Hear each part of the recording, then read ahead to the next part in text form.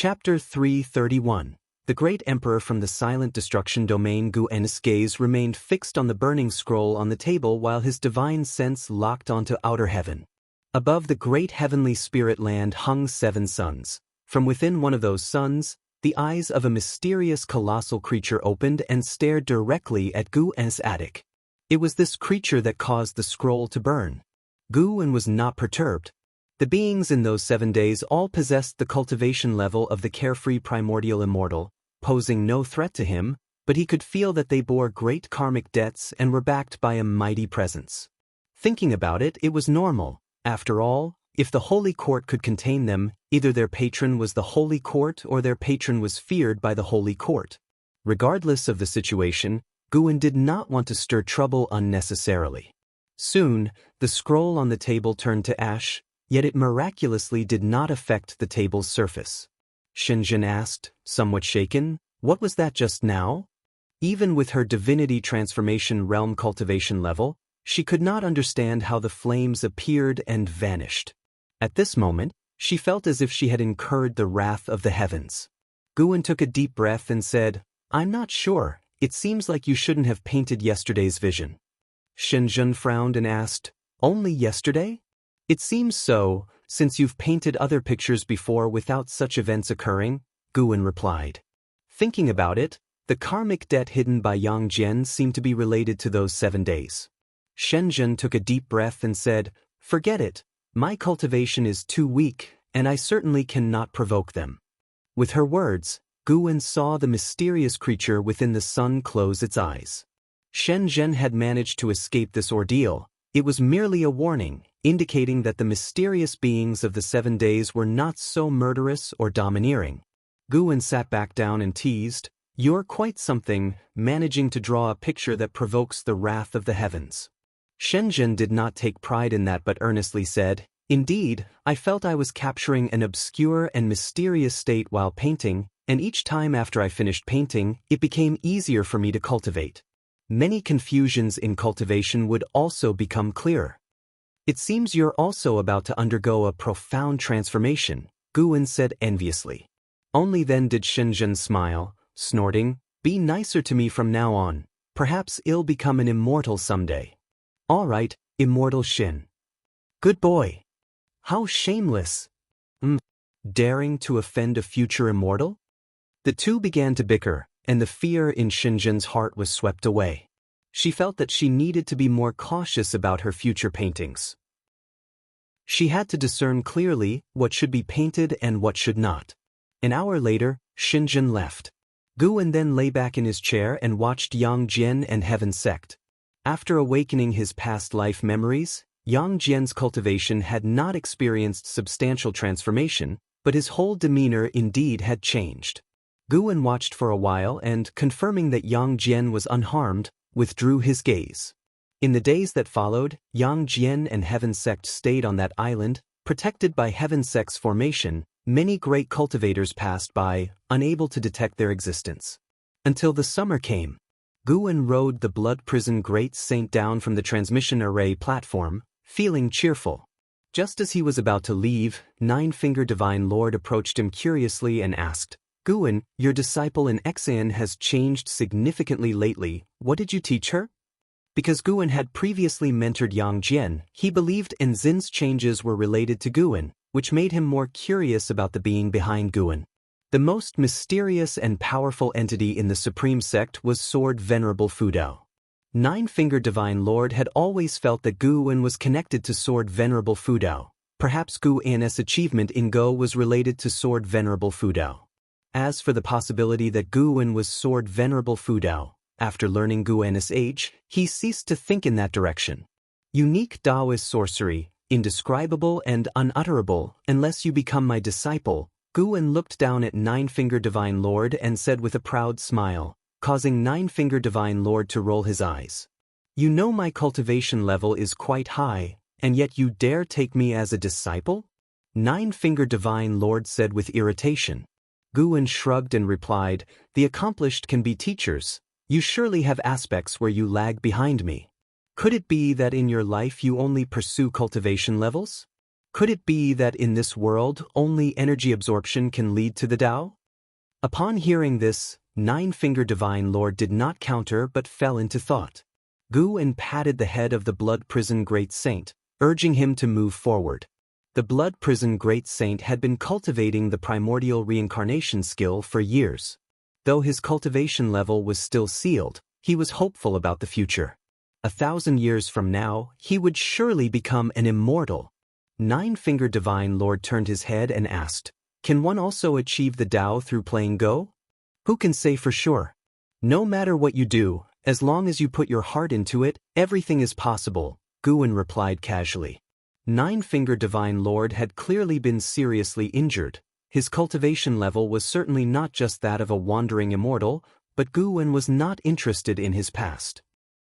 Watching Gu-en's retreating figure, Nine-Finger Divine Lord sensed a transcendental aura from this young man. He seemed to have seen through the mundane secular world, appearing more like an immortal than actual immortals. Thus, it seemed that Sword Venerable Fudao remained in the Supreme Sect perhaps for this young man? This speculation made Nine-Finger Divine Lord increasingly convinced. It appeared staying in the Supreme Sect was the right choice. Nine-Finger Divine Lord looked toward Divine Heart Sun, who was reading under a tree. Previously, he thought Divine Heart Sun was possessed, but now upon seeing him again, he suddenly felt that Divine Heart Sun might also achieve the Tao. Then looking at the third Medicine Valley, he had a strong feeling. In the years to come, this Medicine Valley would spawn many beings who would stir the winds and clouds of the world. This intrigued him, and anticipation bubbled up in his heart. He would wait and see what kind of person Sword Venerable Fudao's chosen land could nurture. Elsewhere, Gu-en went upstairs. He closed the door of his room, sat down in the chair, and took the miniature Qingtian peak that had become a piece of ornament at his waist, placing it on the table. Today, he felt a slight anomaly within Qingtian Peak, related to that mysterious heavenly demon. That fellow couldn't restrain himself anymore. Gu-en's divine sense probed into Qingtian Peak, which also concealed a realm within it. Although not as extensive as the realms within Divine Exotic City, this realm was broader than the Taizong continent. At that moment, inside a dilapidated temple, Gu-en's divine sense avatar walked in. Sunlight pierced through the worn temple walls, elongating Gu-en's shadow. Gu-en approached a wall crowded with ancient paintings, pitted and aged, their history unknown. "Come out, let's talk. Give me a reason and I want to erase you," Gu-en stated emotionlessly, his gaze fixed on the wall. As the words fell, wisps of demonic chi seeped from the surface of the dilapidated wall. Even in broad daylight, they appeared haunting and horrifying. Shortly after, a gaunt, black-clad old man crawled out from the demonic chi as if transcending time. His eyes brimming with bloodshot veins, he locked his gaze on Gu-en the moment he emerged. Upon standing up, he asked in a deep voice, "Who exactly are you and what do you want?" Gu-en answered, "You impact Qingtian Peak toward my mountain, you ask me what I want?" Upon hearing this, the old man's expression grew even grimmer, and he fell silent, his eyes flickering. "Are you here because of the demon fetus?" Gu-en asked. Upon hearing this, the old man's face changed drastically, and his body began to tremble. He stared intently at Gu-en and asked, "What have you done to him?" "I haven't touched him yet, but the trouble he has caused me seems to be growing." Gu-en's tone remained indifferent, making it hard for the old man to gauge his thoughts. The old man hesitated before speaking. "You and us bear no enmity?" Gu-en remained silent. Emboldened, the old man continued, "If you do not wish to be entangled in this great karma, it would be wise to leave this place. The demon fetus is a reincarnation of the great emperor from the silent destruction domain, gestated for tens of thousands of years and immovable, with more heavenly demons yet to descend." Gu-en pondered internally but asked aloud, "So, you have already established contacts with some of the upper echelons of the Holy Court?"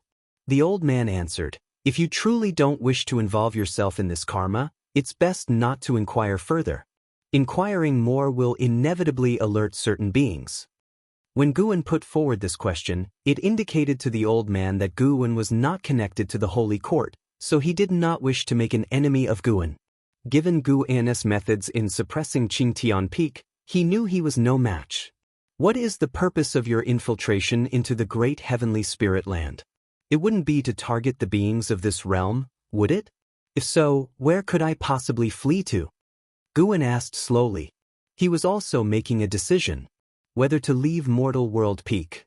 Logically, if he wanted to avoid trouble, he should leave. The universe is vast. There are always places to hide. Besides, our plans cannot commence in the short term, the old man replied, sensing Guan's intention to withdraw. He felt more confident. What was the cultivation level of the demon fetus in his previous life? Guan inquired. The great emperor in his previous life was an entity of the immortal 8th layer heaven. It won't be difficult for him to reach the immortal 7th layer heaven in this life, the old man replied. Even though the old man was a carefree primordial immortal, to him, reaching the divine immortal of wondrous Dharma realm was challenging, not to mention higher realms. The immortal 7th layer heaven was already in existence that could traverse the universe in his mind, unless those eternal beings took action. Immortal 8th layer heaven. Guan's expression turned ugly, but he was slightly relieved internally.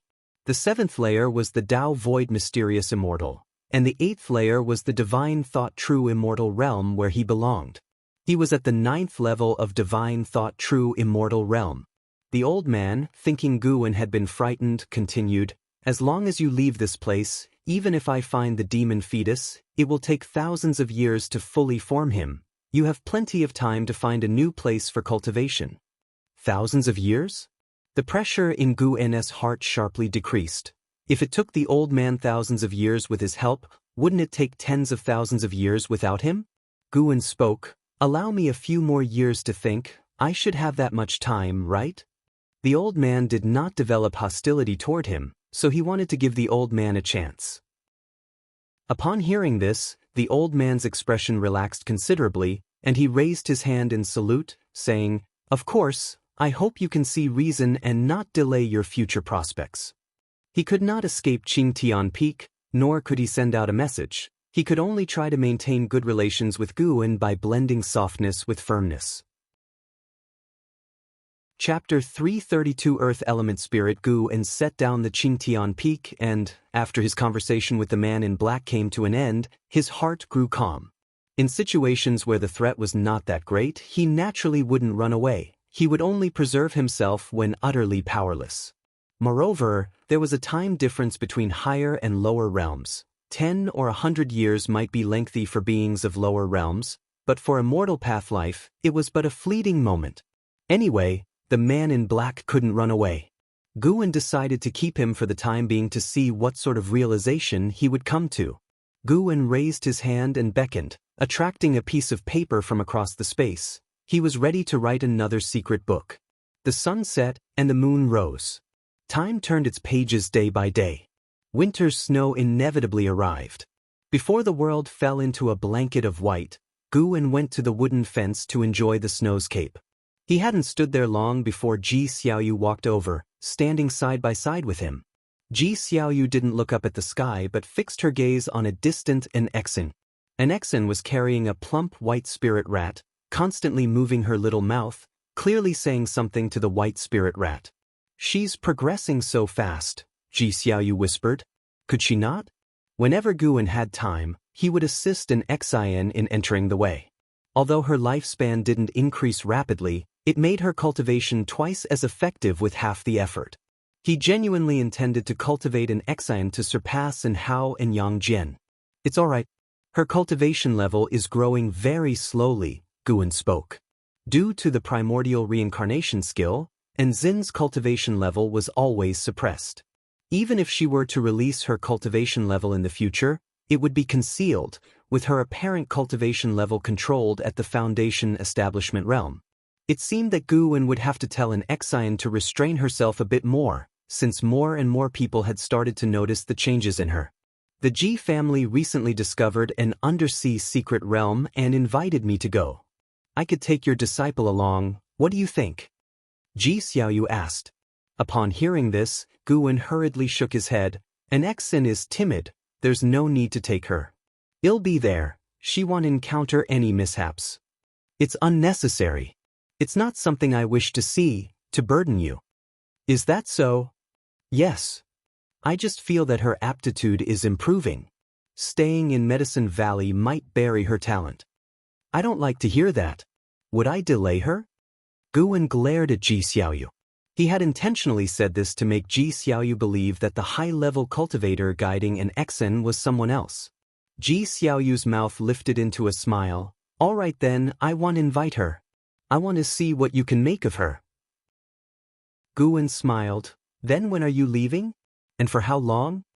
This was not the first time Ji Xiaoyu had set out, but Guwen felt that the undersea secret realm would again cause trouble. Perhaps this was what it meant to be a great fortune of energy movement. Continuous trials and tribulations, always narrowly escaping disaster and turning peril into safety. I leave tomorrow morning. The competition for sea resources among the noble families is quite fierce. Ji Xiaoyu started talking about the situation at sea. Despite the vastness of the ocean and the richness of its resources, the coveted areas had long been divided by the major powers, making it difficult to gain a foothold at sea. The Ji family, wanting to occupy a region of their own and lay down roots for development, eyed the secret realm. That oceanic secret realm was the source of abundant spiritual energy nearby. Immortal path beings didn't care about such a realm, but those in the mystic heart realm would fight tooth and nail over it. She shifted the conversation from the Ji family to other significant happenings at sea as Guwen listened with keen interest. During their conversation, a powerful divine sense swept across the Taizong continent. Guwen was used to this. The other party was probably searching for Yang Jian. Yang Jian, having awakened memories from past lives, shocked many cultivators of the Holy Court who were still searching for him. Yang Jian didn't run around but focused on cultivating on that island. At sea, only those in the Immortal Path realm have the power to protect themselves. Even if one achieves nirvana, walking the seas still requires great caution, Ji Xiaoyu remarked, her cultivation having grown higher and allowing her to perceive more. The experiences from her past lives' dreams only deepened her reverence. Guwen smiled. With your talent, you'll achieve nirvana sooner or later. Let alone at sea. Right now there was a divine sense of a heaven and earth flying immortals sweeping the continent. Most beings were completely unaware of this. What about you? Ji Xiaoyu turned to look at Guwen, asking with a calm tone. Nirvana? I'm afraid I won't have the chance. Guwen shook his head and chuckled freely, devoid of any constraints. Ji Xiaoyu offered no consolation, knowing that nirvana was a threshold for mortal spirits to break through fate, a challenge that no one else could assist with.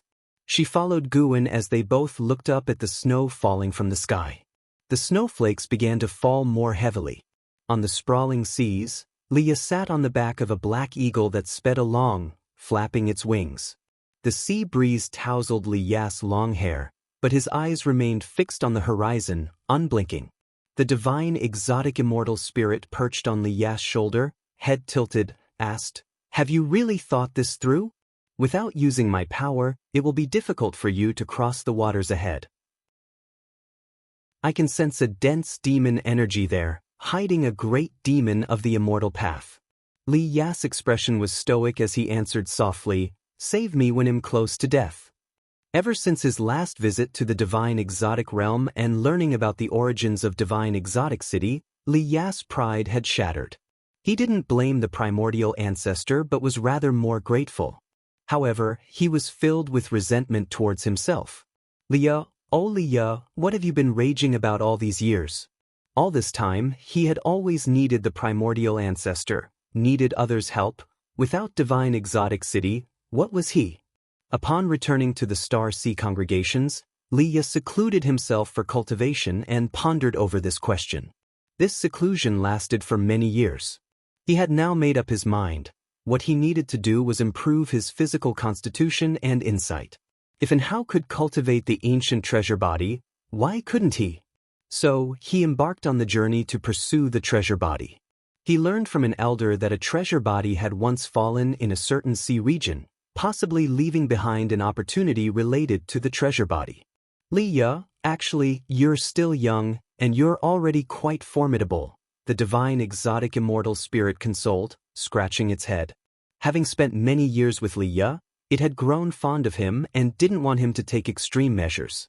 Don't worry, I will measure my abilities and refrain from making the primordial ancestor take action again, Leah said calmly, his eyes resolute. Following his gaze, dark clouds appeared at the far end of the sea horizon, small but clearly an ominous sign. Meanwhile, on the path of Dingtian Peak on Mortal World Peak, Guan rode the Blood Prison Great Saint while an Exen walked in front of the Blood Prison Great Saint, occasionally looking back and sharing a laugh. The sea breeze blew, stirring Guan's hair by the temples. He withdrew his gaze from spying on Liya and looked towards an Exen. How many of the medicinal herbs did you memorize today? It had been 8 years since Ji Xiaoyu left for the undersea secret realm. She had not returned for 8 years, but as Guan saw she wasn't in mortal peril, he allowed her to face the ordeal alone. During these 8 years, Guan taught an Exian no other spells or divine skills. Aside from Qi absorption cultivation, she only practiced the stepping path of ages step daily. Wearing a mask, an Exen turned back and said, "Master, rest assured, I remember them all." "Good, go back and write them into a book, so other disciples can increase their knowledge in the future," Guan nodded. An Exen was about to reply when 2 figures descended from the sky and landed on the stone steps ahead. Upon seeing these 2 people, an Exen immediately tensed up. They were Taoist Lord Yongyan and Fu Shenxiu from the main peak. An Exen thought they were there to demand the Immortal Path's supreme treasure. Taoist Lord Yongyan raised his hand in salute, saying, "May I inquire if Taoist friend has time? My disciple and I have a matter to request." Upon hearing this, Guan responded, "Speak directly, what's the matter?" Taoist Lord Yongyan glanced at Fu Shenxiu and said, "Since Qingtian Peak has no affinity with my disciple, I have found another great opportunity for him, located within the Sea Demon Thunder domain. It is a treasure left by an ancient great power named Earth Element Spirit. Every 100,000 years it congeals one spirit, and its appearance is not fixed, but it can be confirmed to only appear within the Sea Demon Thunder domain. Earth Element Spirit." It was the first time Guan had heard of this, and he also became interested. According to Taoist Lord Yongyan, that ancient great power was unfathomable in his cultivation. Before passing away, he used some great divine power to refine his Immortal Path supreme treasure, submerging it into the Sea Demon Thunder domain, merging it with the ocean, rendering it unfindable. It was only when someone accidentally acquired the Earth Element Spirit that the veil of this opportunity was lifted. The Earth Element Spirit could strengthen the soul of a cultivator, and even demons were eager to obtain it. Later on, the Holy Court took charge of the Sea Demon Thunder domain, and a holy god decreed that the Thunder domain was land without an owner. No sect was allowed to occupy it, and regarding the Earth Element Spirit, it all relied on one's power. Mortal World Peak had also sought the Earth Element Spirit. Either fate was there but the affinity was not, or they found the Earth Element Spirit but lacked the power to fight for it. Hearing about the anomaly in the Sea Demon Thunder domain, which might signal the birth of an Earth Element Spirit, Taoist Lord Yongyan thought of Guan. "Taoist friend Meng, if you could take action, I would be deeply grateful," Taoist Lord Yongyan sincerely said, convinced that Guan had surpassed the carefree immortal realm. Such a great cultivator aiding them would surely clinch the Earth Element Spirit without difficulty. Guan feigned hesitation. "Will this offend other sects?" Taoist Lord Yongyan replied, "The worthy receive treasures, don't they? I've heard that Taoist friend enjoys cultivating medicinal herbs, so am willing to transplant a batch of Immortal Path medicinal herbs to Dingtian Peak from the main peak. How about that? Taoist friend is too kind. I've already said that if Mortal World Peak encounters an issue, he'll take action. When do we set out?" Guan spoke earnestly, bringing a smile to Taoist Lord Yongyan's face. Fu Shenxiu's mouth twitched, but he said nothing. Having had Qingtian Peak taken by Guan, it was impossible for him not to feel resentment, yet now he could only maintain courtesy. "How about in 3 days?" Taoist Lord Yongyan asked. "No problem, we'll set out after 3 days then," Guan nodded. Taoist Lord Yongyan thanked him again, then left with Fu Shenxiu. An Exen turned back and looked at Guan, wanting but hesitating to speak. Guan glanced at her, asking casually, "Want to go and see?" An XN instinctively wanted to nod, but after thinking it through, she shook her head. Better not, I might cause you trouble. I won't go. I could take you there. Really? Surprise sparkled in Nzin's eyes. Guan replied, if you go, you must diligently practice the step technique I taught you. No slacking off. Upon hearing this, an XN hesitated for a moment but ultimately nodded. The stepping path of Age's step was indeed exquisite, and even after so many years of practice, she still found it very uncomfortable each time she performed it. So, whenever Guan wasn't prompting her, she preferred chi absorption. Chapter 333 Predecessor 3 days passed by quickly. On that clear morning, Guan took an XN to Mortal World Peak early without bringing the Blood Prison Great Saint, which was, to say the least, rather disappointing for him. The reason he didn't bring the Blood Prison Great Saint was because Guan had acquaintances in the Sea Demon domain, and he feared it would be inconvenient. As for an XN, wearing his specially made mask, it was very difficult for anyone to recognize him. An XN who cultivated the all things form and energy art could also conceal his aura. High-level cultivators did not guess one's identity by appearance. After arriving at Dingtian Peak, Guan read books inside the house, and so did an XN, though her gaze drifted outside the window from time to time, waiting for the two from Taoist Lord Yongyan to arrive. Close to noon, Taoist Lord Yongyan finally arrived, bringing not only Fu Shenxiu but also a female cultivator. This female cultivator was at the second level of the carefree immortal realm, not as advanced as Fu Shenxiu, but she was older and probably sent by Taoist Lord Yongyan to lead the way. And indeed, all they heard was Taoist Lord Yongyan introduce, "This is my younger martial sister, Dao name Yongxin, known as Fairy Yongxin. She will lead the way to the Sea Demon domain this time, as I need to stay at Mortal World Peak to avoid any mishaps." Fairy Yongxin followed with a salute to Guan, who returned the gesture. "Let's get going then," said Guan directly. If they could resolve the issue today, it would be great.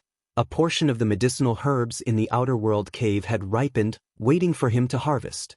Fairy Yongxin had no objections. The group went to the courtyard, where she summoned a small red mansion. The mansion rapidly expanded, taking Guan, Fu Shenxiu, and an XN inside before turning into a red light disappearing into the sky. Taoist Lord Yongyan stood in the courtyard, looking in the direction where the mansion disappeared, concern in his eyes. Meanwhile, inside the grand hall of the red mansion, Fairy Yongxin invited Guan to sit and talk, while an XN looked around curiously. "You're free to wander around, there's nothing dangerous here," Fairy Yongxin said to an XIN with a gentle smile. She might not have been stunningly beautiful, but her smile was generous and tender, easily engendering goodwill. An XN glanced at Guan, and only after seeing him nod did she dare to leave. Fu Shenxiu sat opposite Guan, his expression calm.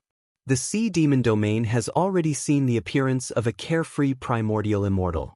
It's said that in these 100,000 years, a great demon has been born there, cultivating for 100,000 years, entering the realm of the carefree primordial immortal, commanding countless demon soldiers, a force not to be underestimated, said Fairy Yongxin. Guan had long ago used his divine sense to probe the Sea Demon domain.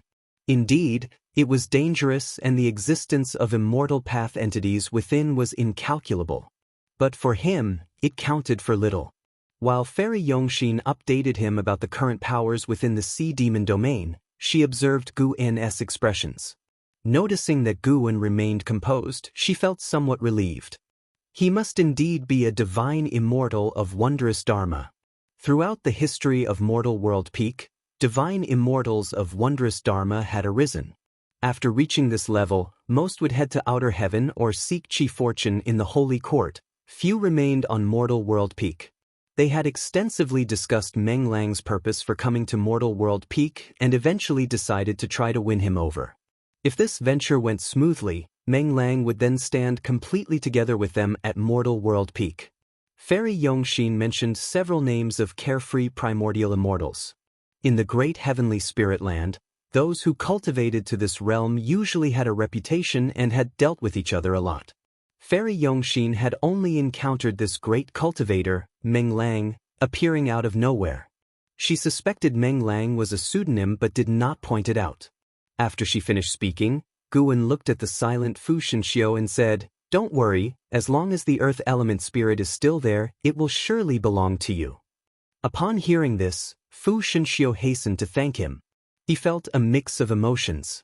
He had been sullen ever since Guan took Qingtian Peak away from him, but hearing Guan's words, he inexplicably admired Guan. Those of us in immortal cultivation should indeed have such a spirit. Thinking of Guan seizing Qingtian Peak with a wave of his hand, Fu Shenxiu's eyes flashed with ardent desire. In fact, he anticipated the earth element spirit even more than Qingtian Peak. All immortal path supreme treasures are external. It said that the strongest among the immortal path will eventually create their own treasures, and he had always believed he could reach the summit of the 9 heavens of immortal path. More than external wealth, he valued the improvement of his own strength. In the subsequent conversation, Fu Shenxiu also started speaking, providing specific information about some carefree primordial immortals. Fairy Yongxin felt somewhat relieved. She was aware of the conflict between the two, and she hadn't expected Guan to give Fu Shenxiu a way out so readily. It seemed he was not that difficult to get along with after all. When an Xian returned to Guan's side, she felt the atmosphere was very harmonious, which was not surprising to her. In her eyes, her master always managed to get along well with others and have enjoyable interactions. "Let me help the fairy to speed up a bit," Guan said with a smile. Immediately after, Fairy Yongxin's face changed, as she sensed Guan's vast, ocean-like mana. The flight speed of the Red Mansion surged. Fairy Yongxin suppressed the shock in her heart and asked, "Taoist friend, have you been to the Sea Demon domain?"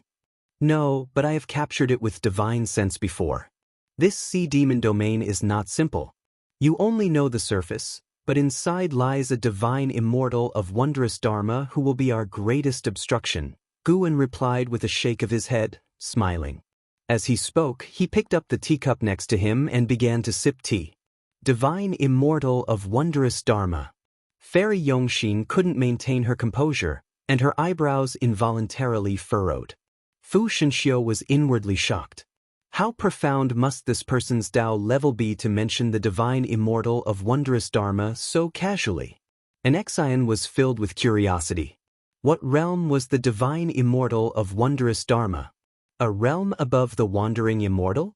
Without mentioning the heaven and earth flying immortal, Fairy Yongxin and Fu Shenxiu led her to mistakenly think the divine immortal of wondrous dharma realm lay immediately after the wandering immortal. He fears those above the 5th level of the divine immortal of wondrous dharma realm. Fairy Yongxin thought to herself and gazed at Guan with a mix of reverence and anticipation.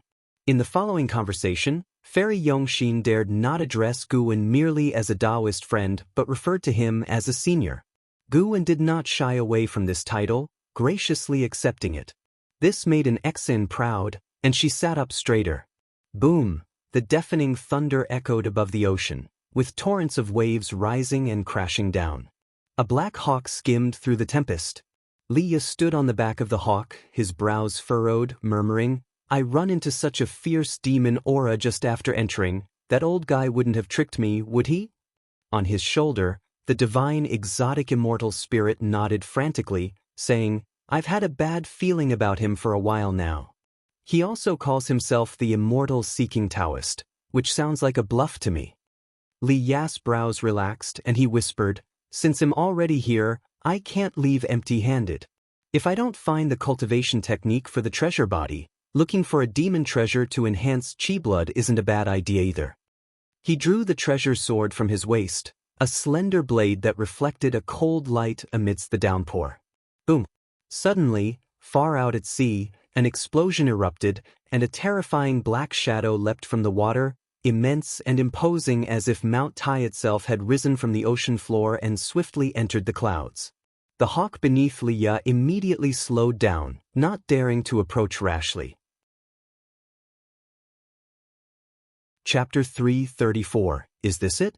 A flash of red light zipped across the sea covered by storm clouds, fast as lightning. Gu and Xian, Fairy Yongxin, and Fu Shenxiu stood on the edge of the terrace, gazing over the spectacular vista of the Sea Demon Thunder domain. Demon energy permeated the area, but it could not obscure the fearsome waves and countless lightning bolts weaving through heaven and sea like monstrous dragons and serpents, fearsomely twisting.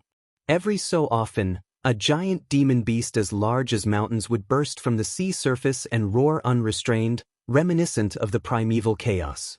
The earth element spirit appears in a place engulfed by a unique radiance, making it quite easy to locate. However, the earth element spirit may attempt to escape. If it is not captured quickly, it will dive into the sea and vanish without a trace, only reappearing the next time, Fairy Yongxin spoke. Guan nodded slightly. He could feel a strong divine thought pervading this ocean, dissipating within the waters, unable to condense. It seemed that the ancient great cultivator Fairy Yongxin mentioned had at least the cultivation level of a divine soul true immortal. Divine soul true immortals could also perish. Who knew what calamity he had faced? While pondering, Gu's divine thought enveloped the Sea Demon Thunder domain.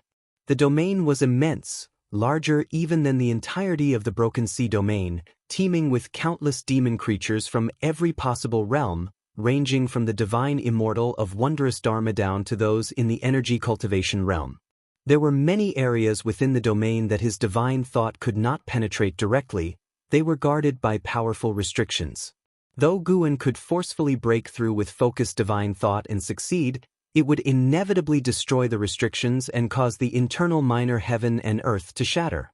Guan's divine thought locked onto that divine immortal of wondrous Dharma.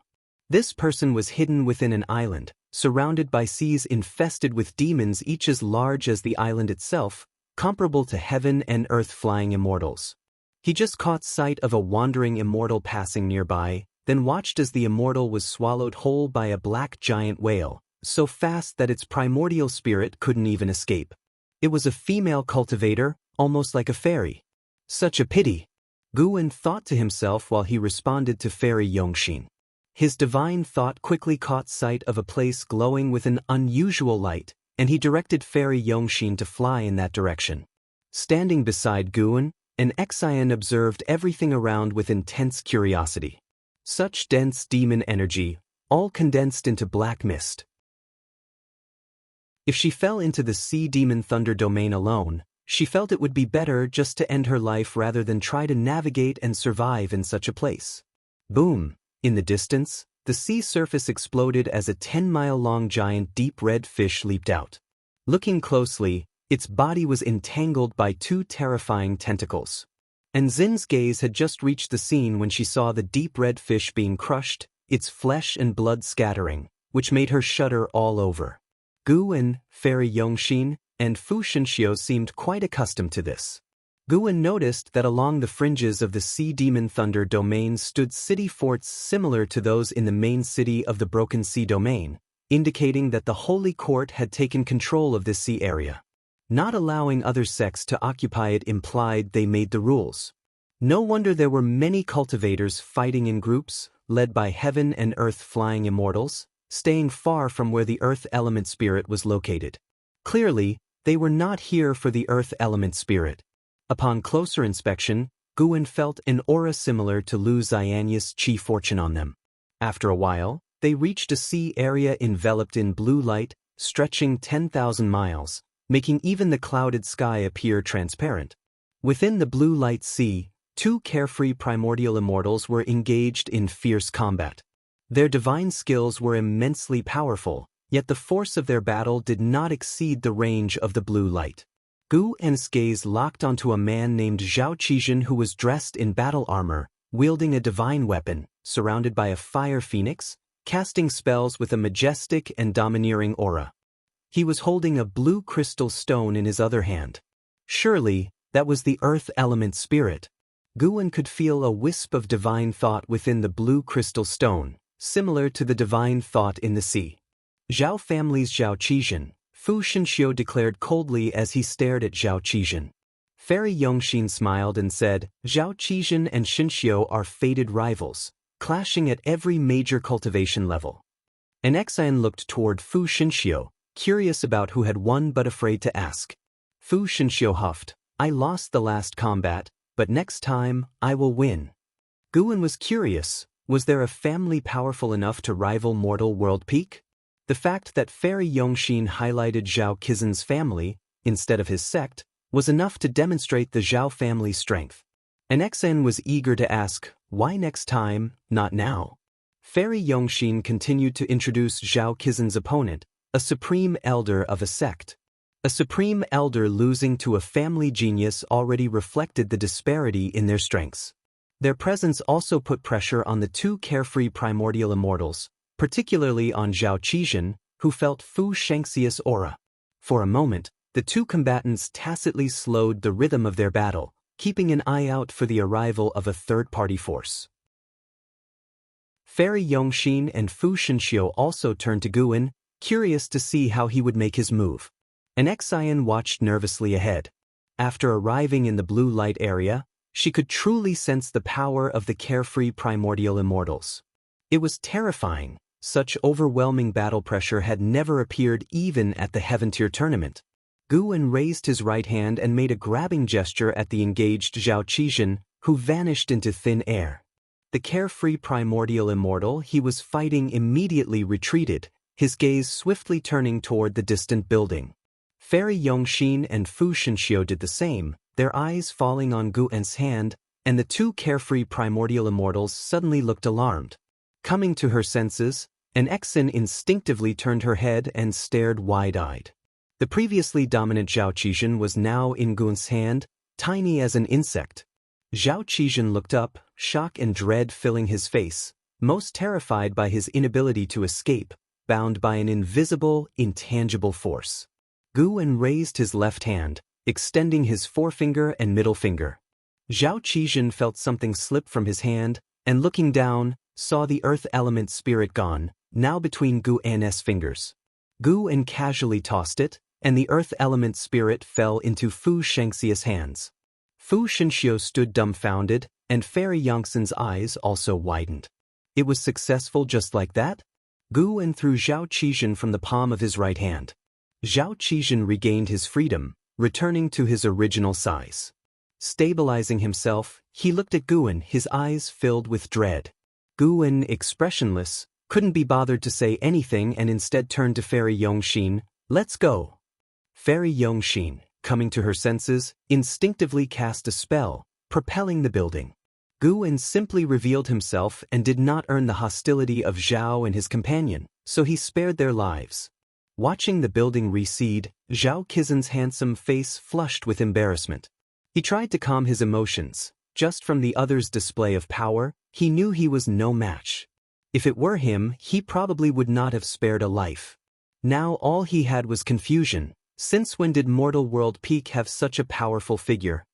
His capabilities must certainly be that of a divine immortal of wondrous dharma. Taking a deep breath, he turned to face the carefree primordial immortal he had been fighting, raised a hand in salute, leaving the latter quite stunned. Before the immortal could return the gesture, Zhao had already turned and left. On the building, Fu Shenxiu held the earth element spirit, a complex look on his face. Fairy Yongxin was the first to thank Guan, and Fu Shenxiu hurriedly followed suit. Is that it? An Xian couldn't help asking. That made the expressions of Fairy Yongxin and Fu Shenxiu even more complex. Guan just smiled. Isn't it good when things go smoothly? An Xian quickly said, of course it's good, I mean. Seeing her struggle to explain, Guan merely chuckled, let's head back first. Fairy Yongxin, smiling, felt this smooth operation was absolutely a surprise for her. Even if a carefree primordial immortal were to come to the Sea Demon Thunder domain, they would face life and death risks. As they reached outside the Sea Demon Thunder domain, Guan suddenly grabbed Nzin's shoulder, causing her heart to skip a beat, and she soon found herself flying out of the building. Guan, holding her shoulder with one hand and waving the other, sent the building into the distance. Fairy Yongxin and Fu Shenxiu were taken aback. Before they could react, Guan's voice reached their ears. You two go ahead. The building sped away, the two feeling the rules of heaven and earth retreating along the way, allowing unimpeded passage. an intricate technique beyond their comprehension. It seems he has another purpose, Fairy Yongxin remarked. Fu Xinxiu added, I think it's because his disciple still wants to see more. Fairy Yongxin looked at him in surprise, asking, is he so capricious? With his cultivation level, how can that be considered capricious? Fu Xinxiu responded, his gaze on the earth element spirit in his hand, his perception of Guwen completely transformed. Meanwhile, Guwen and an Xian soared on clouds, his divine thought covering an Xin, entering a special state where only those who reached the state of Tao Void Mysterious Immortal could see them. Master, you don't have to do this for me. It's so dangerous here, an Xin cautiously spoke, deeply touched. Guwen smiled, don't overthink it, it's not for you. For whom then? You'll know soon. Hearing Guwen say this, an Xin grew even more curious about what lay ahead. The storm clouds churned quickly along the way, and an Xin felt no discomfort despite their swift pace. Before long, Guwen stopped. Lightning flashed through the clouds ahead, with demon mist swirling below. Suddenly, numerous evil ghosts burst out from the sea of clouds, startling an Xian, who instinctively moved closer to Guwen. Booming sounds continuously came from below, drawing Enzin's attention. Moved by Guwen's intent, they descended below the cloud sea, where an Xin was captivated by the massive battle occurring over the sea. A vast city phantom stood above the sea surface, from which endless divine souls and strange ghosts flew out, attacking the demons around Divine Exotic City. This was a chaotic war. Divine Exotic City? Is Martial Uncle Liya here? An Xian asked excitedly. Liya had participated in the Heaven Tier tournament, displaying Divine Exotic City's power, leaving a deep impression on an Xian. When she thought of the Immortal Path Supreme Treasure, Liya came to mind. That's an incredible Immortal Path Supreme Treasure. Master, is your Qingtian peak this strong? An Xian curiously asked. Guwen snorted, Divine Exotic City is a broken Immortal Path Supreme Treasure, merely a pseudo-Immortal Path Supreme Treasure. In terms of true power, it cannot compare to Qingtian Peak. Let me show you later. Chapter 335. Master's wife Liya stood atop the tower, long sword in hand, his expression grave. Divine Exotic Immortal Spirit stood on Liya's shoulder, full of vigor, continuously waving its arms. Ever since Liya had learned the truth, it had ceased its act. At first, Liya felt somewhat awkward, but now, his feelings were overtaken by worry. The battle had progressed to a point where Divine Exotic City could barely advance. The demons were too strong and even understood formation techniques, effectively halting the advance of Divine Exotic City, with more demons continually joining the battlefield. If things continued this way, Divine Exotic City might well be breached. What Liya worried about most was attracting even more terrifying demon creatures. He felt a desire to retreat, fearing that the troubles would only grow and force the primordial ancestor to intervene. Liya gritted his teeth, ready to call for a retreat, when suddenly, the Divine Exotic Immortal Spirit on his shoulder started yowling loudly. I am going to unleash my divine might. The Divine Exotic Immortal Spirit raised its right arm, its youthful voice filled with excitement. Liya was stunned. He immediately looked up, scanning the surroundings. The distant thunderclouds were heavily interconnected, with no end in sight. The more he saw, the faster his gaze moved, as if searching for something. Guwen noticed Liya's actions and a smile appeared on his face. He was already aware of Liya's burden because the Divine Exotic Immortal Spirit had told him, but he hadn't said anything. Some things had to be overcome by oneself. Like Long Zhan, a powerful figure who never hesitated and was always decisive. Guwen immediately took Qingtian Peak from his waist. The peak, smaller than a palm, refracted the thunderlight, emitting an ancient aura, unsettling an Xin profoundly. Under Enzin's watch, Guwen raised his hand and tossed Qingtian Peak upward into the sea of clouds. The next second, a vast momentum descended, enveloping the entire ocean. Liya and Divine Exotic Immortal Spirit both felt something and looked up simultaneously. The previously excited Divine Exotic Immortal Spirit widened its eyes, a stunned expression on its face. Leah was similarly dumbstruck. The rolling sea of clouds dispersed, and a tremendously large mountain suddenly emerged. In comparison, everything else seemed minuscule. It was tens of thousands of feet from the sea surface. Even the trees on the mountain appeared gigantic, resembling divine soldiers exerting a daunting presence. In this moment, divine exotic city seemed like a mere pebble, demonstrating the grandeur of Qingtian Peak. Guan led an Xen to the summit. An Xen looked up to see a brilliant starry sky and also witnessed 7 dazzling suns, all reflecting in her eyes. As soon as Qingtian Peak appeared, it grabbed the attention of all the demons. The demons, upon seeing Qingtian Peak, were equally scared. What is that? It's a huge mountain, no, an immortal treasure. Damn it, why is there another supreme treasure appearing? This aura, no good, it's dangerous. Retreat! Hurry, retreat! Panicked cries came from the demons as they scattered like monkeys when a tree falls, fleeing at tremendous speed. Qingtian Peak remained suspended in the air without touching down. Guan turned to an Xen and chuckled. It seems we can't show the full might of Qingtian Peak. An Xen wasn't foolish and shook her head. That's because, Master, you are merciful, otherwise, they wouldn't think of escaping. Guan just laughed and shook his head. In that moment he thought of Long Zhan and Xiao Xingtian, and thus decided to adhere to his principles. His target for elimination should at least be beings with whom he had grievances. This would prevent others from speculating other reasons. Moreover, his annual gain in lifespan had already reached 1.5 million years, and he had no reason to needlessly kill innocents and accumulate karma. After all, he could play it safe and slowly become stronger. Guan's greatest cruelty was against plants and trees, as all beings must eat. Which cultivator doesn't use medicinal herbs for alchemy? What he could do was choose the path that best suited his own growth. That's why, to Enzin's comment about mercy, Guan only smiled. He didn't consider himself merciful. His choices were also governed by a mindset of seeking benefits and avoiding harm. As the demons dispersed, the divine exotic immortal spirit heaved a sigh of relief.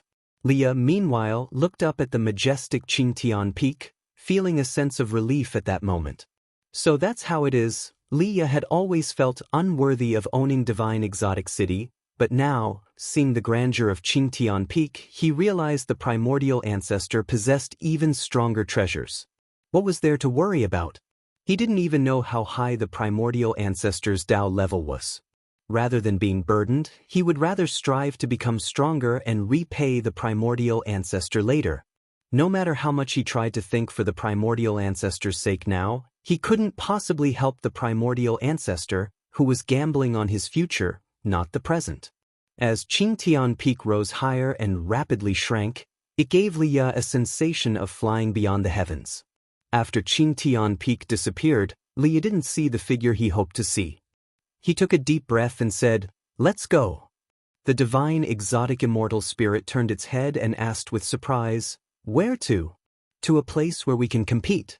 Clearly, this is not suitable for us, otherwise the primordial ancestor wouldn't have used another supreme treasure to save us," Leah said calmly.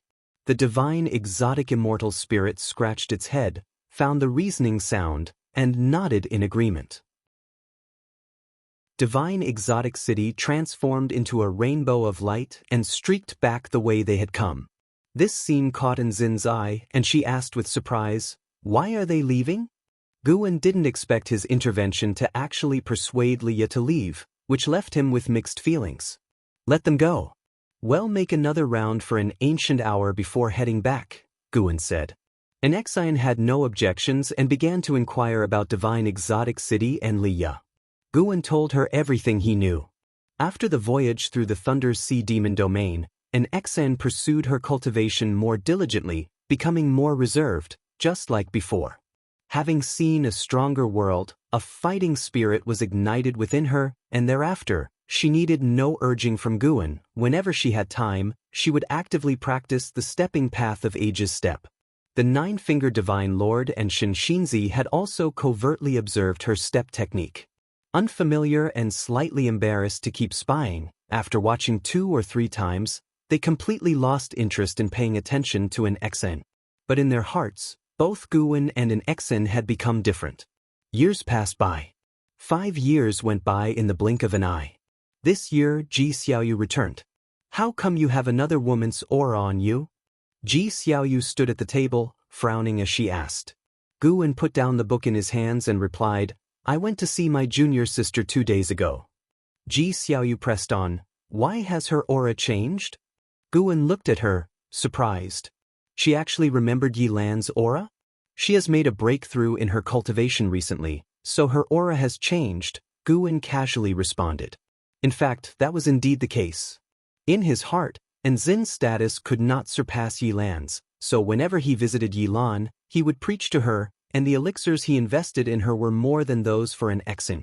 Watching the junior sister's maximum lifespan increase little by little gave Guwen a sense of achievement. He relished the feeling of contending with the heavens. Is that so? Ji Xiaoyu asked skeptically.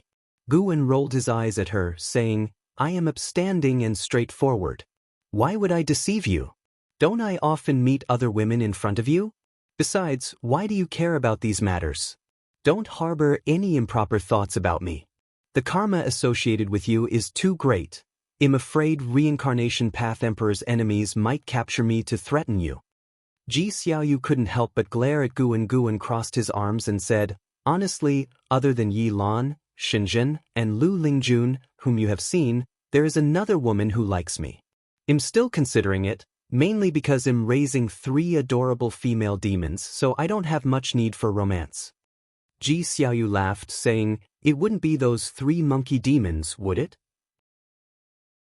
More and more great cultivators from the Supreme Sect were appearing, and Tianya Valley could no longer be hidden, but LV Beiyin and Li Xiandao had reached an agreement, so Tianya Valley remained unscathed. Ji Xiaoyu had learned about the situation inside Tianya Valley through the Ji family. How could it be? Guwen retorted with a glare. Ji Xiaoyu pulled out a chair to sit down and began to recount her experiences over the years. Guwen listened intently. After talking for 2 ancient hours, Ji Xiaoyu finally left. After Ji Xiaoyu went downstairs, she saw an Exine speaking with 5 female disciples. Thus, she waited on the spot. Once the 5 female disciples had left, she approached an Exine. At this moment, the sun began to set. An Exine turned around, saw Ji Xiaoyu approaching, and quickly stepped forward to greet her. In her heart, Ji Xiaoyu was one of the potential sect mothers, a very strong contender, capable of living under the sect leader's floor. She had to be treated with respect. Your talent is commendable. If you need help, just let me know. My Ji family has some resources, and we can assist you, Ji Xiaoyu said, staring at an Exen. Upon hearing this, an Exen hurriedly thanked her, then added, thank you for the kind offer from the Ji family, but it's not necessary. After all, I have my master. Ji Xiaoyu interrupted her, don't mind his attitude. I'm helping you for his sake. The stronger you are, the better you can protect him. With that, she turned and walked away. Watching her retreating figure, an Exen felt moved. Ji Xiaoyu truly had a domineering aura. An Exen silently compared herself. Despite her rapid progress, she was not yet a match for Ji Xiaoyu. She decided to set Ji Xiaoyu as her target. Surpassing Ji Xiaoyu would enable her to chase after An Hao and Yang Jian. She refused to believe that Ji Xiaoyu's talent could surpass An Hao and Yang Jian. Inside the house, Guwen was reading a book, the corners of his mouth curling into a smile. The evening sunlight burst through the window, bathing him in a layer of rosy light, as if he were clad in a robe of twilight. The sun set, and the moon rose. The following morning, Guwen left the Supreme Sect alone, controlling his sword as he flew into the distance. Once he was no longer locked onto by divine sense, his figure vanished instantly. An hour later, Guwen arrived in front of the gate of Jiuhua Sect, surrounded by undulating mountains. From the cliff, each mountain boasted a sea of flowers, a magnificent sight. When he took out the sect leader-level token from the Supreme Sect, the disciples of Jiuhua Sect halted their hostility and even warmly escorted him inside. Hearing that Guwen was seeking the sect leader, The disciples dared not delay and immediately guided him, as the token Guan showed was of sect leader level from the supreme sect. An hour later, Guan was situated in a separate courtyard. He sensed that Jianghu was in closed-door cultivation, with disciples guarding outside. Sure enough, not much later, the guiding disciple hurried back, asking him to wait a few days since the sect leader was in seclusion. Guan wasn't in a hurry. With Jianghu in seclusion, he'd discreetly help her with her path enlightenment and leave. Once she found out Guan had been looking for her but hadn't waited, she'd definitely feel embarrassed. Just thinking about it, Guan was a little excited. Chapter 336. Reincarnation to Earth. After the disciples of Jianghu sect left, Guan sat inside the house and suddenly found himself feeling a bit bored. Do I need a round of reincarnation evolution? If he changed locations for the evolution this time, maybe he would have different luck. His lifespan had already surpassed 500 million years. In a few years, the outer world cave would experience another surge in lifespan. It might be fun to try. Mainly because lifespan samsara could enhance Guan's comprehension of the Tao rules, especially the way of cause and effect. He wasn't doing it for fun but for cultivation. Let's start one round. After convincing himself, Guan sat down and drank a cup of tea. While pouring another, he initiated lifespan samsara. The tense and thrilling reincarnation evolution began. You have expended 10 million years of your lifespan to initiate reincarnation evolution, beginning connection with Tao rules, searching for reincarnation realm. You have the following realm choices, choose any one of them. 1. Dark Great Heaven and Earth. 2. Divine Origin Great Heaven and Earth. 3. Primordial Great Heaven and Earth. Seeing these three options, Guan was immediately attracted to the primordial Great Heaven and Earth. His physique was the primordial ultimate body, and he had always suspected that primordial pointed to a certain realm or world. How could he not be curious upon seeing the word primordial? He chose it after all. He had already experienced the first two Great Heaven and Earth. Guan immediately made his choice. You have chosen to reincarnate into primordial Great Heaven and Earth. Given that the Tao rules of this realm are too powerful, you temporarily cannot activate the ability to seize lifespan, nor can you activate phase-based functions. Reincarnation evolution begins. Good, it's yet another world comparable to divine origin Great Heaven and Earth, which means there exist beings here who transcend the 9 heavens of immortal path. Guan felt even more anticipatory in his heart. In your first year, you were born on planet Earth in Jianghu City, Wuxia, and your parents named you Luhan, Earth. Guan's gaze underwent a subtle change. At 6 years old, you started first grade in elementary school. Because you were too naughty and injured a classmate, you were severely punished by your father. At 12, you entered the first year of junior high school, where you displayed extraordinary intelligence and ranked at the top of your class. At 15, you were admitted to Jianghu City's top high school. There, through a classmate's introduction, you began reading online novels. Due to excessive indulgence, your academic performance began to decline. At 18, just after the Spring Festival, you turned over a new leaf, put down your phone, and vowed to reclaim your dignity as a top student. However, on the eve of the college entrance examination, the world changed drastically. There were earthquakes, tsunamis, and humanity faced apocalyptic challenges. 7 days of chaos later, nations stabilized their order, but mysterious and enormous black gates appeared in cities. Seeing the black gate from a distance, you hesitated, unsure whether to approach it. Seeing the previous prompts, Guan thought he would live a lackluster life. Fortunately, the apocalypse arrived. It wasn't that he found an ordinary life unsatisfactory, but he had spent 10 million years of lifespan for a few decades of human life. How could he accept that? Guan took a deep breath and made his choice. You choose to approach the black gate. As you reached it, the gate suddenly shook, causing all nearby people to flee instinctively.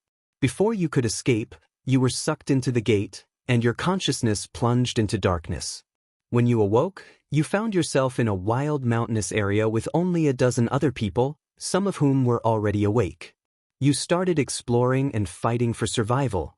At 19, after half a year, You finally made your way out of the wilderness and saw the silhouette of a city. Of your original group, only 4 remained.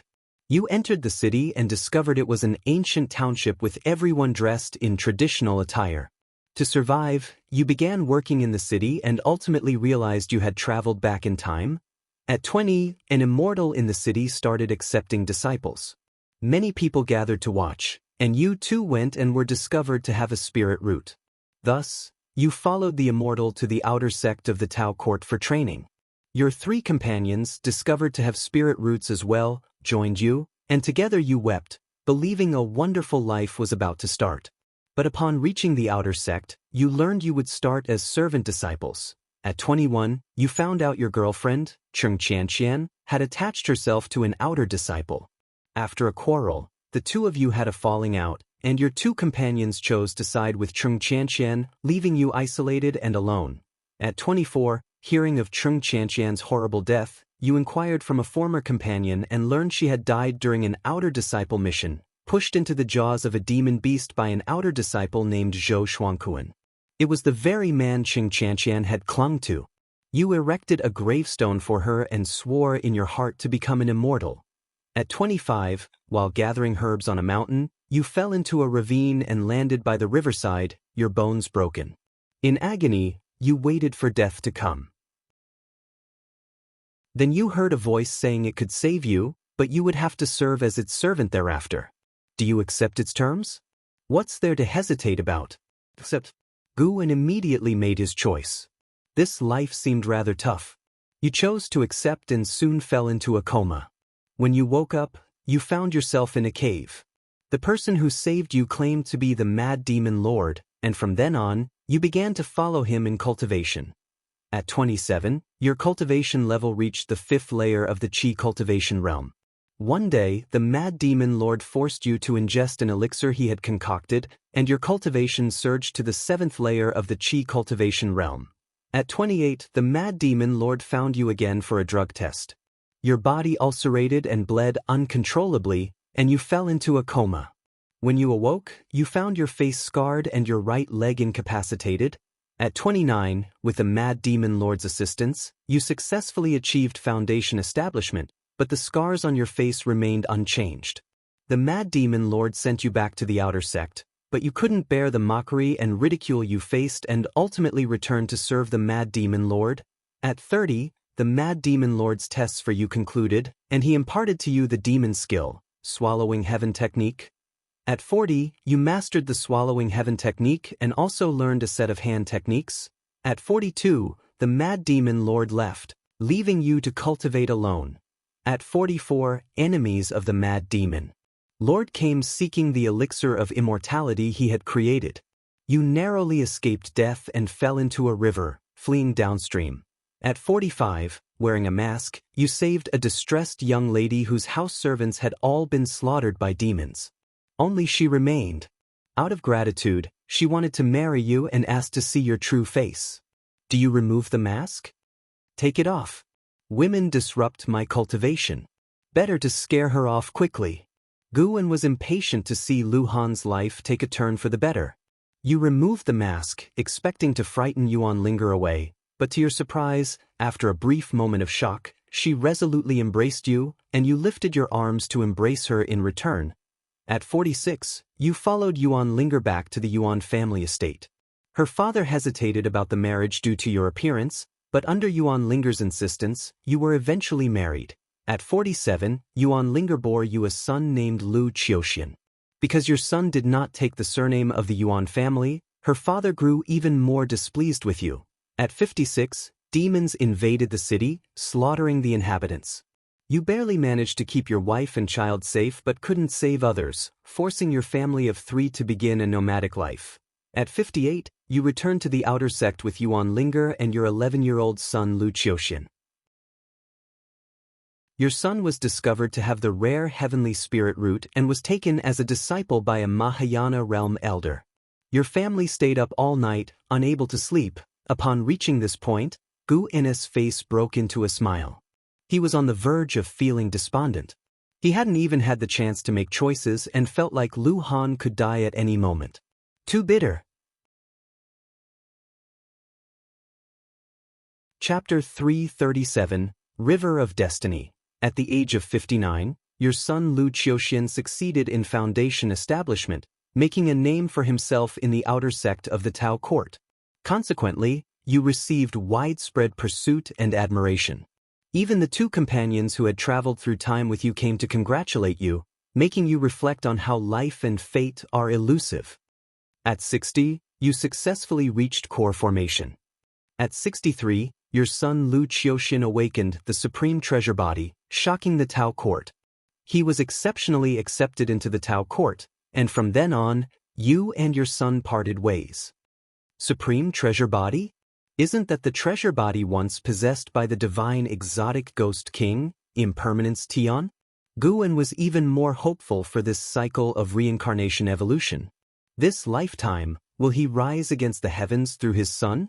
What followed in the cycle of reincarnation was all about cultivation, waiting until 100 years later. At 172, you successfully broke through to the nascent soul realm. You had just shared the news with your wife, Yuan Linger, when suddenly you received the terrible news that your son Lu Qiuxian had fallen, his essence blood consumed by another.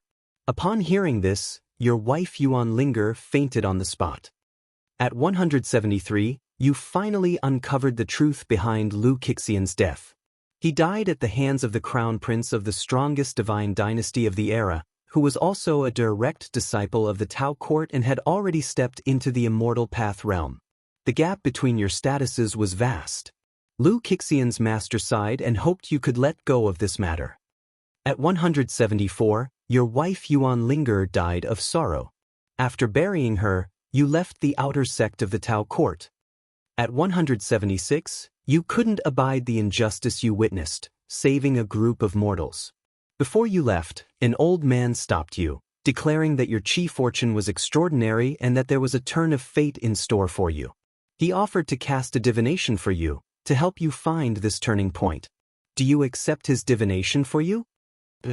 Let the lone Lu Han, even just observing made Guan feel desperate. With such poor aptitude and cultivation techniques, when would Lu Han ever seek revenge? You accepted the old man's divination. During the process, his chi blood ran amok, and he spat out reverse-flowing blood. Before collapsing, he told you that your turn of fate lay within Burial Immortal Ridge. After you confirmed that the old man was unharmed, you headed for Burial Immortal Ridge. At 185, you finally reached Burial Immortal Ridge. You learned it was a death zone for mortals. Even creatures of the immortal path struggled to survive there. Yet you resolutely entered Burial Immortal Ridge. What followed were various perilous encounters. Guan was on edge, fearing that Lu Han might suddenly die young. At 192, you stumbled upon an abandoned cave and unexpectedly discovered a stele inscribed with bizarre and complex characters. As you wandered about, you accidentally triggered a mechanism. In a panic, your blood splashed onto the stele as you collided with it, and soon after, a mysterious force drew you inside the stele. You arrived within the miniature world of the Jianghu Saint Emperor and met the remnant soul of the Jianghu Saint Emperor. After some negotiation, you ultimately became a disciple of the Jianghu Saint Emperor. At 200, under the guidance of the Jianghu Saint Emperor, you cultivated the Supreme Treasure Body. Your physical body was reborn, and you regained the appearance of a 20-year-old with no scars on your face. Only your hair turned white. At 210, you broke through the divinity transformation realm. Things are looking up. Jianghu Saint Emperor? Just by the sound of it, he must be powerful. Guan was also excited, for he would feel Lu Han's experiences as the memories of the cycle of reincarnation flowed into his mind. Naturally, he hoped the memories would not be so filled with hardship. What came next were constant breakthroughs, practicing spells and divine skills. At 250, you broke through the void-crossing realm. At 317, you broke through the unification realm. At 430, you broke through the mystic heart realm. At 431, the Jianghu Saint Emperor called you forth, saying his remnant soul had little time left. He wanted to help his Supreme Treasure Body step into the Supreme Tao Body before his soul dissipated, but it required enduring unimaginable pain. Do you accept? Guan made his choice without hesitation. You accepted the help of the Jianghu Saint Emperor. After several months of tempering, you successfully cultivated the supreme Tao body, causing a phenomenon that alarmed the Tao rules of great heaven and earth. You gained the divine aspect of the supreme immortal. At 440, you left the miniature world of the Jianghu Saint Emperor and returned to the mortal world. Upon reaching Burial Immortal Ridge, you were attacked by a Mahayana realm cultivator with an ancient treasure body.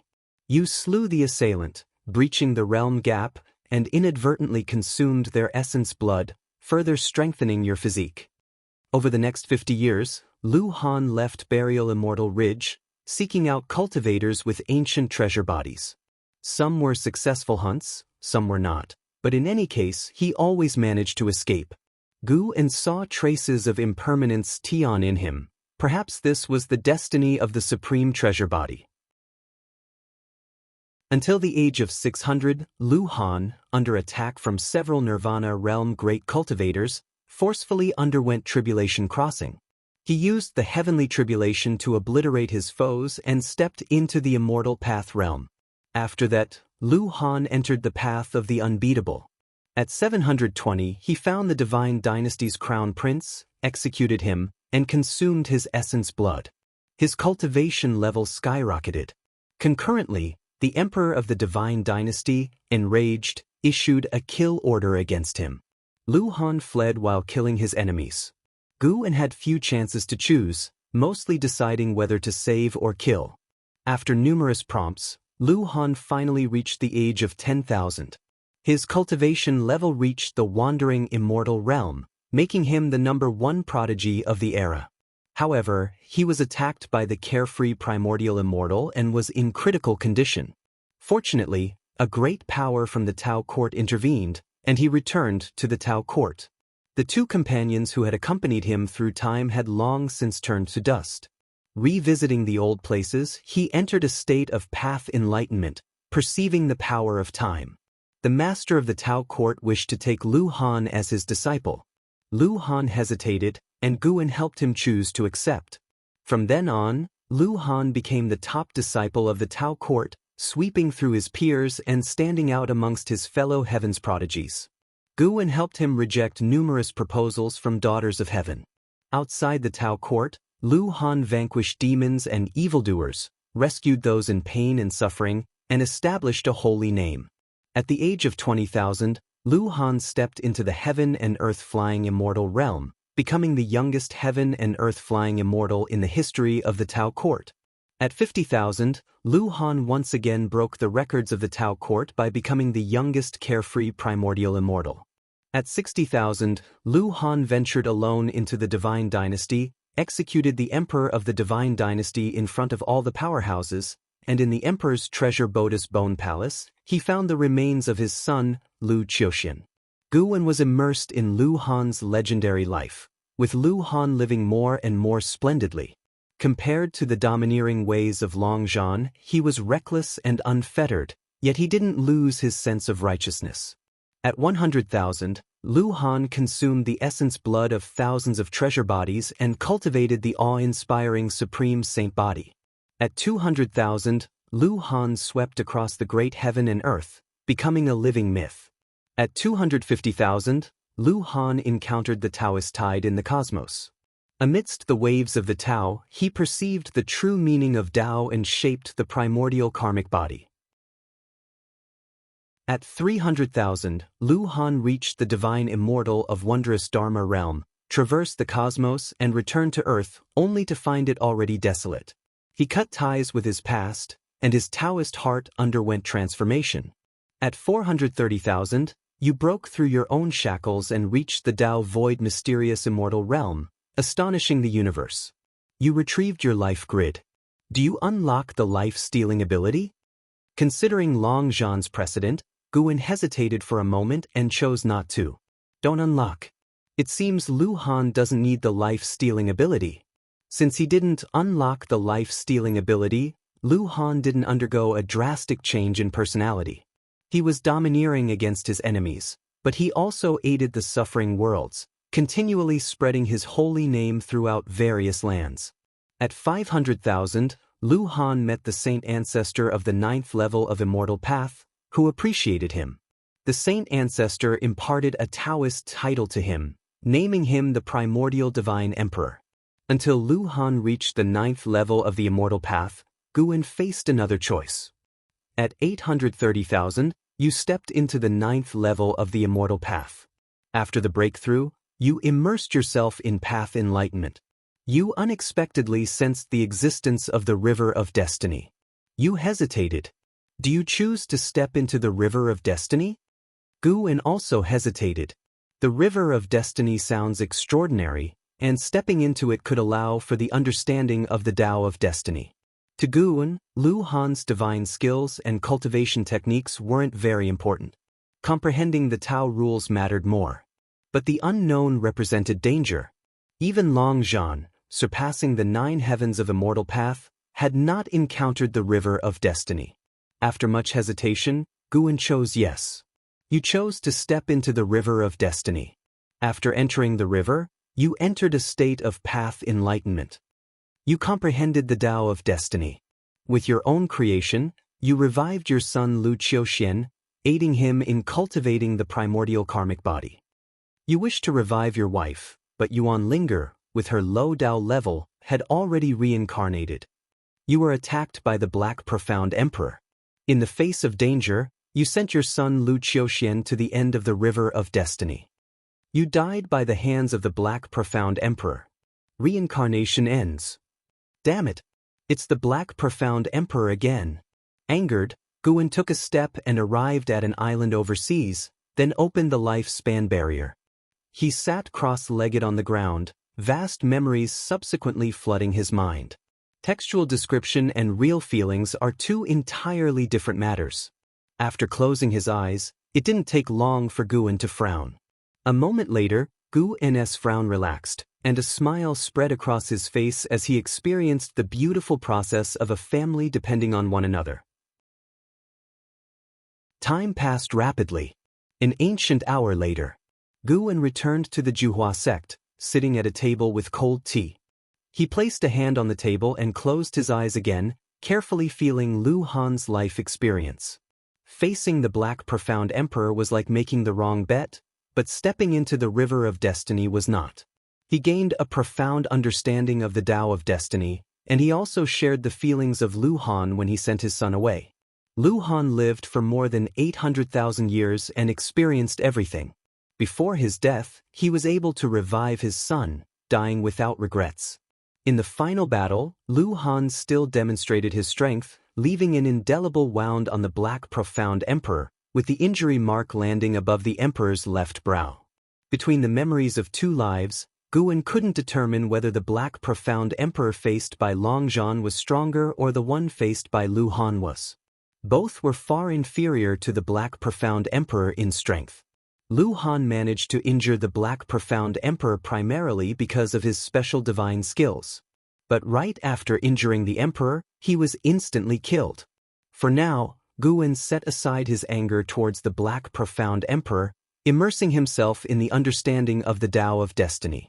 As day turned to night and the moon rose, he sat there, unmoving. 3 days later, a figure pushed open the door, bringing a wave of fragrance that altered Guan's gaze. "Why are you here?"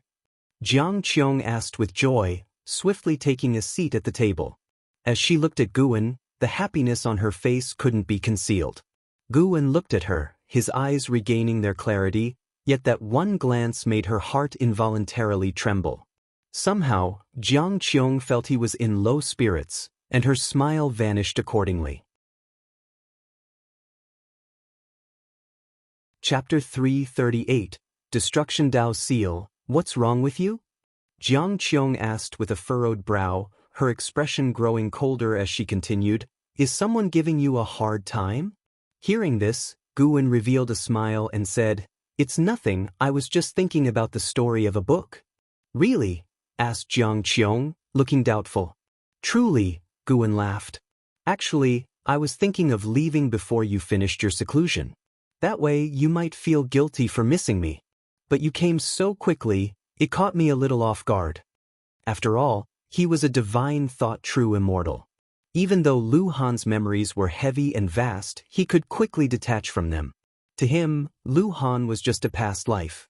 Lu Han was him, but he was Guan. With Gu An's words, the worry in Jiang Qiong's heart dissipated. She rolled her eyes at him and said in an irritated tone, "You sure have quite the imagination. I wouldn't feel the slightest bit guilty." "Is that so? It seems I've overestimated our relationship." "But I'm still quite happy that you came looking for me. It's rare to see you leave the Supreme Sect." "It's just that I suddenly thought of you. Every time, it's you who comes to find me. It's about time I came to you, especially since the Supreme Sect and the Jiuhua Sect have established a good relationship." The two chatted away. As Guan spoke, he observed Jiang Qiong's fate, peering into her destiny. Without undergoing nirvana, all mortals are just spirits. Guan could see the end of Jiang Qiong's life with one glance. Jiang Qiong's fate was remarkably intricate, with innumerable variations, essentially a multitude of possible trajectories. Within her destiny, Guan could not see himself, but he knew the reason there were so many branches in Jiang Qiong's future was because of him. His choices could change her destiny. However, all branches of destiny flowed toward the same conclusion: death. Some led to peaceful passing, others to death in battle, and some to deviation during cultivation, resembling a tree of fate spreading its branches. Fate seemed so cruel. Having fused with Lu Han's life experiences, Guan had a deeper insight into the workings of fate, understanding the mysterious forces that could, at any moment, disperse predestined paths. Guan conjectured that these were perhaps the slivers of opportunity left by the 3,000 Great Tao, the slim chance for sentient beings to transcend mortal limits. As long as Jiang Qiong could achieve nirvana, her destiny would be toppled and reshaped. Guan thought of his own fate. What was it like? Being part of it, he could not peer into his own destiny. Fate was the confluence of all causality in life. Although those who could peer into fate could not see their own destinies, they could deduce the causality related to themselves and make predictions.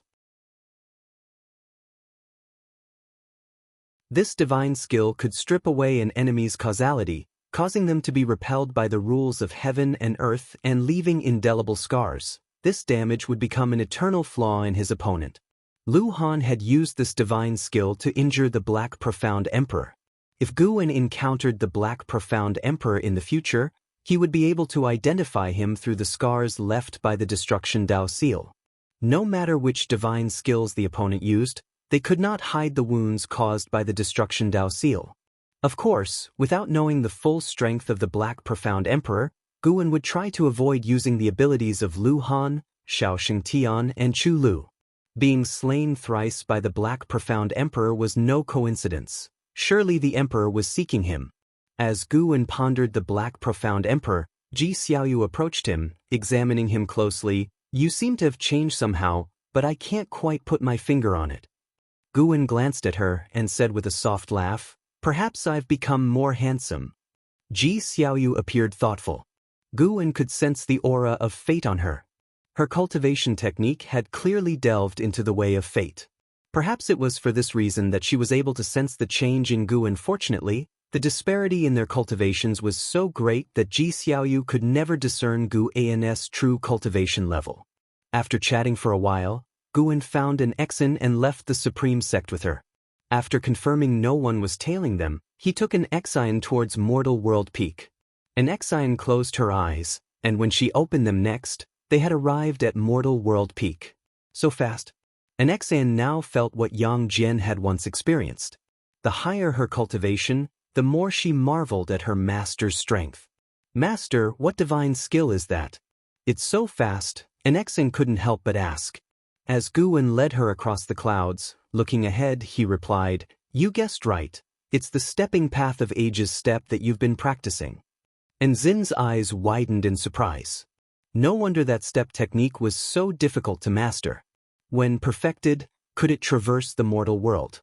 An exine developed an unprecedented expectation for the stepping path of age's step. Soon, the master and disciple arrived at Dingtian Peak. Guan first went to gather medicinal herbs, greeting disciples along the way. News of his return spread rapidly across Dingtian Peak. With Gu as joining, Mortal World Peak grew more tolerant towards Dingtian Peak. The direct disciples managed to secure greater benefits for Dingtian Peak, benefiting the entire peak. All the disciples privately mythologized Guan, knowing their peak master's exceptional strength. Strolling along, Guan nonchalantly picked herbs, appearing to deliberately enter the lives of his disciples. Everyone he spoke to along the way was more excited. Occasionally, Guan would even help the disciples gather medicinal herbs, picking but not taking, leaving those disciples feeling honored and shocked. Gradually, Guan heard some news. The Immortal dynasty was about to emerge. On Mortal World Peak, one could learn about various major events in the great heavenly spirit land. Guan also heard about the long-standing feud between the Immortal dynasty and the Holy Court. The two forces had been warring for many years until Shengtian ascended the throne, and the mortal world basked in peace at last. Shengtian was certainly the strongest in the great heavenly spirit land, but no one knew how powerful he truly was. The emergence of the Immortal dynasty would inevitably provoke oppression from the Holy Court. Once friction sparked between the two, the tranquil days in mortal world would end. Despite experiencing several calamities, the Broken Sea Domain's influence was too small to affect the whole world. Broadly speaking, the great heavenly spirit land had maintained peace for hundreds of thousands of years. Alexian was also very interested in these events. It was her first time hearing about the Immortal dynasty, and she didn't realize that the mortal world harbored a force capable of contending with the Holy Court. After a while, Guan took Alexian to a courtyard on the mountain's peak. Alexian began cultivating, and Guan wrote in the yard to relax. His main purpose for coming today was to take a breather. A moment later he suddenly felt something and looked up. His gaze pierced through the sky and shot out into the depths of the universe. He sensed a strange aura coming from the silent destruction domain. This sensation was distinctly uncomfortable. Before long he saw a redwood coffin flying out from the darkness. It was a deep red coffin that seemed to have blood plasma sticking to it, surrounded by wisps of black vapor visible to the naked eye. There was something inside the coffin. Could it be another entity targeting the heavenly demon fetus? Guan thought to himself, with no intention of intervening. The presence and absence of concealment of the deep red coffin must have alerted the Holy Court. Indeed, Guan saw many figures flying out from the Holy Land where the Holy Court was based, the weakest among them being carefree primordial immortals. What a powerful foundation! Guan was again shocked by the strength of the Holy Court. This was just the first response team they'd sent out, and it was hard to imagine the terrifying power the Holy Court could unleash if they went all out. However, Guan saw a divine immortal of wondrous dharma confront the deep red coffin, resisting with his immense mana. He displayed an expression of agony as his flesh rapidly dissolved into blood, spilling onto the coffin and quickly congealing. His immortal soul of wondrous dharma, however, managed to escape by a hair's breadth. Such frightening power! Guan couldn't see how the deep red coffin had devoured the divine immortal of wondrous dharma. It was a force he had never seen before. One could surmise that the entity within the deep red coffin was not a heavenly demon, or at least not one he had encountered before. The deep red coffin approached the great heavenly spirit land swiftly and irresistibly. It seemed as though the cultivators flying out from the Holy Court had received orders. They all stopped and even made way. What did this mean? Guan frowned slightly. Could it be that the deep red coffin was related to the Holy Court? While pondering, Guan lowered his head and continued to write. Let the tall ones handle it when the sky falls, as the saying goes. Since the Holy Court was also part of the great heavenly spirit land, he was curious to see what would happen next. Chapter 339. The Dark Emperor from the Battle Court. As evening approached, Guan stood up and stretched languidly, his gaze turning towards outer heaven. The dark red coffin had already reached outer heaven and was about to crash into great heavenly spirit land. Alexian walked over and asked, "Are we going back?" Guan nodded slightly, and Alexian immediately went to pack their things. She had bought some trinkets on Dingtian Peak, planning to bring them back to Third Medicine Valley. As long as it didn't reveal her relationship with Guan on Mortal World Peak, he would not stop her. An Xian was quick with her tasks, and after she was done, she hurried back to where Guan was standing. Seeing her master looking up, she instinctively looked up as well. She saw a shooting star streak across the night sky, falling toward the distant land. "What is that?" an Xian muttered. Guan didn't answer her. He watched the meteor disappear into the distance and then, with a wave of his sleeve, disappeared into the air with her. After returning to Third Medicine Valley, the master and disciple each returned to their own rooms.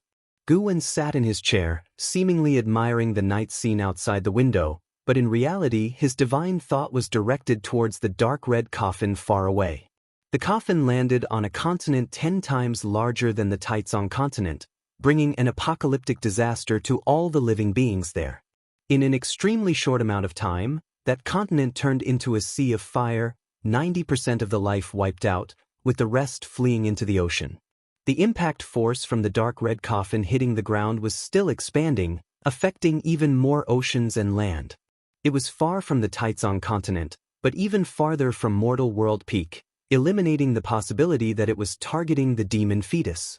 After landing, the dark red coffin stuck at the bottom of a giant pit, motionless, with no sign of the lid opening. Night passed and day rose. Before descending the stairs, Guan saw that the dark red coffin still hadn't opened, so he stopped thinking about it and went downstairs to follow his disciples in their morning exercise. The morning exercise was a tradition of Third Medicine Valley, and occasionally great cultivators who came to play chess would join in. The discipline during the exercise wasn't strict. Disciples could interact with each other, creating a harmonious atmosphere. After the morning exercise, Yu Yingying approached Shen Xinzi hesitantly. Shen Xinzi was sitting under a tree, with a copy of Journey to the West in his hands. "Have you been feeling inexplicably anxious since last night, feeling very unsettled?" Shen Xinzi asked calmly without looking up at her. Yu Yingying nodded hastily and said, "I've never felt like this before. I won't have to. If I have to become that, you can kill me in advance." Shen Xinzi looked up at her in surprise. Yu Yingying thought he was questioning her and explained in a low voice, "The heavenly demon should not be so easy to perish. My suicide definitely wouldn't work. You are an enlightened monk, you know how to eliminate demons. I don't want to hurt others." Shen Xinzi looked deeply at her and said, "Don't worry, in this lifetime, it is very hard for you to turn into a heavenly demon. The reason you're feeling this is probably because the natural enemy of the heavenly demons has arrived." He had also sensed the commotion from the night before. His cultivation realm was high, and his unease far surpassed Yu Yingying's, which was why he picked up Journey to the West, to try and distract himself. "Really? What is the natural enemy of the heavenly demons? What should I do?" Yu Yingying asked eagerly. Shen Xinzi lowered his head and said, "Do nothing, continue with your cultivation practice, and get used to it." Yu Yingying was stunned and could only walk away full of thoughts. On the other hand, Guan, who was patrolling Medicine Valley on Blood Prison Great Saint, heard the conversation between Yu Yingying and Shen Xinzi. The natural enemy of heavenly demons? Guan took off Qingtian Peak from his waist, then lifted it up, and sent his divine thought into it. Immediately after, he arrived inside an old temple. He was about to speak when a man in black appeared and asked, "Have you made up your mind?" Guan shook his head, changing the subject to ask, "Do your heavenly demons have a natural enemy?" The man in black frowned upon hearing this and asked warily, "What do you mean? Since when do heavenly demons have a natural enemy?" Guan then waved his sleeve, and an illusion appeared between them. The man in black's expression dramatically changed when he saw the dark red coffin. Seeing his reaction, Guan was not in a hurry. He waited for him to speak. The man in black's hands clenched into fists inside his sleeves. Taking a deep breath, he said through gritted teeth, "He is coming for the great emperor, but his arrival will also bring disaster to great heaven and earth. The fact that he can enter indicates that Holy Court also plans to use him to eradicate the heavenly demons within the great heavenly spirit land." "Who is he?" Guan asked. "His name is the Dark War Emperor. No one knows his origins. He once wreaked havoc in the silent destruction domain. I only know he comes from the ancient battle court, the man in black answered. Battle court? The forces established by Long Zhan? Guwen kept his composure and further inquired, what is the origin of the battle court?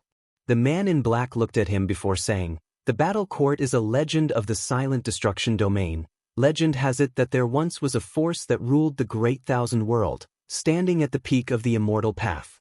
Whether it was destroyed or left is unknown, that's all I know. What is the Tao level of the Dark War Emperor? I don't know, but definitely very high, the man in black responded, shaking his head at the thought of the Dark War Emperor, making his scalp tingle. All of a sudden, Guwen said, it seems now that I don't need to leave. They'll just wait for the Dark War Emperor to eliminate the heavenly demons, and the Holy Court will naturally ask him to leave, right? Upon hearing this, the man in black became panicked and said, the Dark War Emperor is unpredictable, extremely violent, and will surely bring calamity to mortal world peak. If he devours the great Emperor's demon fetus, he might even start a war with the Holy Court. You won't be able to avoid trouble either. Hearing this, Guwen wasn't alarmed, just stared at him steadily. The man in black gritted his teeth, suddenly knelt down and said solemnly, please, Elder, help the great Emperor. As long as you can help with the birthing of the great Emperor, our tribe will owe you a favor. Afterward, I will convey this matter back to my tribe, and you will gain our friendship. In the future, walking in the silent destruction domain will also mean having an ally. You're joking, what if he decides to attack me? Guwen said coldly. The man in black looked up and explained, don't worry, he has forgotten his past life memories, he is undergoing his own reincarnation stage, which is when he is the weakest. Once he is born, he will be a new being. You can even take him as a disciple, and when he achieves the Tao in the future, he will definitely not forget your kindness. After listening, Guwen fell into hesitation. If you don't do this, once the Dark War Emperor emerges, he will surely come after you. The moment the great Emperor is born, he will undergo reincarnation baptism, hiding the causality of the heavenly demon, making it impossible for the Dark War Emperor to find him, the man in black urged urgently. As if the Dark War Emperor might come to kill at any second. Guwen hesitated for a moment, then asked, how can I assist him? The man in black was elated and immediately imparted a miracle technique. Guwen listened intently, memorizing it in one go. The man in black urged, act quickly. If the Dark War Emperor finds him, he can obstruct the great Emperor's path to achieving the Tao. We must not let him succeed.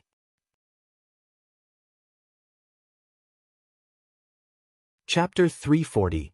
Projecting into the past, the birth of Long Qing. Guwen placed Qing Tian Peak down and hung it back on his belt. He didn't fully believe what the man in black had said, but he could judge that the miracle technique the man had imparted to him was free of hidden dangers. Taking advantage of the blood prison Great Saint carrying him on a patrol around Medicine Valley, he began to weigh the pros and cons. Upon careful consideration, he felt it was worth a try. The Dark Battle Emperor had just arrived and slaughtered the beings of one area. His cruelty and ferocity had to be guarded against. Even if he was related to the Holy Land, he couldn't be trusted. He would first see how the demon fetus would react once born. If worse came to worst, he would simply destroy it, even if it meant offending the heavenly demon. Guwen made his decision.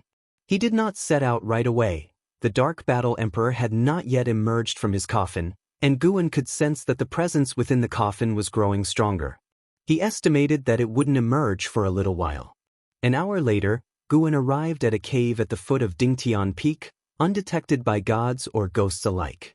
He stood in front of the stone pillar, extending his divine thought into it, and saw that the demon fetus was still curled up, unchanged since decades ago. Guwen immediately activated the life-span barrier, enveloping the entire cave, and then applied the miracle technique taught by the man in black to the demon fetus. More and more black chi began to emerge from the surface of the stone pillar, and the heartbeat of the demon fetus within grew strong and powerful. Time passed, second by second. The birth of the demon fetus would not absorb nature's spiritual energy, which meant that the consumption of the life-span barrier wasn't rapid, providing Guwen with a bit of relief. Half an hour later, Guwen moved the demon fetus out. It had shrunk to the size of an ordinary baby, still surrounded by demonic qi, but its form could not be completely concealed. Guwen performed a lifespan detection on it. Long Qing, Energy Cultivation Realm 9 Layers 0/1000/9999? Huh? Why does it have the surname Long? With the Dark Battle Emperor, who inherited the Battle Court's lineage, having just appeared, and now one with the surname Long, Guwen couldn't help but wonder. He stared intently at the still unconscious Long Qing, probing the cause and effect within him. The cause and effect of Long Qing were complex, but Guwen had inherited all memories of Long Zhan, who had also delved into the way of cause and effect. After a long while, Guwen felt that Long Qing's soul had a deep connection with the soul of Long Xen, the son of Long Zhan, which meant it was very likely that Long Qing was a descendant of Long Xen. Long Zhan was born into the Long family, but the name Battle Court was chosen by Long Zhan himself. The ancestors of the Long family had not established the Battle Court. This confirmed that Long Qing was definitely a descendant of Long Zhan, who lived in the past, not the future. Reincarnation evolution could indeed project into the past. Was this predestined to happen, or did his decision change the past? Before his reincarnation evolution, the demon fetus was already hidden within Dingtian Peak. But it was only after his reincarnation evolution ended that he discovered the demon fetus, unclear if its identity had changed. Guwen considered this a problem worth contemplating. Long Qing continued to absorb the innate demonic qi, rapidly reaching the Foundation establishment realm. This kid couldn't possibly have been born with a cultivation level of the immortal path like the immortal spirits of the immortal dynasty, could he? Guwen guessed to himself, and in the time that followed, Long Qing's cultivation level quickly intensified, relying solely on the surrounding innate demonic qi and not consuming any spiritual energy. Time sped away. 3 ancient hours later, Long Qing's cultivation level surpassed the Mahayana realm, reaching the first layer of Nirvana realm, with his maximum lifespan metamorphosing to 999,999 years. Guwen felt that if he were to come into the world, he would be sure to attract heavenly tribulation, and that would be troublesome. Once Long Qing's increase in cultivation ceased, Guwen used the divine skills of Path of Returning Primordial Spirit to suppress Long Qing's cultivation, changing his aura to that of an ordinary person. For now, using the Path of Returning Primordial Spirit, he could also suppress the opposing party's cause and effect. Before the seal was lifted, not even the heavenly demon would be able to locate Long Qing. The demonic qi surrounding Long Qing completely dissipated, vanishing in an unfathomable manner. Long Qing slowly opened his eyes. They were big and sparkling, and his small hands remained clenched into fists. Upon seeing Guwen, he broke into a smile, his little mouth opened, and he let out a giggling sound. For some reason, seeing the newly born Long Qing made Guwen suddenly think of Long Xin's appearance when he was born. They were exactly alike. A smile appeared on Guwen's face as he began to play with Long Qing. During this process, Guwen once again experienced the feeling Long Zhan had when he faced his son for the first time. The descendants of the Battle Court and the Long family arriving in the great heavenly spirit land seemed a little too coincidental. Guwen silently stayed on guard, vowing to never reveal his true cultivation level to anyone around him, not now nor in the future. He had to keep up the act. In life, one must always keep something in reserve. Guwen performed the stepping path of ages step and stepped outside the supreme sect, then lifted the lifespan barrier. He took robes from his storage bag and wrapped the little Long Qing in them. Sunlight poured down, causing little Long Qing to become even more excited, laughing nonstop, his small hands reaching around in a futile attempt to grab at things, for his arms were too short to reach anything. Luckily, the little fellow was not an ordinary baby, or else Guwen would have had to consider feeding him milk. Guwen, cradling him, walked to a nearby tree and sat down, continuing to amuse him. Bringing a child back all of a sudden was bound to attract attention, so Guwen decided to wait until evening to return, so he could fabricate a reason. The woods were filled with the chirping of birds and the fragrance of flowers, and Guwen listened to little Long Qing's laughter as his thoughts drifted away. Visions from his reincarnation evolution surfaced before his eyes. It was in the great hall of the battle court, with Long Zhan standing with his back to Long Exen atop the hall. Long Exen questioned him about why he had become so ruthless, but Long Zhan did not answer. "Father Emperor, I preferred you back when you took me hunting in the mountains. Though you were not invincible, you were more like a father." Long Exen left after uttering those words, and from that point on, father and son never saw each other again until Long Zhan's downfall. Deep in thought, Guan couldn't help but be moved. He would take it as a lesson not to obsessively seek power. His current state was just fine, constantly increasing his strength while maintaining good relationships with those around him. Guan looked up at the sky beyond the woods. From here, the sky seemed truly high. At dawn, the disciples of the Third Medicine Valley had just finished their morning exercises, and an Xian turned her head and saw Guan walking down from the transmission array platform, carrying something in his arms. An Xian immediately approached, and some disciples who were close to Guan followed suit. When they saw that Guan was holding a baby, they exclaimed in surprise, "Master, where did this child come from? Wow, so cute, can I hold him? A boy or a girl? Master, what's his name? He's smiling at me." Faced with the disciples' inquiries, Guan said that the male infant was one he had found in the forest and that he was unable to find its parents, so he had no choice but to bring him back to raise. The disciples didn't question it because their master indeed had such kindness. An Exen in particular thought of herself, her eyes reddening slightly, her gaze towards Long Qing growing even closer.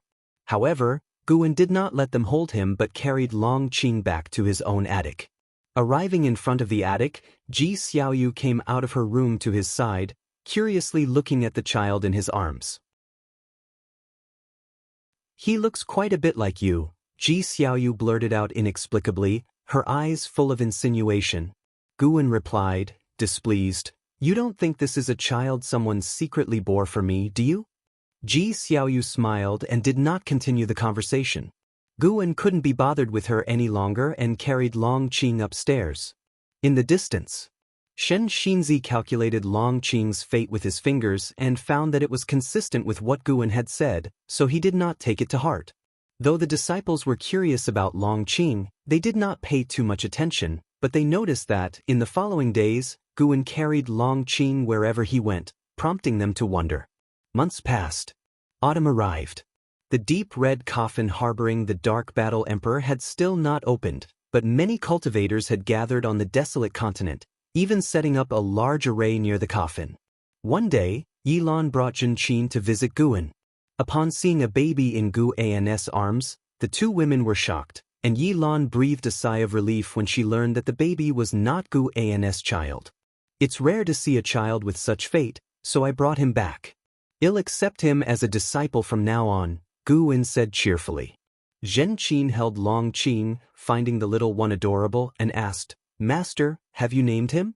Guan replied, "Yes, his name is Long Qing. There was a clear stream beside him when I found him, and his eyes are clear like it, hence the name Qing." "And the surname Long?" Zhenqin inquired further. Guan smiled and said, "Take a look at his back." Zhenqin instinctively opened the swaddling clothes around Long Qing, seeing mysterious black patterns on his back that, at a glance, resembled a black dragon. "It seems this little fellow's background is not simple," Zhenqin remarked with amazement. Yilan also saw it and completely relaxed, smiling as she took Long Qing in her arms. "This matter should not be spread. Since he has been abandoned, let him stay away from strife and live peacefully in Medicine Valley. The mark on his back can be considered my doing," Guan instructed. The two women nodded, agreeing and praising him for his thorough consideration. After staying in the Third Medicine Valley for 3 days, the women left. Their subsect was busy with tasks that required them to be away, and they would not meet again for several years. By the age of half a year, Long Qing could walk. By 1 year, he began to babble. Dressed in fine clothes, he became the joy of Medicine Valley. A year had passed since the deep red coffin arrived in the great heavenly spirit land, and there was still no movement, but its presence had become widely known. The various sects labeled it an evil object from outer heaven, and even the mortal world peak was abuzz with discussions. This year, during the summer, Guan sat in the attic and picked up Qingtian Peak, extending his divine thought into it to enter the ruined temple. As soon as he entered the temple, the man in black appeared, anxiously asking, "Why did you only come now?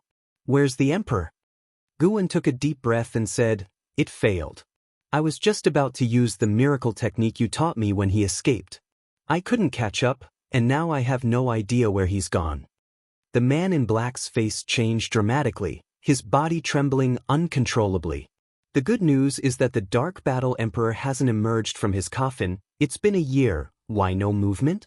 Guan asked with a frown. Hearing this, the man in black's face relaxed slightly.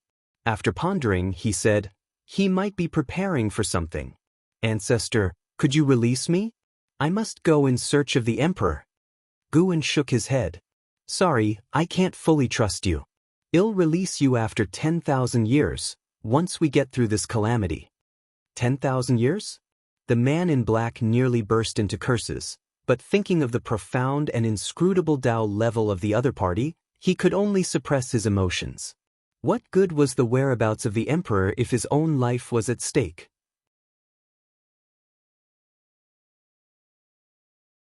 Chapter 341 Reincarnation Tribulation. The man in black ultimately chose to compromise, for he believed that Guan should be trustworthy. After all, he was completely powerless to resist, and there was no point in Guan deceiving him. After dealing with the man in black, Guan set down Qingtian Peak. He lifted his gaze and saw through the walls that 1-year-old Long Qing was chasing after the white spirit rat, which slowed down for fear that the child couldn't keep up. It was rare to see the white spirit rat so gentle, which brought a smile to Guan's face. No longer contemplating what the reincarnation evolution truly entailed, Guan's focus was solely on becoming stronger. These reincarnated identities wouldn't help him survive better. In this world, there were holy courts and immortal dynasties. Outside the world, there were realms like the Silent Destruction Domain and beings like the Annihilation God Emperor and the Black Profound Emperor watching him, not to mention countless great heaven and earth. His journey was still long. Long Zhan had been too arrogant and was crushed to death by the Annihilation God Emperor. Guan planned to quietly surpass the 9 heavens of immortal path in the universe where the great heavenly spirit land was located. He deliberately overestimated the capabilities of the Black Profound Emperor and the Annihilation God Emperor to better confront and potentially defeat them if they became enemies in the future. Guan collected himself, even eliminating the animosity towards the Black Profound Emperor and keeping the past hidden deep within his heart. He was Guan. Guan was the true him. Guan picked up a brush, intending to write and express his emotions. Miles of clear skies stretched overhead, and a large gathering of cultivators crowded a barren plain. They surrounded a massive pit over 100 miles in diameter, atop whose edge they constructed towering stages, each brandishing an imposing iron tower. Wuxia stood on the edge of the massive pit, gazing at a deep red coffin from afar, a worried expression filling his eyes. "Have you seen it in the Silent Destruction Domain?" A voice called out, and Fu Shenxiu stepped beside Wuxia. After paying his respects, Wuxia turned and said, "I haven't seen it, but its aura feels very dangerous." "I have seen it," Fu Shenxiu said calmly, his gaze fixed on the deep red coffin. Wuxia looked at him in surprise, only to hear him continue, "Wherever this evil coffin appears, heavenly demons retreat, leaving nothing but remains. Even the heavenly demons fear whatever resides within it. I've heard that beings surpassing the carefree primordial immortal realm would turn to ash just by approaching it." Beyond the carefree primordial immortal? This filled Wuxia with even more fear. As a heaven and earth flying immortal, he already regarded the carefree primordial immortal as a symbol of freedom. How could beings even stronger than carefree primordials succumb to this evil coffin? He instinctively thought of Meng Lang and shuddered at the thought of him turning to dust upon nearing the evil coffin. As Fu Shenxiu continued his story, Wuxia listened intently, and they were not the only ones. Other sects had people recounting their experiences in the Silent Destruction Domain. Atop a grand pavilion, A man in white robes stood with his hands behind his back, his gaze quietly fixed on the deep red coffin, his eyes deep with thought. Suddenly, a man clad in golden armor appeared beside him, bowing and whispering, "Holy King, the higher-ups have instructed you not to take action and to wait for the Dark War Emperor to awaken." Hearing this, the man in white robes narrowed his eyes, lost in thought and not replying. The man in golden armor spoke again in a low tone, "Holy King, something about this doesn't feel right. While the heavenly demons bring trouble to the mortal world from time to time, Shengtian never acted like this when he was here. Didn't Shengtian always say that anything from outer heaven is an enemy? Since when do we ask enemies for help?" He wasn't concerned about being overheard. The many restrictions within the pavilion would prevent high-level eavesdropping. Remaining expressionless, the man in white replied, "It is now the era of the Holy Minister, and it will be for a long time. If you wish to have a foothold in the Holy Court, you must learn to feign ignorance." The man in golden armor appeared angry as he clenched his teeth and asked, "Where has Shengtian gone to, and why does he trust the Holy Minister so much?" The man in white robes spoke calmly, "Reincarnation tribulation is a path every mighty individual must tread. Shengtian has already delayed it for far too long.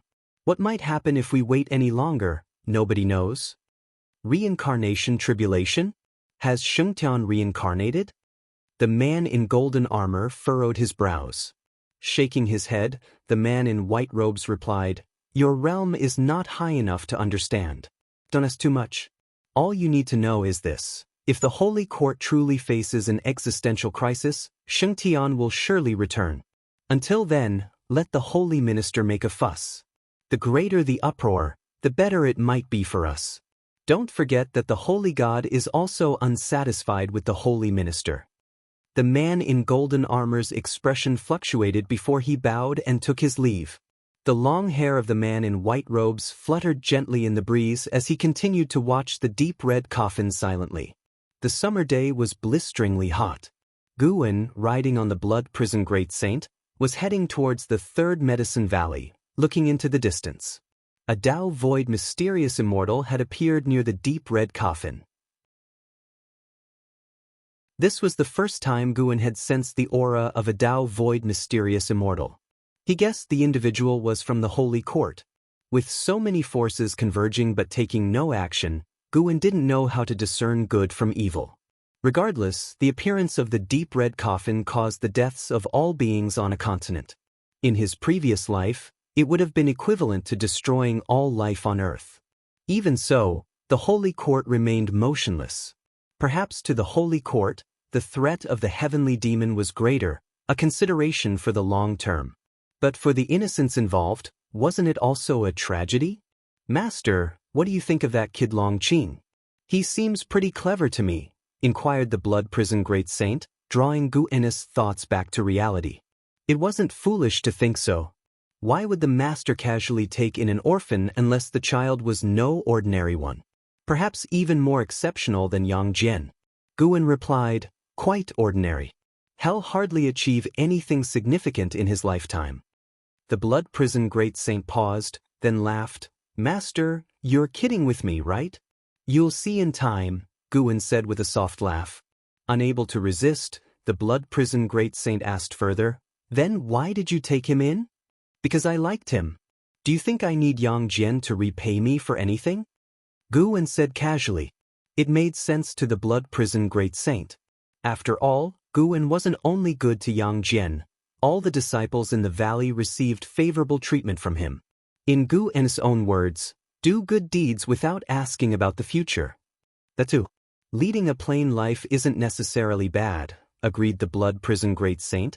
Though he secretly believed Longqing would certainly make something of himself, it was only a matter of time. As Guwen walked into the valley, he saw a group of female disciples surrounding Longqing, passing him around happily until the atmosphere became even more cheerful. When someone spotted the blood prison great saint, they exchanged a few words and quickly dispersed, leaving Longqing in the arms of one of the girls, who hurried towards an Exon, looking lost. "Guwen, come for a game of Go." The voice of the nine-fingered divine lord suddenly rang out, and Guwen sent the blood prison great saint over. After a while, when Guan sat at the Go board, the nine-finger divine lord, with a chuckle, asked, Guan, what's the backstory of that little guy called Long Qing? He had tried to discern Long Qing's fate but came up with nothing. Considering what had happened with Yang Jian, he couldn't help but feel that Long Qing had some significant background. Guan picked up a Go stone and replied with a smile, How should I know? I truly found him in the mountains. Do you like him? Why don't you take him as a disciple? After hearing this, the nine-finger divine lord laughed and said, Let's not. I've already taken away one of your disciples. I can't be that greedy. Seeing him reluctant to make a move, Guan played first, causing the nine-finger divine lord to twitch at the corner of his mouth and quickly pick up the white stones from the table, saying, Our rules here, black plays first. Don't you know the rules?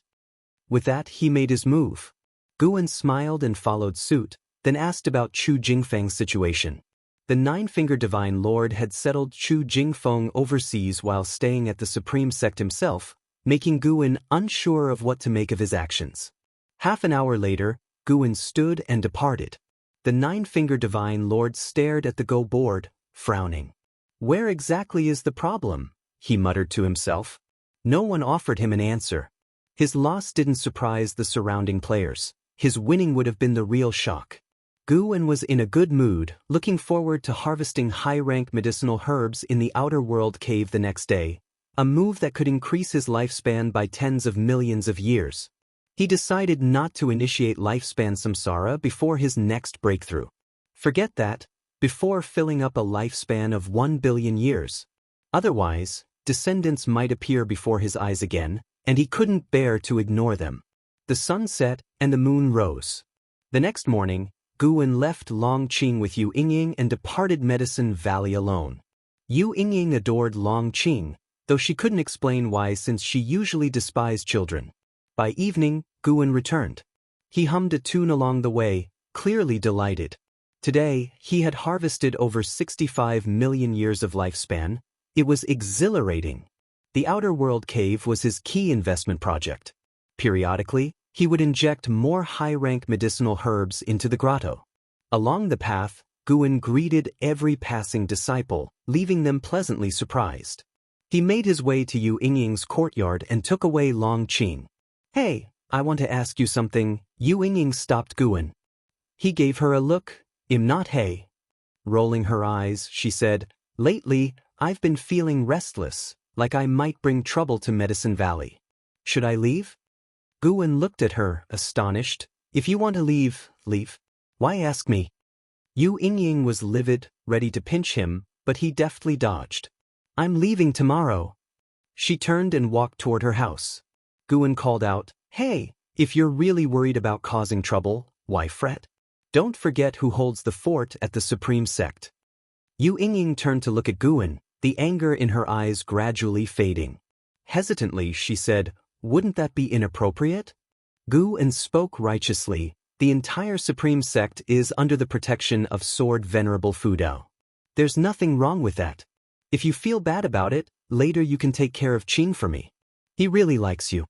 Caught in hesitation, Yu Yingying lingered in thought, while Guan said no more and turned to leave. Taking advantage of Long Qing's youth, he wanted to hold him more, as the child would be less cuddly when older. As for Yu Yingying's concerns, he paid them no mind. Many heavenly demons roamed the world.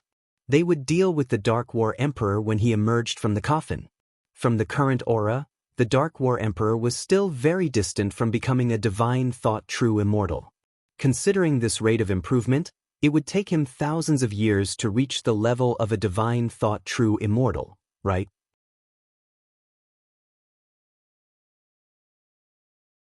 Chapter 342, Shelter from the Wind and the Rain. Eradicate the heavenly demon. Time flew like an arrow, and in the blink of an eye, Long Qing was already 5 years old.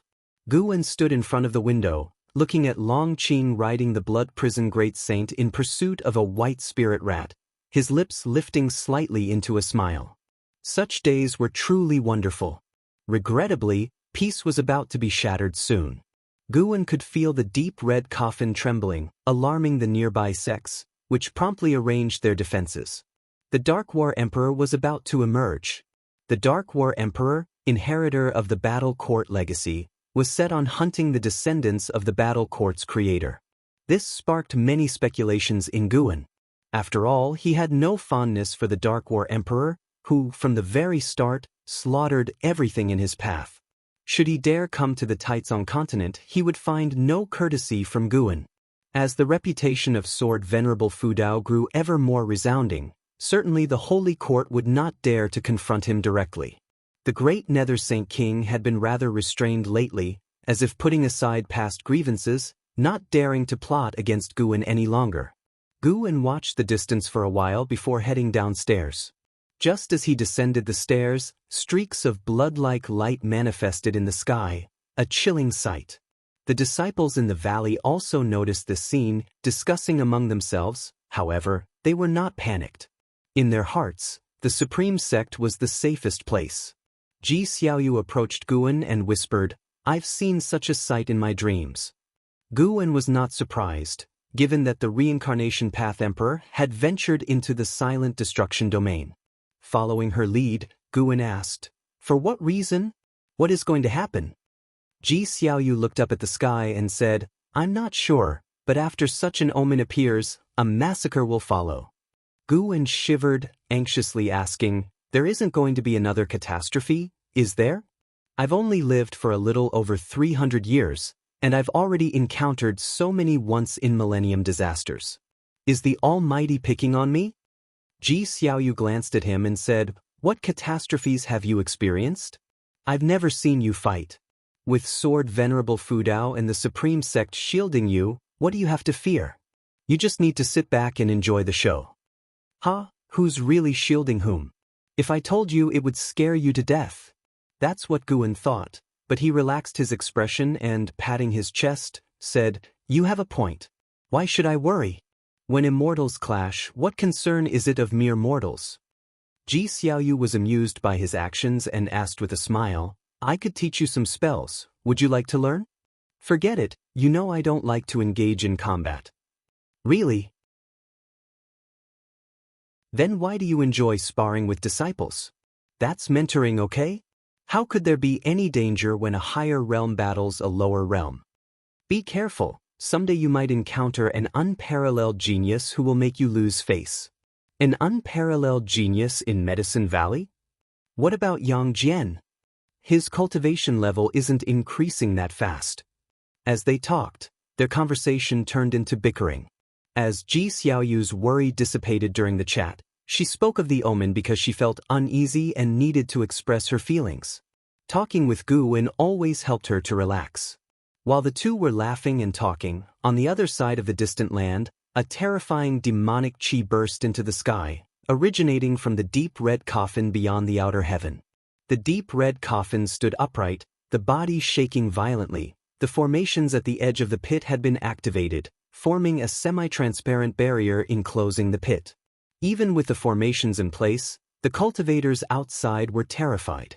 The weakest among them was a loose immortal, and facing the aura seeping from the red coffin, they felt like they were facing their doom, wishing they could flee immediately. Crack! Suddenly, the lid of the coffin flew open, and a pale, rotting hand reached out, grabbing onto the edge of the coffin. With a bang, the lid sprang open, black gas surged out, quickly spreading and forming a thick fog. Heavy breaths could be heard from within the black mist, sending chills down the spines of most cultivators. "Is this the great heavenly spirit land?" A hoarse voice emerged, each word fell heavy on the hearts of the cultivators. A white-robed man from Holy Court said, "Yes, we ask that you eradicate the heavenly demons of mortal world and not harm innocent beings." His voice was loud, clear for everyone to hear. Sects from all sides were shocked. A holy king from Holy Court knew the creature inside the coffin? Eradicate the heavenly demons of mortal world? Many cultivators' expressions changed, such as those from Mortal World Peak, whose sect had dealt with heavenly demons before. They worried about the Holy Court using this as an excuse to suppress them.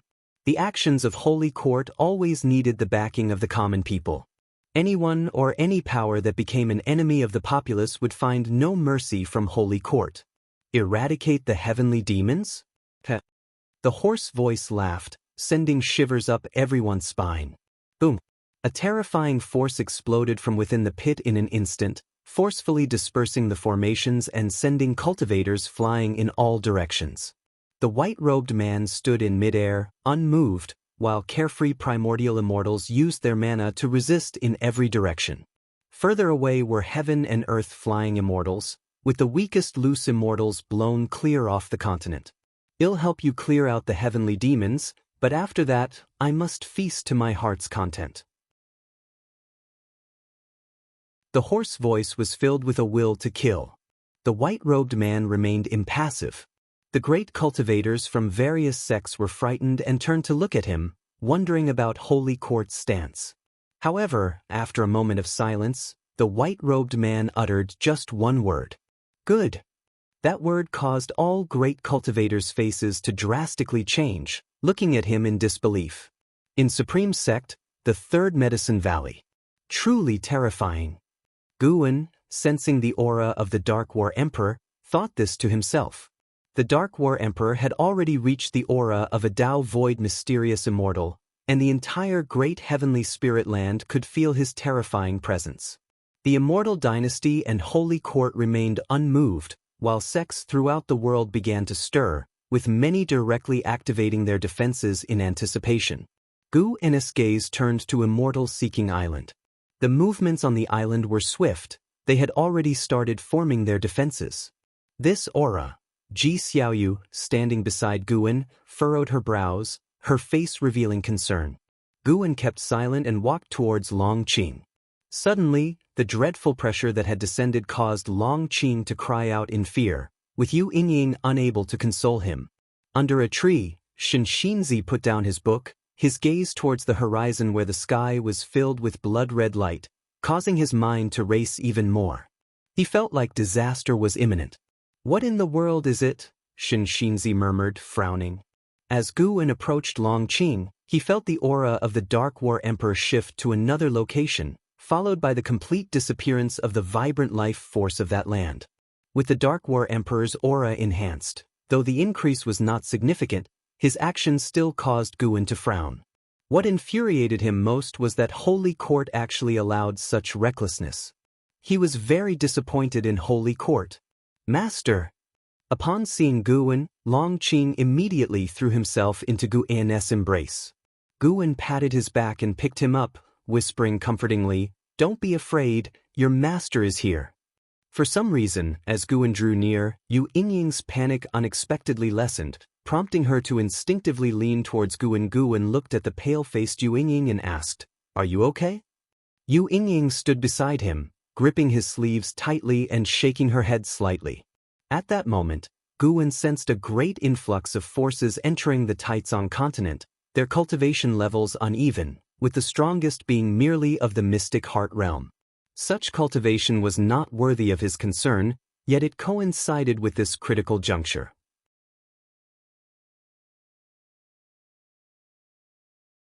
Chapter 343, Darkness Strikes. The moment of despair.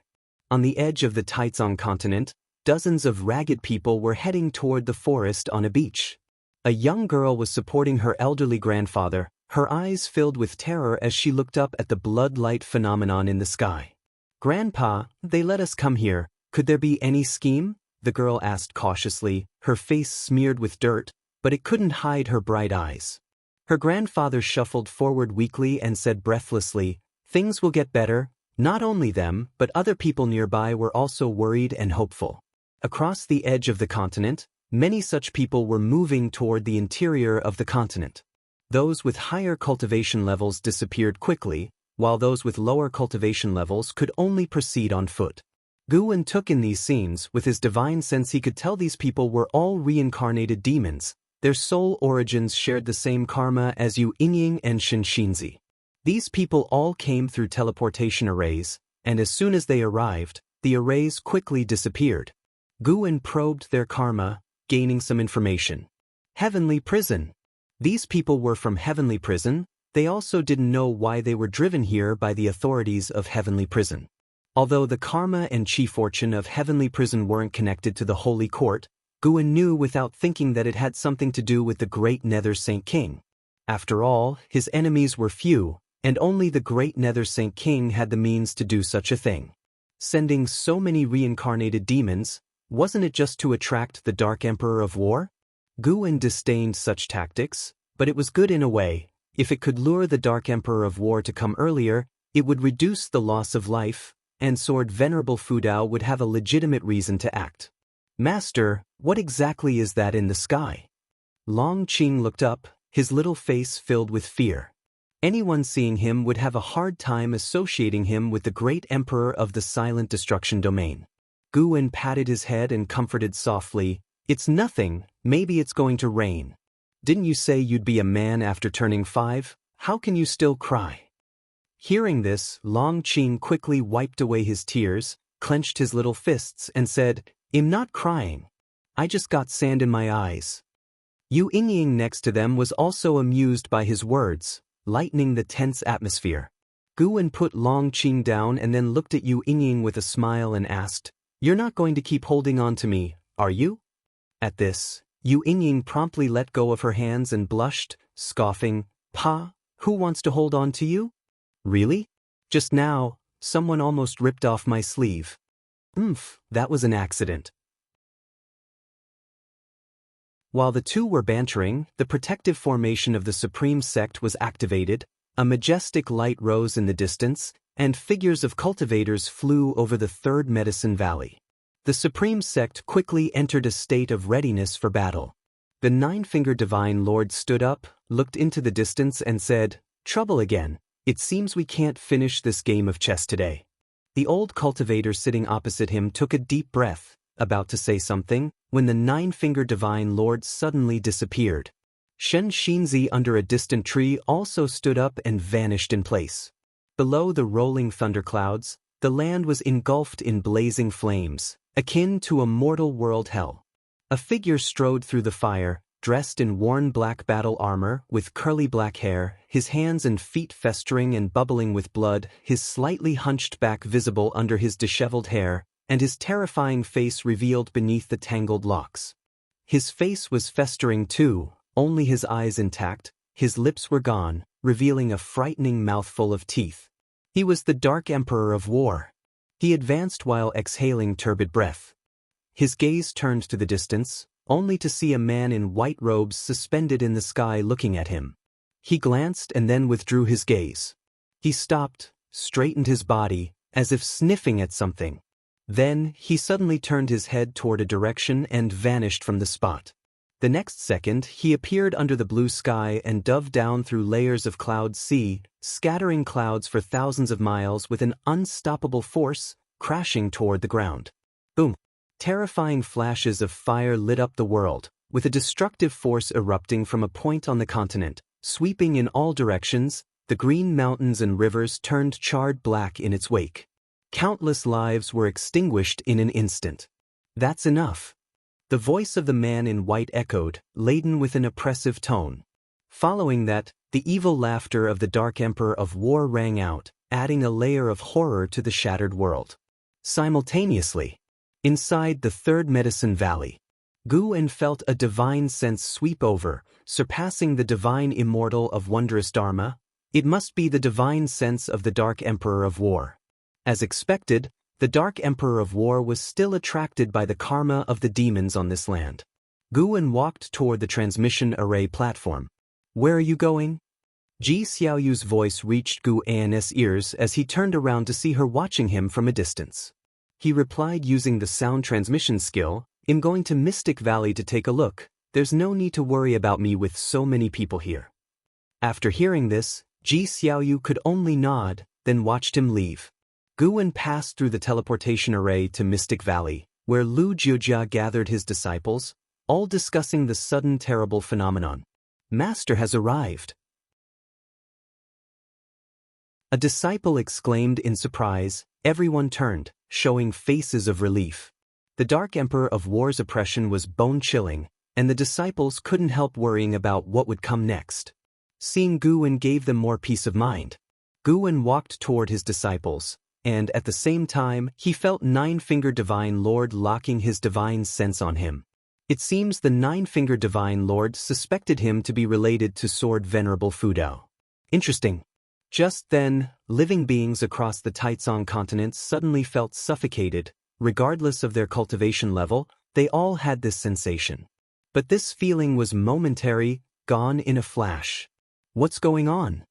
Zuijian was standing by the heaven-cutting axe, looking at the sky with furrowed brows.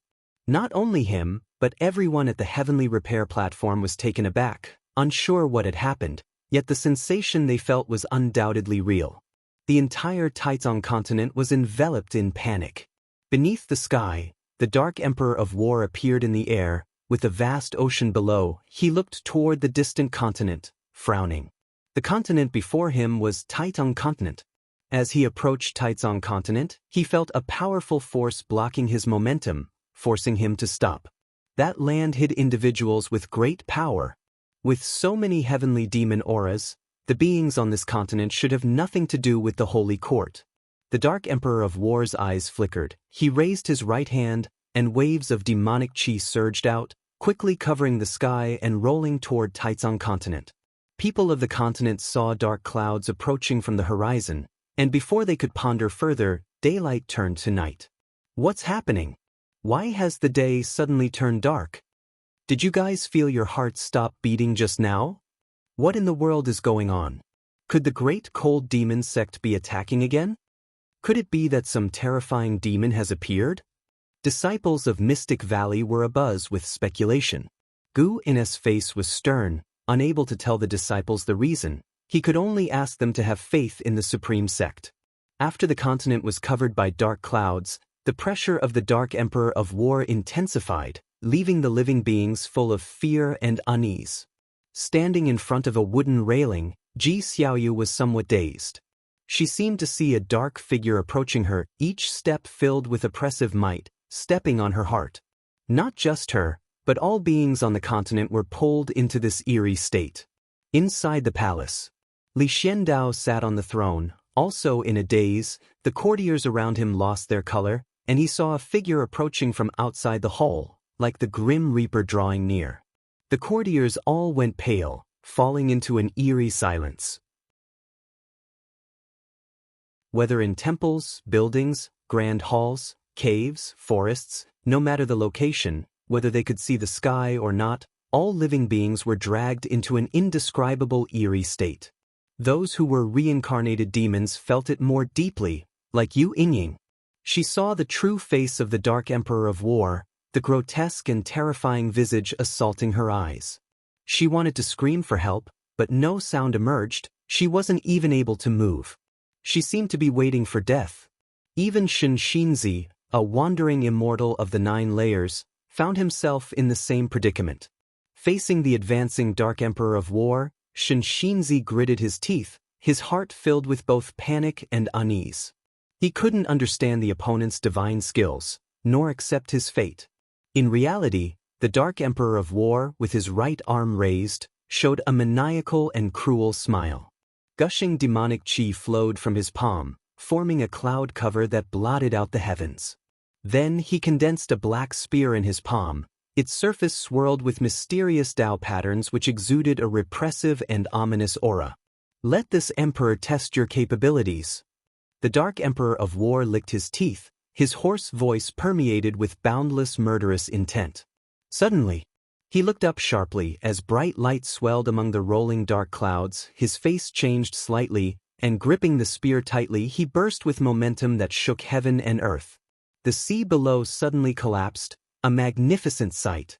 He channeled all his mana into the spear in his hand, which burst forth with black flames, countless wronged souls emerging, desperately trying to climb out and break free, but utterly unable to do so. From outer heaven, the eyes of mysterious beings in each of the 7 suns opened, all looking toward the great heavenly spirit land. Viewed from outer heaven, a radiant and beautiful great heaven and earth showed a black dot that was swiftly growing. Inside the 3rd Medicine Valley, Ji Xiaoyu suddenly fell into the eerie state of a reincarnated demon as well, clearly seeing the true face of the Dark Emperor of War as he stepped over the medicine garden and approached her. This scene, she had seen it in her dreams numerous times, but facing it in person, the feelings were completely different. Irrepressible fear and despair enveloped her heart. She struggled to drive away these emotions but to no avail. Damn it! Ji Xiaoyu gritted her teeth. A red Dao pattern between her brows quickly stretched, swirling flames. She was invoking the power of the primordial Taoist talisman. Just then, a brilliant light burst behind her, dispelling the darkness in her vision. She instinctively looked back, catching a glimpse of a figure in the corner of her eye, and her pupils dilated. It was a sword shadow gleaming with silver light. Countless lightning bolts intertwined upon the sword, molding its form. Ji Xiaoyu had never seen such a sword, as if it had traversed the river of time from ancient epics. Wherever the sword edge passed, darkness shattered. At this moment, not only her but all the desperate beings on the continent saw such a sword.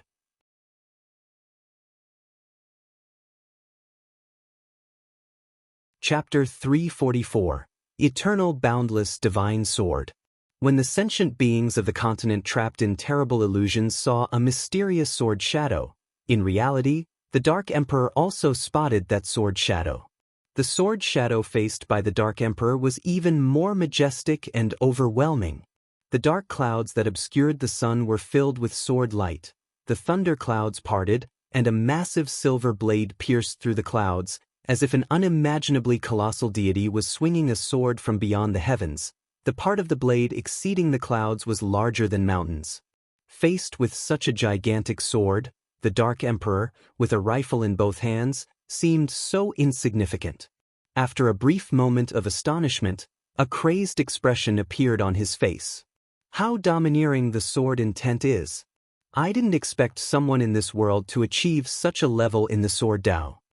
The Dark Emperor said with a laugh, his voice as loud as thunder. His momentum skyrocketed, and his rifle burst out with terrifying black flames. As soon as his words ended, he gripped the rifle with both hands and thrust forward violently. With that thrust, the clouds in the sky instantly burst apart, and the gigantic and mysterious sword shadow was completely revealed. It was a sword shadow larger than any mountain range in the world, its hilt seeming to be housed in the outer universe, delivering a strong visual impact. Boom! The violent black flame, like a sea dragon, collided with the shocking sword shadow, and almost instantly, the sentient beings on the continent awoke. Before their eyes was a mysterious sword shadow tearing apart illusions, pulling them back to reality. They instinctively looked up, and then saw a scene they would never forget in their lifetimes. A silver sword shadow floated in the sky, of unimaginable vastness, indescribably colossal. In Mystic Valley, Guan and his disciples looked up at the sword shadow in the sky together. The eternal boundless divine sword. This was the enhancement from the boundless sword of suppressing the stars. This was also the first time Guan used this swordsmanship. Standing among his disciples, his face showed a shocked expression, making it difficult to associate him with the sword shadow in the sky. The divine sense of the nine-fingered divine lord had disappeared, evidently also diverted by the scene above. With a focused gaze, Guan caused the eternal boundless divine sword to burst out with dazzling light, overshadowing all things under heaven and earth. Then, with an unstoppable force, it dispelled the black flames and attacked the Dark Emperor. The Dark Emperor's face drastically changed. He used his divine skills at that moment. His body transformed into black mist. The eternal boundless divine sword rolled over, the black mist dissipating, gone in an exceedingly short time. Outer heaven. Within the dim starry sky, the Dark Emperor appeared out of thin air. He turned to look toward the distant great heavenly spirit land, his face showing an expression of fright. This sword intent actually contains powerful causality forces. The Dark Emperor was secretly shocked. Thankfully he possessed profound divine skills, breaking free from the suppression of the sword intent in an instant, escaping to the universe. He suddenly realized something and instinctively looked up, his eyes bulging. He saw the eternal boundless divine sword appearing right above him, rapidly descending toward him. In fear, he hurriedly used his divine skills again, but wherever he went, as long as he looked up, he could see the eternal boundless divine sword, each teleportation bringing it closer to him. The Dark Emperor felt the despair that the sentient beings of Taizong continent had felt earlier, but even more intensely. It was like an inescapable destiny. Meanwhile, in the eyes of the continent's sentient beings, the eternal boundless divine sword mysteriously disappeared, but fierce winds kicked up, the forests swayed like waves, and the mortal spirits raised their hands to cover their faces. After the tumult subsided, the sentient beings looked up, only to see the phenomenon of blood light in the sky dispersing. At first glance, it appeared as if dusk was setting. After a brief silence in Mystic Valley, the disciples cheered in unison. The entire supreme sect was like a pot exploding, the roaring noise trembled the heavens. Was that sword just now? Wasn't I dreaming? How vast was that sword intent? The sword Tao can actually reach such levels? Did you see a black shadow? I seem to have been dragged into the illusion realm just now, then I saw a sword save me. I saw that too, I felt the same way. It must be sword Venerable Fu Dao. Only he could possess such sword intent. He has saved us once again. Disciples from various cities of the Supreme Sect were all greatly exhilarated. The divine skills of the Dark Emperor made everyone feel his terror, and because of this, they were amazed and surprised by the power of sword Venerable Fu Dao. Just the spectacular sword shadow that appeared earlier was enough to overturn the sentient being's understanding of the sword Dao. Just how strong was sword Venerable Fu Dao? How far does the end of the sword Dao reach? Gu En also excitedly discussed with his disciples until a prompt appeared before him. You have successfully seized 207,632 years of lifespan from the Dark Emperor, Dao Void Mysterious Immortal Realm Second Layer. Gu En could seize 1 to 2% of an enemy's lifespan, signifying the Dark Emperor still had over 2 million years of lifespan. How long could a Void Mysterious Immortal live his maximum? Gu En felt pleased. The first time he deployed the eternal boundless divine sword, the effect was satisfactory. This also proved the results of reincarnation evolution. He comprehended the rule forces, then condensed his own rule forces, injecting them into his divine skills, making them more mysterious. Once the eternal boundless divine sword was unleashed, it locked onto the Dark Emperor's causal aura. Wherever he fled, the eternal boundless divine sword would follow, unless the Dark Emperor could dissipate the causality. Unfortunately, in such a short period, even if the Dark Emperor had means to dissipate causality, it was too late to discern the reasons. Gu En could sense that there was another Dao Void Mysterious Immortal watching from afar. He chose not to direct his gaze there. Soon, that mysterious immortal left. After instructing the disciples of Mystic Valley with a few words, Gu En returned to the Third Medicine Valley, where it was bustling with excitement as everyone excitedly discussed the recent spectacle. Gu En stepped down from the transmission array platform and saw Shen Xinzi in the distance, gazing blankly at the sky, lost in thought. Yu Yingying, holding Long Qing, walked over quickly. She approached Gu En, excitedly saying, "Did you see just now? Sword Venerable Fu Dao's sword Dao is unbelievable. That sword felt like it flew in from beyond the heavens." She grew more excited as she spoke, becoming even incoherent toward the end. Long Qing spread his arms, gesturing how immense the heavenly sword was earlier. Gu En also acted very excited, even describing the sensations he experienced while in the illusion realm. However, he was pondering another matter in his mind. That was about Heavenly Prison. The reason the Dark Emperor came here was because the people of Heavenly Prison released heavenly demons into Taizong continent. This matter was unlikely to end here. I wonder what the origin of that dark shadow just now was. Will he come again? I hope sword Venerable Fu Dao has already annihilated him. Yu Yingying spoke anxiously, and Gu En could only comfort her by trusting sword Venerable Fu Dao. He was also unclear about the origins of the Dark Emperor, but could be sure that the Dark Emperor had no blood relations with the Long family, no causal connections whatsoever, and importantly, the Dark Emperor's true form was not of the human race. After chatting for a while with Yu Yingying, Gu En finally excused himself, then went on to talk briefly with an Xian, Ji Xiaoyu, and others. The impact of this battle was bound to last a long time. In unseen distant places, many great cultivators peaked at this battle. The power of sword Venerable Fu Dao shocked countless people. Wiping out the Great Cold Demon sect had already spread the name of Sword Venerable Fudao into the sight of the great sects, but for the great sects, Sword Venerable Fudao was at most a formidable figure. Now it was different. The aura of the Dark Emperor shocked the entire great heavenly spirit land. His terrifying aura was incomparable even to the entire Great Cold Demon sect combined. Every being that had reached the carefree primordial immortal realm witnessed the process of the Dark Emperor's demise. Being able to slay an existence of the seventh layer of the immortal path, Sword Venerable Fudao's Tao level was immeasurably deep.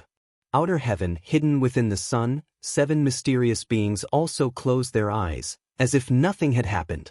In a palace bathed in flickering firelight, 2 figures stood beside a small pool, silent. The pool reflected the universe scenes, with faint wisps of swirling black mist visible. One of them, a man in a black robe wearing a dragon bone crown, looked upset, gritting his teeth and said, "This is troublesome. Sword Venerable Fudao is so formidable, it's impossible to hide Heavenly Prison's actions from him. He will trouble me sooner or later." He turned to look at the person beside him, his eyes filled with anger. Qing Songzi took a deep breath and said, "The Holy King is surely aware of this matter. Let us choose to protect ourselves wisely." He was the domain master of the main city of Broken Sea Domain, and the Taizong continent was also under his jurisdiction. At this moment, Qing Songzi, who controlled the lives of his entire domain, had a pale face. His hands clenched within his sleeves, he tried to appear composed. Seeing the Dark Emperor being exterminated, he felt like the sky was falling. He turned and left. The man in the black robe said sternly, "If Sword Venerable Fudao comes looking, I can only reveal the existence of the Holy King. I couldn't possibly hide this matter with my Tao level. You'd better pray that Sword Venerable Fudao does not come looking." Qing Songzi left those words and disappeared on the spot. The man in the black robe watched the direction he left, unable to contain his anger, causing the entire palace to tremble. Under the dazzling starry sea, an island quietly suspended, small in size, featuring a center area cleared of vegetation, paved with white jade. One after another, figures appeared on white jade square, all radiating strong light in various colors, barely able to discern their shapes, their faces blurry, only their eyes clearly visible. They gathered together, no one spoke, the atmosphere somber. "Holy Minister, was it your idea to let the dark beings in?" a large figure asked coldly. The others turned their gazes toward the Holy Minister, who radiated golden light, appearing like an immortal, his aura vast. Facing the questioning, Holy Minister calmly said, "There are too many heavenly demons within the realms. They use reincarnation to hide their identities. You should be aware of the looming calamities accumulating within the silent destruction domain. I was planning for the future which led to this regrettable decision." The others also spoke up. The intention was good, but the dark beings are too violent, indeed difficult to control. That guy must be the Dark Emperor. His escape technique is extremely refined, hard to capture. Didn't expect him to still die.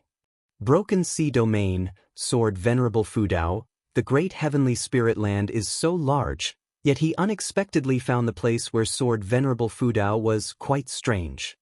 Indeed, each time Sword Venerable Fudao strikes, it seems as if he is protecting himself. If the Dark Emperor specifically came for him, why involve 2 continents? Holy Minister, it seems someone is using you to scheme against Sword Venerable Fudao. The Holy Minister, glittering in golden light, had a glint in his eyes, radiating coldness.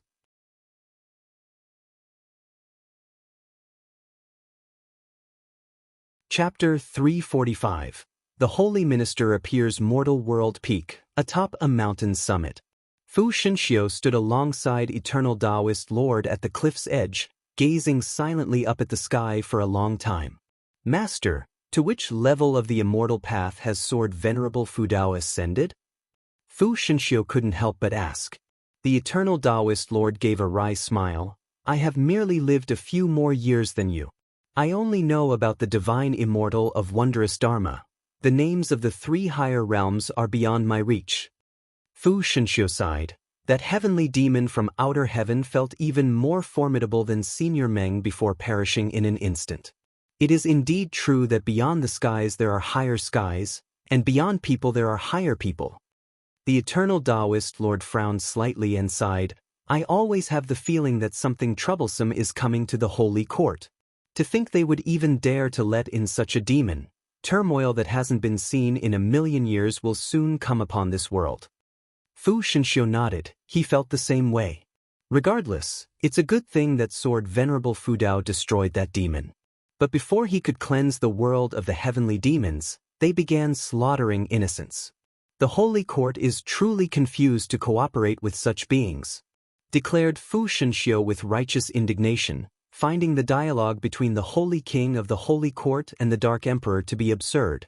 When did the holy court become like this? The eternal Taoist Lord said no more. There were things he couldn't speak aloud. At this moment, not only was Mortal World Peak discussing this matter, great cultivators from Qi fortune sects and dynasties across the land, and even within the Immortal dynasty, were engaging in debates about it. The influence of this event was fermenting swiftly. As summer turned to autumn. Inside Third Medicine Valley, Guwen sat at a table while Shenzhen sat across from him, excitedly discussing something. Months had passed, and the great battle between Sword Venerable Fu Dao and the Dark Emperor had not been forgotten by time. Rather, it had become increasingly significant. It said that the heavenly demon from outer heaven was invited by the holy court. TSKSK. Indeed, this world's a dark place where no fresh news can be found. Whether it's the Dao Tian sect, Supreme sect, Seven Stars Spirit Realm, or the Holy Court, they all have their dark secrets, said Shenzhen, dripping with sarcasm. Guwen responded helplessly, My dear grandmother, can you please not say these things out loud? Those cultivators are as powerful as immortals. Aren't you afraid of being overheard? What's the difference if they hear? Now everyone's spreading that the heavenly demon was invited by the Holy Court. They say 8 continents' creatures have been devoured by the Dark Emperor. What a sin! Exclaimed Shenzhen indignantly. Guwen reminded, criticize all you want but make sure you don't write this down or illustrate it. Shenzhen rolled her eyes at him and said irritably, Do you think I'm that foolish? Plus, I don't possess that strong a sense of righteousness. I just can't stand the Holy Court claiming to be just and using the holy name, only to do such things. At this moment, chess players in the valley below were also cursing the Holy Court. Guwen sensed the whiff of conspiracy. How could the Holy Court, with all its capabilities, allow public opinion to swell to such an extent? As if the Holy Court wouldn't care about face, that was even less possible. From the attitude of the great Nether Saint King, one could see that what the Holy Court cared most about was their reputation. Reputation might seem ethereal, but when it reached a certain level, it could influence the Qi fortune of a person or a faction, and one could even predict the public opinion of a power based on the rules of heaven and earth. Of course, whether the Holy Court was good or bad depended on what kind of existence Shengtian was. As Guwen reflected, he decided to make a trip to Heavenly Prison. Regardless of whether the external rumors were a conspiracy or not, he had some vengeance to claim. An ancient hour later, after Shenzhen had left, having vented her feelings, Guwen saw her downstairs. After she departed, he headed towards the teleportation array. Atop the grand hall, flames flickered. A man in a black robe sat on a throne with a furrowed brow and an uneasy mind, as 2 small dragon souls emerged from the dragon bone crown on his head, entwining each other. Months had passed since the fall of the Dark Emperor, yet Sword Venerable Fu Dao hadn't come to kill his way into Heavenly Prison, not bringing him any relief but instead increasing his anxiety, giving him an ominous feeling of impending disaster. Heavenly Prison was a minor heaven and earth, well concealed, but for a great power like Sword Venerable Fu Dao, no hiding place would suffice. Suddenly, the man in the black robe felt his shoulder being clutched, his heart skipped a beat, and he instinctively opened his eyes. In the corner of his eye, his pupils dilated, and he felt as if he had tumbled into an abyss, his limbs icy cold. Beside him stood a figure enshrouded in dark purple demonic qi, whose real form he could not discern despite his high cultivation level. soared Venerable Fudao. Guan looked down upon him and cast a lifespan detection. Demon Soul Master, 8th floor of Carefree Primordial Immortal Realm 590, 328/800, 000/1, 500, 000. Guan spoke slowly. Having lived for more than 500,000 years, you've not had it easy. Will you confess willingly, or must I do it myself? His voice, altered, was harsh and carried a chill that terrified the Demon Soul Master. The Domain Master of Broken Sea Domain, Qing Songzi, came to me. He claimed it was arranged by the Great Nether Saint King to allow a batch of heavenly demons into Taizong continent. It's the Holy King. I could not decline. I am merely a pawn. I bear no grudges against you, Senior. Please, spare me. The Demon Soul Master bit his teeth and spoke, filled with fear. Guan looked up, his gaze towards the top of the hall. His left hand still pressed on the Demon Soul Master's shoulder. Following Guan's vision, a streak of golden light appeared atop the grand hall, as if space had split open. The light quickly expanded, and a figure stepped out from it. The person was bathed in golden light, so even Guan couldn't see the true form. Guan threw another lifespan detection at the newcomer. Holy Minister, 9 layers of divine thought, true immortal 0/0/0, no lifespan? It's not the true form. The Demon Soul Master also saw the figure of the Holy Minister, his eyes filled with panic. He had never seen the Holy Minister before, but such an emergence was not favorable for him at this time. The Holy Minister spoke, I can depose the Great Nether Saint King. His first statement caused the Demon Soul Master's complexion to shift drastically. Such audacity! Within the Holy Court, only 2 entities had the power to depose a Saint King. No matter which it was, the Demon Soul Master dared not provoke. Guan asked, Who might you be? The Holy Minister replied, I am the Holy Minister of the Holy Court, overseeing the entire court. The coming of the Dark Emperor was my idea, originally intended to eradicate the heavenly demons of the mortal world. However, I did not anticipate such a preposterous outcome. Guan didn't expect the Holy Minister to admit to this so readily. For a moment, he couldn't discern the Holy Minister's true intentions.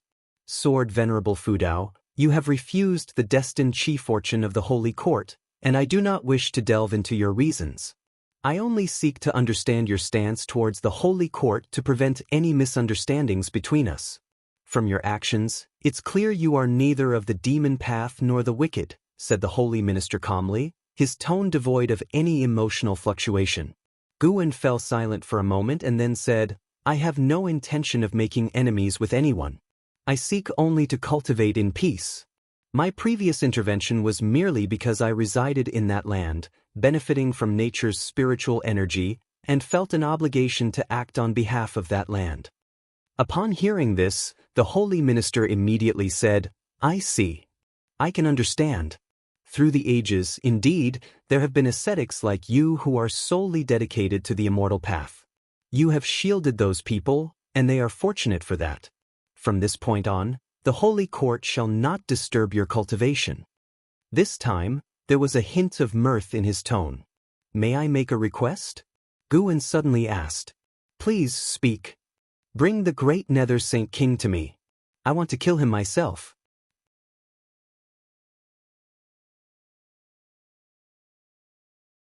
Chapter 346, Holy Sword, 3rd Grade Heavenly Position, I must kill him myself. The words of Guan echoed in the great hall, the flickering flames growing more intense, as if startled by his declaration. The Punisher of Demon Souls, held by the shoulder with one hand by Guan, listened with secret alarm. Despite the overtures of goodwill from the Holy Minister, Sword Venerable Fudao was still so overbearing, a clear sign of a character that brooked no defiance. The Holy Minister fell silent upon hearing these words. Guan was not in a hurry, waiting for the response from the Holy Minister. He was not blinded by hatred. He wanted to use this opportunity to show the Holy Court his boundaries and to prove that his target was solely the Great Nether Saint King. The Saint King of the Holy Court is held in high esteem. Even in death, It should come at the hands of the holy court personally, the holy minister said without a trace of mirth. The punisher of demon souls grew tense at once. If these two were to fight, both he and the heavenly prison would suffer the consequences. Amassing his thoughts, the holy minister's tone shifted. If Taoist friend is willing to join the holy court, I will personally offer up the great Nether Saint King. You need not accept the chief fortune fruit position. Simply joining the holy court in name will suffice. Normally, the holy court will not assign you any tasks.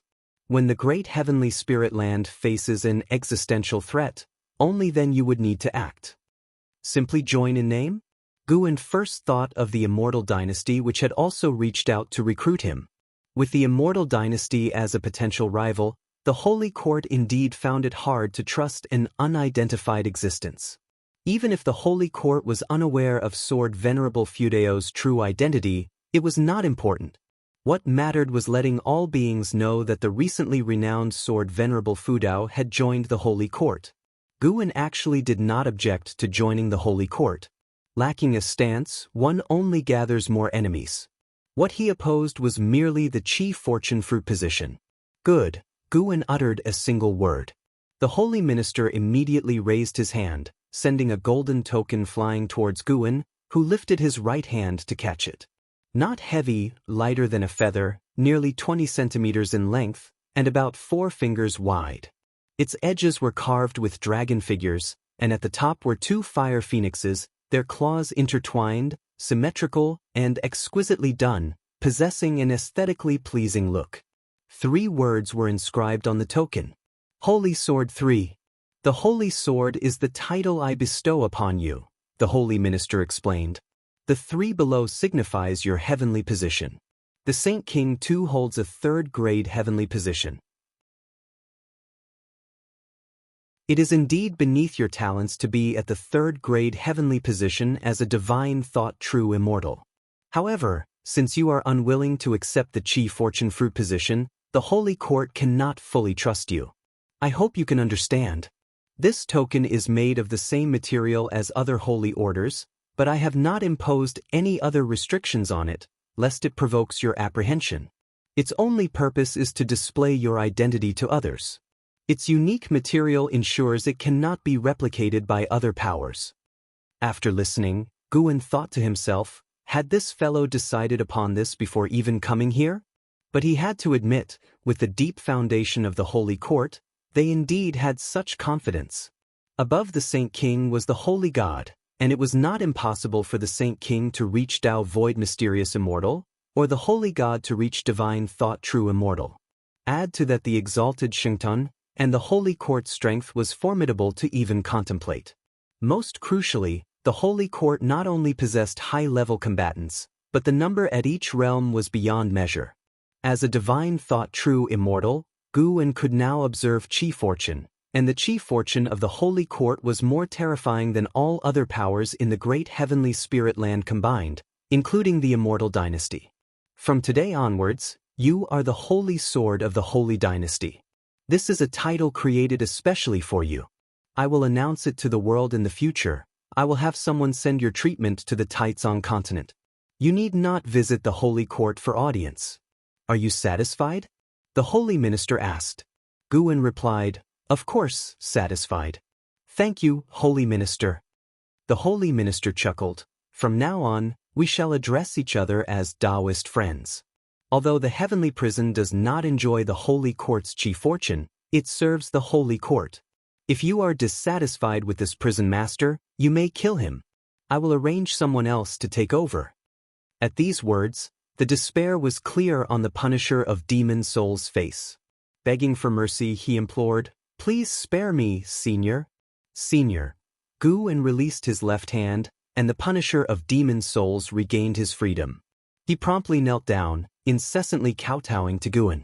The carefree primordial immortal was in such a wretched state, lacking any of the demeanor expected of him. Let him continue as he was, Guan stated. The holy minister smiled and transformed into a golden light that contracted and disappeared into thin air. The punisher of demon souls, overjoyed, continued to bow and thank Guan, do as you see fit. With that parting remark, Guan vanished. Lifting his head to find Guan gone, the Punisher of Demon Souls sighed in relief. Great Nether Saint King, even you have met your day. The Punisher of Demon Souls thought of the fate awaiting the Great Nether Saint King and couldn't help but feel secretly thrilled. He was deeply grateful to Guan. The words of the Holy Minister had clearly been an abandonment, and under such circumstances, Sword Venerable Fudao had still spared his life. How could he be anything but thankful? He vowed to please Sword Venerable Fudao from now on. This might be an opportunity. Guan returned to Mystic Valley, settling beneath the green vine tree in the 8 scenic caves. He took out the Holy Order, musing thoughtfully. He had checked the Holy Order. It truly held no traps, not even qualifying as a magic artifact. He had to say, the Holy Minister was quite sincere. Even though Guan didn't fully agree with the Holy Minister's methods before, he had now been successfully recruited. That the Holy Minister had climbed to his position was no coincidence. But Guan didn't want to get too close to the Holy Minister. Agreeing to join the Holy Court was merely to reduce trouble. The Holy Minister's 9th-level divine thought true immortal realm also pressured Guan. Guan didn't want to test his combative abilities at the same realm. He preferred to fight from a higher realm against a lower one. Next, he had to vigorously accumulate lifespan and break through to the 9th level of the immortal path. Being weaker than others made Guan insecure. With the actions of the Holy Court, they could become foes at any moment. Under this premise, Guan had to strive to strengthen himself even more. The green vine tree seemed to sense Guan's mood, extending 2 vines to gently massage his shoulders. Guan closed his eyes and began to relax. Now, he just needed to wait for when the Holy Minister would send the Great Nether Saint King. If the Holy Minister truly intended to forsake the Great Nether Saint King, he likely wouldn't go down without a fight. There was an interesting show to look forward to. It was only when night fell that Guan returned to the 3rd Medicine Valley. The autumn night sky was strewn with stars, dazzling like a painted scroll. Guan stood below the tower, appreciating the moonlight. Long Qing ran to him, arms wide, asking to be held. Guan picked up Long Qing, laughing. How big you are now, still asking to be held, are you still a little man? 5-year-old Long Qing, wearing a refined blue robe and with a lovely face bright with playful eyes, heard Guan's words and pulled at his eyelids and stuck out his tongue, saying, I don't care, I want Master to hold me. Guan couldn't help but squeeze his little nose, feeling that an Exen was raising him with a hint of femininity. Master, have you ever been to the stars? Long Qing suddenly pointed to the night sky and asked. Guan casually replied, No, do you want to go? I do. Just a few nights ago, I dreamt that I was flying among the stars, Long Qing said, his face full of longing. Guan patiently chatted with him, but his thoughts drifted to Long Xian and Lu Qiuxian when they were young. Chu Lu had children too, but alas, just a year after the child was born, Chu Lu was crushed by the Black Profound Emperor. Guan possessed these memories and felt the emotions within them, but he didn't get caught up in those attachments. After all, those memories from 3 lifetimes ago were far removed from his current life. Guan always believed that his present self was truly him, and reincarnation evolution was just a way to become stronger. He was the original, and the others were merely his projections. Maybe at a certain realm, he would need to go through reincarnation as a form of practice, like Ji Xiaoyu. As Guan was lost in thought, he suddenly sensed the presence of Tao Void mysterious immortal erupting from afar. Focusing his gaze, he saw a Tao Void mysterious immortal flying out from the Holy Court and swiftly headed into the universe. However, an immense void hand emerged from the darkness above the universe, capturing the Tao Void mysterious immortal at a lightning-fast speed. The Tao Void mysterious immortal had almost reached the edge of the silent destruction domain, just shy of escaping into it. Guan could tell that the void hand was transformed from divine thought. The Holy Minister. This void hand's aura was precisely that of the Holy Minister he had seen before, only stronger. After capturing the Tao Void mysterious immortal, the void hand vanished along with the trace of the Tao Void mysterious immortal. Guan noticed many powerful divine senses probing from within the great heavenly spirit land, including divine thought, true immortal's divine senses, originating only from two locations, the Holy Court and the Immortal Dynasty. Indeed, the world still hid many great powers. Guwen mused silently, fortunate that he had not offended too many, as every breakthrough was shielded by a lifespan barrier, otherwise, he would have been crushed long ago. A Tao void mysterious immortal publicly captured. Guwen seriously suspected it was an intentional display by the holy minister, wishing to showcase his own strength. Otherwise, that Tao void mysterious immortal would have had no chance to escape the holy court. Guwen felt apprehension and refrained from further thought, let alone powers without a Tao void mysterious immortal realm old monster at the helm. Of course, those who were aware of this battle were at least divine immortals of wondrous dharma. Carefree primordial immortal could sense the earlier aura, but definitely couldn't keep pace with the speed of Tao void mysterious immortal, probably oblivious to what had occurred. Guwen withdrew his divine sense and carried Long Qing upstairs. Listening to the little guy recount his dreams, Guwen found it abstract and amusing.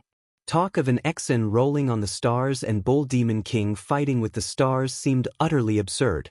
5 days later, Guwen returned from Nianchu Cave to the Third Medicine Valley. In high spirits, he started discussing Journey to the West with Shen Xinzi. Shen Xinzi already knew that Journey to the West was written by Guwen, although Guwen claimed that he heard it from others, combined with his own dreams, which made Shen Xinzi more reverent towards Journey to the West.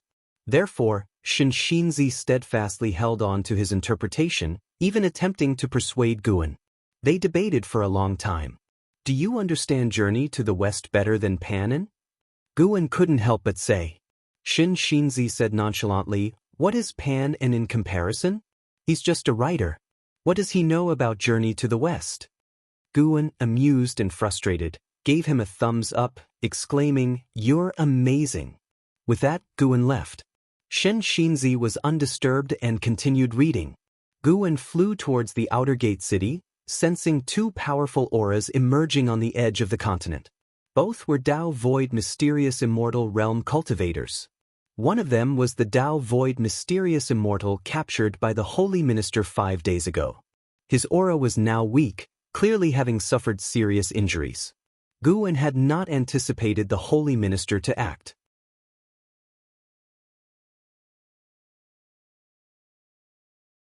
Chapter 347. Are you higher than the unification realm? Atop a cliff stood two figures, one of whom was the white-robed man who had previously conversed with the Dark Emperor. The other person, disheveled and with torn red garments, had his hands bound with iron chains. His back was plastered with talisman papers that fluttered as the sea breeze blew, unsettling his long and messy hair. Wandering Holy King, what thoughts cross your mind upon witnessing my plight? Asked the man in chains, his expression indifferent and his gaze as deep as a secluded well. The white-robed man acknowledged as the wandering Holy King replied without a trace of emotion, I am even more grateful. Tao void mysterious immortal is extremely powerful, and your position is high, Holy King. However, the higher you stand, the more careful you must be in your actions, because you have more enemies. Upon hearing this, the great Nether Holy King closed his eyes and a smile appeared on his face. The great Nether Holy King raised his arms slightly, causing the chains to shake with a crisp sound. How do you know that your circumspect choices are correct? Watch, the Holy Minister surely harbors even bigger schemes, laughed the great Nether Holy King with a carefree demeanor, having come to terms with life and death. The wandering Holy King sensed something and instinctively turned his head, his expression suddenly unnatural. They saw a figure shrouded in dark purple demonic chi appear behind them. Sword Venerable Fudao. The wandering Holy King felt an immense pressure rushing towards him, reminiscent of facing the Holy Minister or Holy God. At that moment, he understood why the Holy Minister held Sword Venerable Fudao in such high esteem. He immediately clasped his hands in a formal salute and said, I have seen the Holy Sword. Upon hearing these words, the great Nether Holy King's figure trembled slightly. He appeared composed, but how could he not be tense when facing life and death? Wandering Holy King, Dao Void Mysterious Immortal Realm Level 4 1740982/600000/7500000. Great Nether Holy King, Dao Void Mysterious Immortal Realm Level 215804442/400000/50000000. Guan looked at the lifespans of the two and was inwardly pleased. The lifespan of a Dao Void Mysterious Immortal could reach several million years.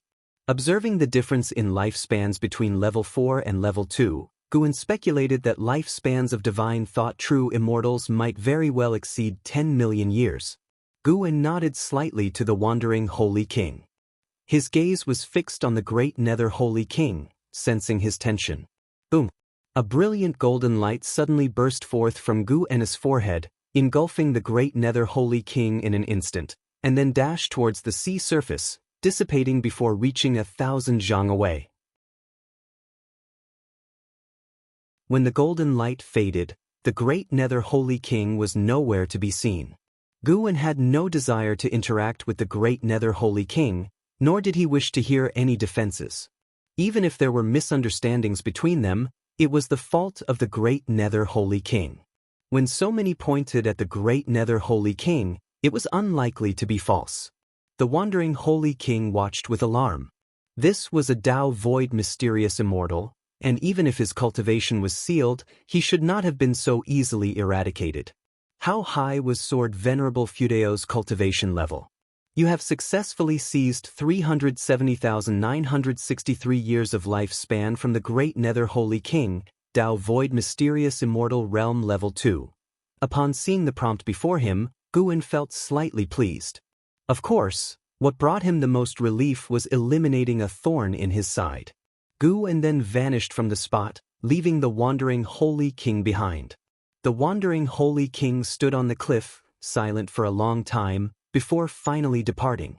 A Holy King who had stood above all fell just like that, causing a significant psychological impact on the wandering Holy King, who was also a Holy King.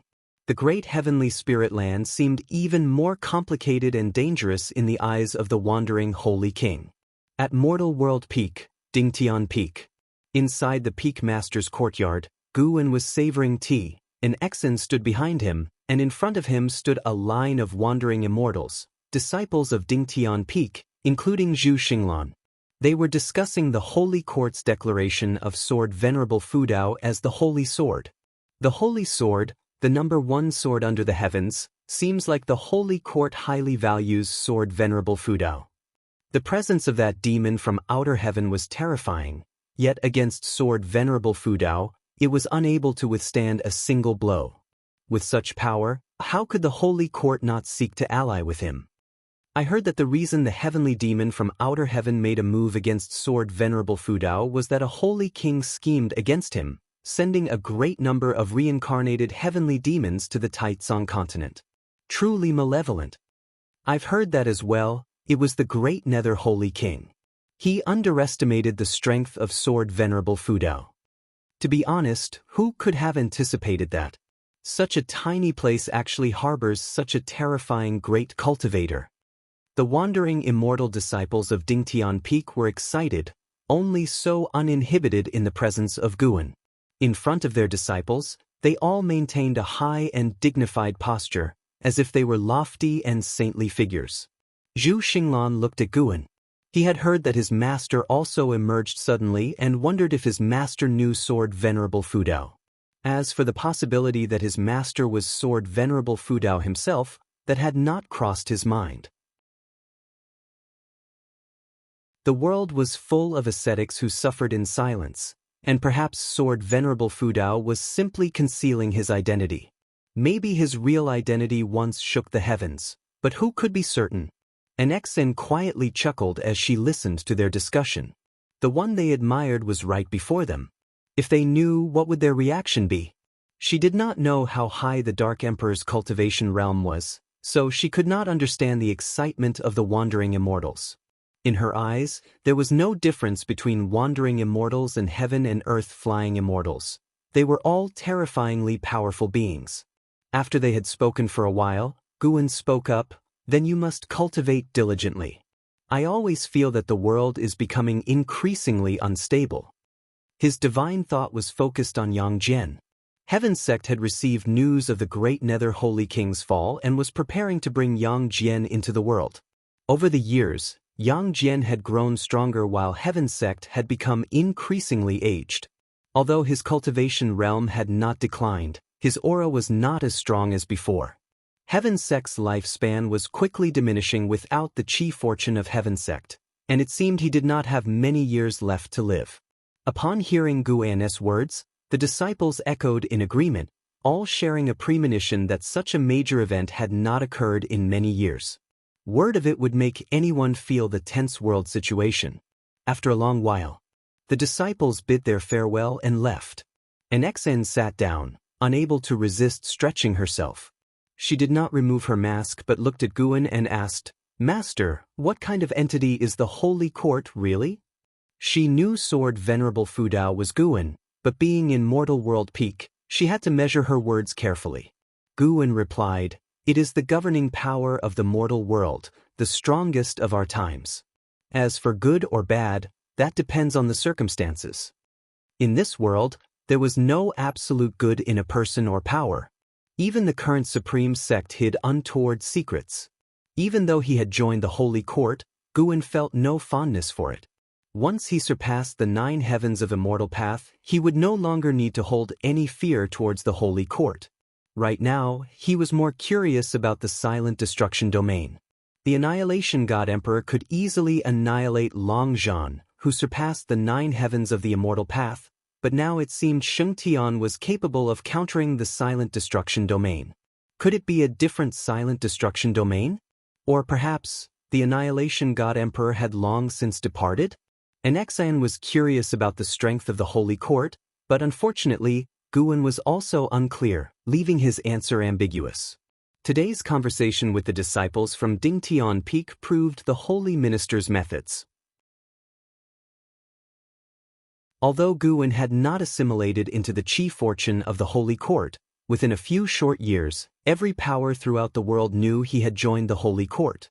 No matter his personal feelings, from now on he was openly aligned with the Holy Court. The enemies of the Holy Court might also target him. Did the Holy Court have enemies? Of course there were. The Immortal Dynasty covetously eyed the realm from within, and infinite heavenly demons from beyond watched intently. He only hoped none would disturb his tranquil life. After chatting for a while, Guan stood up and said, "It's time to test the results of your cultivation. Don't let yourself be surpassed by Long Qing later on." Upon hearing this, an Xen quickly rose to her feet. Long Qing had been taken care of by her until he was 4, but after that, the boy constantly followed Yu Yingying, leaving her with a sour taste. She couldn't let that child surpass her. Today, after hearing of many significant events in the world, Enzin's fighting spirit was kindled. With such a master guiding her, why couldn't she carve her own place in the world? She did not realize her mindset was beginning to shift towards an house. Seasons changed and 8 years passed. The 13-year-old Long Qing was running through Medicine Valley, swift as a cheetah, chasing a corpulent white-furred rat that resembled a pig. His gaze was sharp, his features handsome, and his long hair tied like a girl's, eliciting laughter and teasing from the disciples along the way. After running for a long time, he stopped in a secluded spot, propping his hands on his knees, panting heavily. "Stupid rat, why are you so fast? Did I never push you to your limit before?" Long Qing muttered, frustration evident on his sweat-drenched face. Just then, footsteps approached, and Long Qing turned to look, quickly standing up in respect. He brought his hands together and bowed deeply to the newcomer. Seeing his gesture, Shin Shinzi couldn't help but chuckle. "You want to catch up with it? How about taking me as your master?" Shin Shinzi approached and asked with a smile.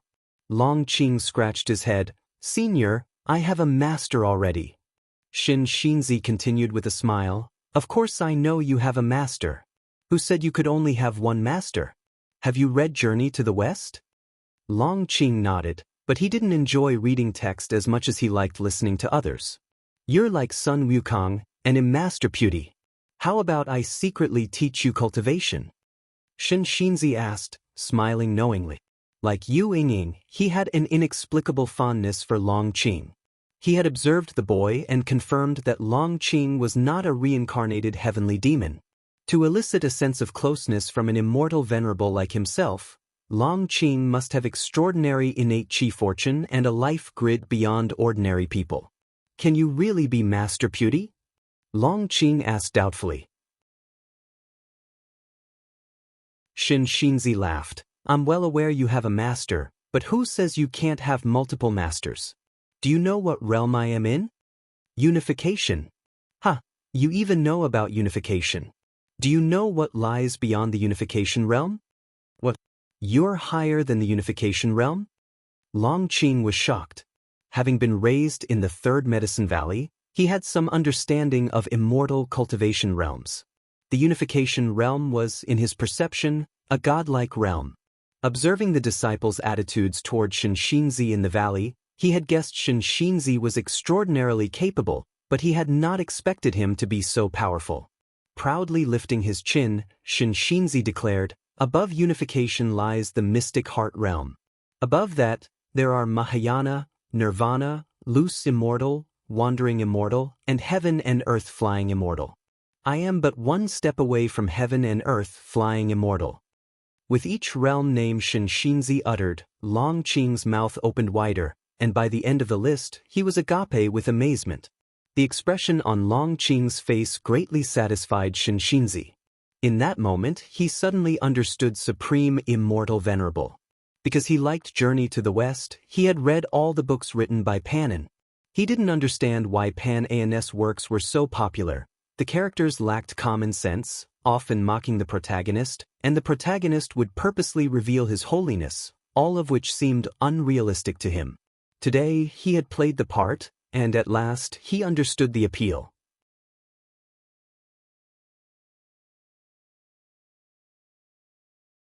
Chapter 348. Studying the deification. As Shinzi secretly admired Pan's understanding of the human heart, Long Qing couldn't help but ask, if you are so powerful, why do you stay in Medicine Valley? Shinzi smiled gently and said, I am not from the Supreme Sect. I just like the atmosphere here and want to stay for a few centuries to clear up the confusion in my heart. A few centuries? Long Qing's look at Shinzi changed, and he began to believe Shinzin's words. You say you are a wandering immortal. How can you prove it? I am not a child.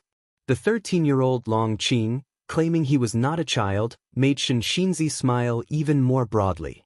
Shinzi grabbed Long Qing's shoulders, and without waiting for Long Qing to react, he leaped into the air. The world blurred before Long Qing's eyes. He instinctively closed them, and when he opened them again, he was stunned by the sight before him. He had actually come to the heavens. Below was an endless sea of clouds, and above, the sky was filled with stars, as though nested in the night, except these stars shone brighter and were more numerous. Densely packed, more so than the flowers and plants in the valley. Long Qing opened his mouth wide, his bright eyes sparkling with an unusual gleam. With a sky full of stars overhead, Long Qing's view of the world seemed infinitely larger. He twirled around on the spot, not even realizing there was no ground beneath his feet. Shinzi stood by, smiling. Suddenly, he understood Master Beauty's feelings. No wonder Guan said Master Beauty was very fond of Sun Wukong. Long Qing turned several times, then suddenly realized he was suspended in midair, and quickly grabbed onto Shinzin's robe sleeve in fright. Is this the heavens? He asked Shinzi, full of anticipation. Seeing the boy's fearlessness, Shinzi held him in even higher regard. Shinzi replied, correct, we are extremely far from the ground. With the speed you chased the white spirit rat before, it would take at least 20 years to reach here.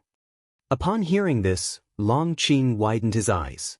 He instinctively looked down, seeing only a thick sea of clouds, but when he looked into the distance, he saw a shade of blue, unclear what it precisely was. He looked up again and pointed at a shooting star, asking, what is that? Shinzi looked up and answered, that is a heaven and earth flying immortal returning very far from us.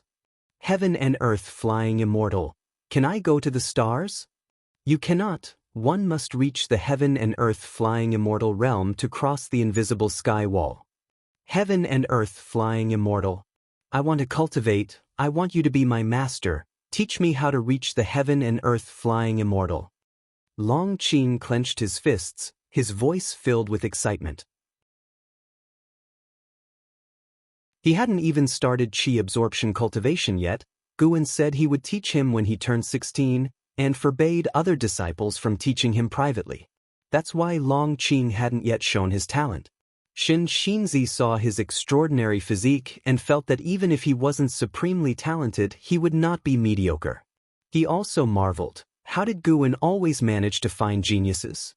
Like the nine-fingered divine lord, he suspected that Guan had a powerful backer. What sort of powerful figure that even he couldn't detect? It could be Sword Venerable Fudao or possibly other great cultivators, as the current supreme sect was full of hidden great cultivators, even beyond his understanding. In any case, hearing Long Qing's words, Shen Xinzi was very pleased. He smiled kindly and said, reaching the heaven and earth flying immortal realm is very difficult. Are you willing to dedicate yourself to cultivation?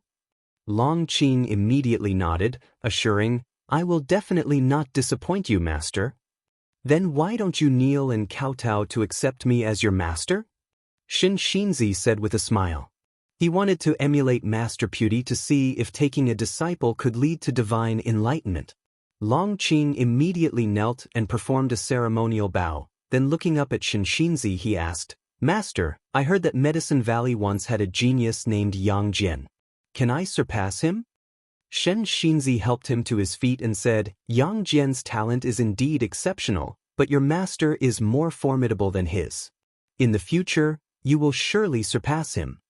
Upon hearing this, Long Qing's face lit up with an enthusiastic smile. Meanwhile, in the loft, Guan, who had been reading, smirked. Surpass Yang Jian? It's certainly not impossible, but in the coming century, Guan thought to himself, looking forward to the expression on Shenzhen's face after he starts teaching Long Qing cultivation. With Shenzhen's Tao level, how could he help Long Qing unlock the path of returning primordial spirit?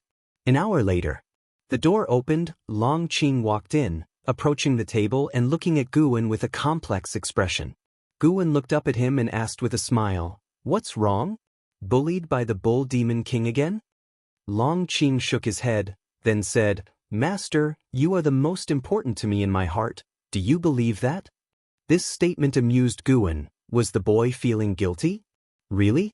Well, see how you honor me in the future, Guan said leisurely, his eyes returning to the book in his hands. Long Qing earnestly responded, I will definitely honor you in the future. Once I become an immortal, I will make the supreme sect respect you.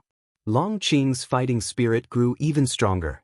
Seeing that Guan did not continue the conversation, he curiously asked, Master, what are you reading? May I take a look? Guan closed the Green Hero travelogue, glared at him and said, If you have nothing else to do, go chop some wood.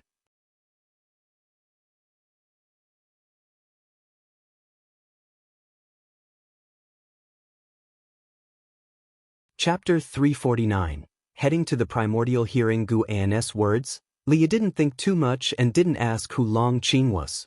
He began to recount his experiences over the years. Guan listened attentively. He occasionally looked at Li but didn't stare constantly. With divine exotic immortal spirit around, Guan could be at ease, confident that if there were any danger not even divine exotic city could stop, divine exotic immortal spirit would inform him right away. After leaving the sea demon domain, Li wandered everywhere. Occasionally he encountered great cultivators coveting divine exotic city, but he always managed to escape unscathed. Unless a heaven and earth flying immortal took action, it was very difficult to take divine exotic city from him. Those who had reached the heaven and earth flying immortal realm and saw Li brazenly deploying the pseudo-immortal path supreme treasure didn't dare to make a move easily. In every aspect, Li seemed to have a significant backing. Who would dare to offend such a person? The higher one's cultivation level, the further one could see. Even if they couldn't deduce Guan's karma from divine exotic city, they could infer that Li had an extraordinary background. To control such a supreme treasure before nirvana, one couldn't do so without a powerful backing, and perhaps Li Ya's backing was hidden within divine exotic city. Over the years, Li Ya had encountered many opportunities, and his cultivation level had grown rapidly. He had now reached the 3rd floor of the Unification Realm. A Unification Realm cultivator over 300 years old was definitely a top-tier genius in the Broken Sea domain. Guan thus marveled at how amazing Xian Tianyi truly was. Comparing the pace of breakthroughs, Li Ya still fell short of Xian Tianyi, and moreover, Xian Tianyi didn't have the pseudo-immortal path supreme treasure by his side. Setting aside and how, Xian Tianyi was indeed the #1 genius in the history of the Supreme Sect. What was most crucial was that Xian Tianyi also wrote books. Judging from the Green Hero travelogue, Xian Tianyi often went on adventures and didn't spend all his time on qi absorption cultivation. Could it be that Xian Tianyi had also achieved enlightenment? Guan suddenly felt that perhaps qi absorption cultivation was the most common and low-level form of cultivation, and that there might be higher forms of cultivation. Of course, it was just a thought. In reincarnation evolution, he could only undergo qi absorption cultivation to consume his lifespan. Guan thus listened to Li Ya's experiences while contemplating cultivation. Suddenly, the door was pushed open and Long Qing tumbled in, startling himself. He quickly got up, but before he could turn around, Guan called out to him. "Come in, and take the opportunity to meet your martial uncle." At Guan's words, Long Qing was overjoyed. He immediately approached Li Ya, saluted, and called him martial uncle. Li Ya sized him up, a smile forming on his face, then he turned back and asked, "Who is this kid?" Guan introduced, "I brought him back from outside. He had just been born at that time." Hearing this, Li Ya understood that this child was different from the disciples outside. Li Ya took out a dagger from his storage bag and handed it to Long Qing, saying with a smile, "Take this dagger as a meeting gift. It's a magic artifact, so don't use it recklessly before you start cultivating." "Thank you, martial uncle," Long Qing said excitedly, clearly very fond of the dagger as he played with it. Li Ya looked at Guan, laughed, and said, "Actually, this kid looks a bit like you." "Nonsense. Really, if you hadn't said anything, I would have thought he was your son." Seeing that Li Ya was serious, Guan suddenly thought of something. Was his appearance in reincarnation evolution the same as now? He thought carefully. After Lu Han had restored his appearance, he did indeed resemble him a bit. As for the previous 3 lives, he rarely looked in the mirror and didn't pay attention. "It might be because I raised him that he looks a bit like me," Guan casually remarked. Long Qing's expression dimmed. Deep down, he was also hoping that Guan was his biological father. Guan beckoned him over to join in and listen to Li Ya's experiences. After Long Qing joined, the atmosphere became even livelier. It wasn't until evening that Li Ya said his goodbyes and left, leaving behind a large pile of medicinal herb seeds. Guan didn't see Li Ya off but instead asked Long Qing about his activities over the past 2 days, wondering why had suddenly been so quiet. Long Qing began to hem and haw in his explanations. Elsewhere, after descending the stairs, Li Ya made his way to where Shinxinzi was standing. He bowed with cupped hands, curious, and asked, "Senior, why are you here?" On his return this time, he felt that the Supreme Sect had changed a lot. Wherever he went, he encountered cultivators whose cultivation levels he couldn't fathom. Even in Medicine Valley, there were many whose cultivation levels were a mystery to him. He felt that the Supreme Sect's growth was even faster than his own. Of course, he was just marveling, not shocked, because his primordial ancestor was still with the Supreme Sect. Compared to his primordial ancestor, his achievements over the years were trivial. Holding the supreme immortal venerable scripture, Shinxinzi looked up at him and said, "I have a connection with this place, planning to stay here for hundreds of years to quietly contemplate the path." Back in the divine exotic realm, Shinxinzi's strength had left a lasting impression on Li Ya. With such a powerful great cultivator taking residence, Guan was naturally safer. He smiled, exchanged a few pleasantries with Shinxinzi, then he took his leave. Shinxinzi watched his leaving figure and suddenly said, "Your chi fortune is off, and you will face a fated calamity later on. Liya turned back to Shinshinzi and nodded with a smile. He didn't continue the conversation but instead leaped up and flew away on his sword. 30 minutes later, Guan followed Longqing downstairs, where Longqing ran off towards the distance, while Guan saw Ji Xiaoyu stepping out of a room. The person earlier, you'd better keep your distance from him. I can sense that he is approaching a fated calamity, said Ji Xiaoyu. Guan frowned and asked, what calamity? He had actually noticed it earlier. There was chi fortune from the Holy Court on Liya, and it wasn't just a smattering but an integration. He guessed that Liya had already obtained the chi fortune of the Holy Court. He peered into Liya's past but could not see how Liya had obtained the chi fortune. The Holy Court's chi fortune was something even he, as a divine thought true immortal, couldn't fully understand. I'm not sure either, but the cultivation technique I practice allows me to sense others' chi fortune and destiny, said Ji Xiaoyu as she shook her head.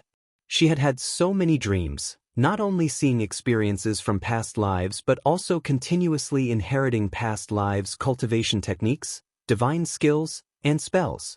Now her cultivation level had reached the Divinity Transformation Realm 8th floor, and her progress was astonishing.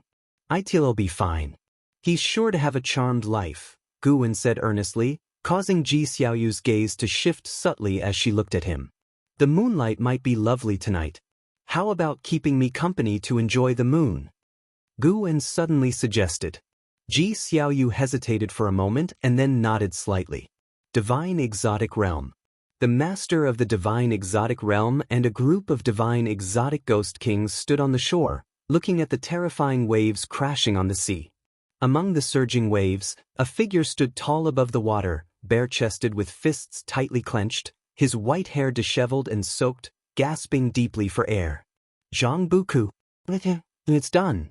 Excitement flashed across Zhang Buku's face. He turned to look at the distance, locking eyes with the master of the Divine Exotic Realm from afar. The master of the Divine Exotic Realm showed a smile, nodding slightly toward him. Boom! The waves exploded, and in almost an instant, Zhang Buku appeared in front of the master of the Divine Exotic Realm, causing the surrounding Divine Exotic Ghost Kings to be taken aback. Such incredible speed! Stealing the 5 elements was secretly shocked. He had watched Zhang Buku grow over the years. The kid's talent was getting stronger. With time, he was sure to become a name that echoed across the heavens. The master of the Divine Exotic Realm looked at Zhang Buku and said, "You have now perfected the most powerful ancient treasure body. It's time to set off." Upon hearing this, Zhang Buku quickly asked, "Master, where exactly do you want me to go?" The master of the Divine Exotic Realm said profoundly, "Go to another great heaven and earth." Great heaven and earth? Zhang Buku was even more puzzled, while the Divine Exotic Ghost Kings had various expressions, each lost in recollection. The master of the Divine Exotic Realm said in a deep voice, "The heaven and earth you were in before is known as the Great Heavenly Spirit Land, and Broken Sea Domain is just a small part of the vast heaven and earth. Beyond that, there are many great heaven and earth realms as vast as the Great Heavenly Spirit Land, existing in ways beyond your imagination. The Divine Exotic Realm is a power that drifts among these various great heaven and earth realms, originating from the silent destruction domain beyond the heavens. As for the silent destruction domain, you will have to understand it for yourself in time. However, know this, the Divine Exotic Realm can lead to different great heaven and earth realms, but those realms are dangerous, and we have limited choices of great heaven and earth to choose from." After listening, Zhang Buku's brow furrowed. He thought of martial Uncle Gu and Liya. He found it hard to let go. Gritting his teeth, he asked, "If I leave, can I still come back later?" The master of the Divine Exotic Realm smiled and answered, "Of course you can return. The clouds pressing down upon us have dispersed. It's just that the great heaven and earth are controlled by the Holy Court, and it's not suitable for us to develop there. We can only send you to other, more chaotic places." Relieved, Zhang Buku pursued the question of which great heaven and earth he would go to. Go to Primordial. There is no absolute order there. It's a place more suited to beings like you to grow. Once you're there, you must be even more careful. That place has the Immortal clan, countless opportunities, but also many dangers, said the master of the divine exotic realm profoundly. Jianghu nodded, his eyes filled with anticipation. A divine exotic ghost king spoke up, "Do we have to go too?" The master of the divine exotic realm nodded, "Just leave one ghost king to maintain contact with the great heavenly spirit land. I wish to stay behind." Stealing the 5 elements immediately volunteered, drawing the gaze of the other divine exotic ghost kings. The master of the divine exotic realm looked deeply at Stealing the 5 elements, who lowered his head, not daring to meet his gaze. "Then you shall stay behind," decided the master of the divine exotic realm. Stealing the 5 elements grinned and thanked him profusely. The winter snow flurried. A figure headed towards the entrance of the 3rd Medicine Valley. He was clad in armor, covered in snow, moving not swiftly through the heavy snowfall but with a steady pace. Underneath the helmet was an aged face, his eyes cloudy. As he looked at the entrance to the 3rd Medicine Valley, his gaze softened slightly. "Who are you?" A female voice sounded as an Exan approached with a bamboo basket in hand. The armored man turned to look, struck by Nzin's grace. She wore a white dress, stepping on the snow-covered ground without leaving any footprints, her entire being emanating an ethereal quality, like a celestial maiden who could ascend at any moment. He bowed and said, "Yen, may I ask if the Valley Master of the 3rd Medicine Valley is still Guan?" An Exan nodded slightly, replying, "You know my master? If so, I can take you to see him." Yen smiled, his expression pensive. "I remember him. He."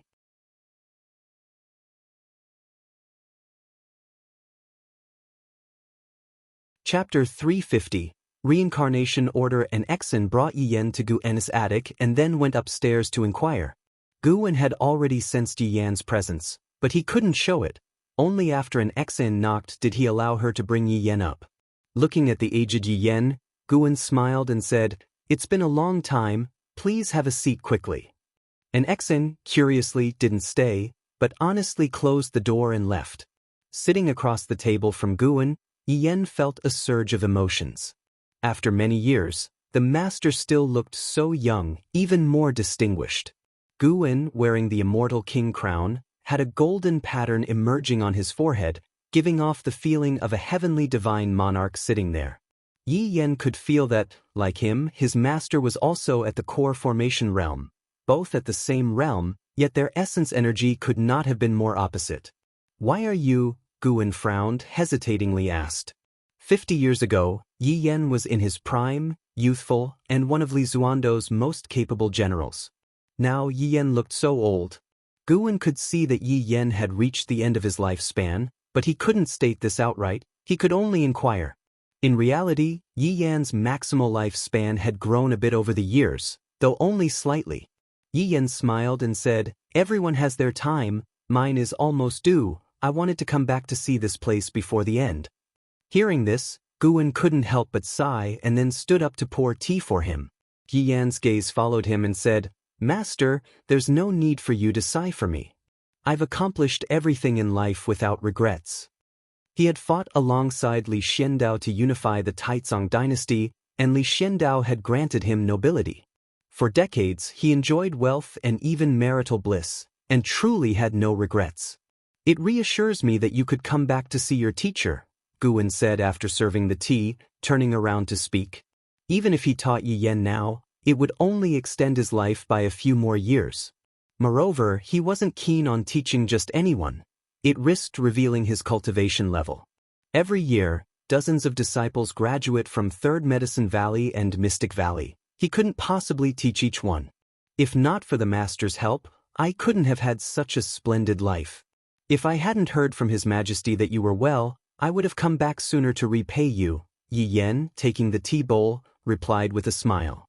He had shed his habitual martial fierceness, now as gentle as a small stream. Guan sat down and began inquiring about his experiences over the years. Yen didn't hide anything and started from when he left the valley, with Guan listening intently. The night passed as they spoke. At dawn's approach, Yi Yan made a request. He wanted to be buried in the third medicine valley. Gu En remained silent for a while, then nodded in agreement. Thus Yi Yan stayed. Gu En sent an exen to find Jin Qin, and by evening, Jin Qin had returned, her mood somber at the sight of Yi Yan's graying hair. They stood by the wooden railing, watching the snow while reminiscing about the past. When Third Medicine Valley was first established, it was just Jin Qin, Su Han, and Yi Yan. Back then, Jin Qin had the least talent and was less powerful than the other two. 300 years had passed, Su Han had long perished, and now Jin Qin was about to bid farewell to Yi Yan. How could she not be sad? Mentioning Su Han, Jin Qin didn't hide the truth, and hearing that Su Han had died early, Yi Yan also fell silent. Su Han, known throughout the Taizong dynasty for wielding the hateful Heaven Divine Sword, Yi Yan knew of his exploits but was unaware of his fate. The journey of life is indeed unpredictable, Yi Yan reflected. He was close to death already, naturally not excessively sorrowful. He turned to Jin Qin and smiled. "Don't be sad, when I go down there, I'll greet him for you." His words left Jin Qin's eyes red with emotion. Gu En stood by the window watching their silhouettes, lost in thought. Long Qing came downstairs, grabbing a handful of snow, intending to throw it at Gu En, but seeing his solemn expression, Long Qing held it for a long while before ultimately lowering his hand and turned to throw it at Blood Prison Great Saint instead. Fast asleep, Blood Prison Great Saint was jolted awake, looking up to see Long Qing disappearing. "You little rabbit!" Blood Prison Great Saint, furious, immediately got up to chase Long Qing, his massive bovine body kicking up snow mist in pursuit. The winter snowfall grew heavier, as if to fill the Third Medicine Valley completely. Time moved to the end of the year. At the edge of Third Medicine Valley, on a mountain peak, Gu En stood in front of Yi Yan's grave, the falling snow melting before it even touched him. Gu En's eyes were not sad but tranquil. He wasn't too distressed, merely standing there pondering the past.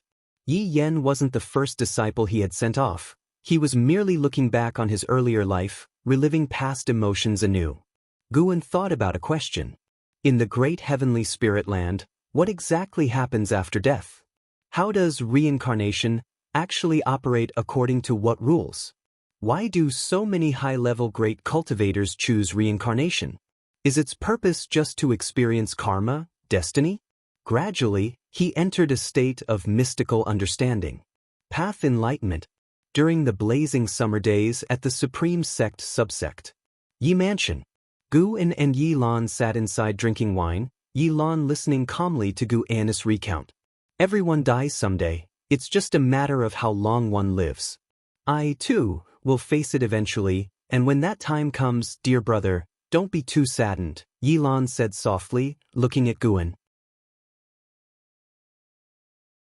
Gu En put down his wineglass and asked, "If I gave you a chance for eternal youth, but it required many sacrifices and adherence to certain rules, would you take it?"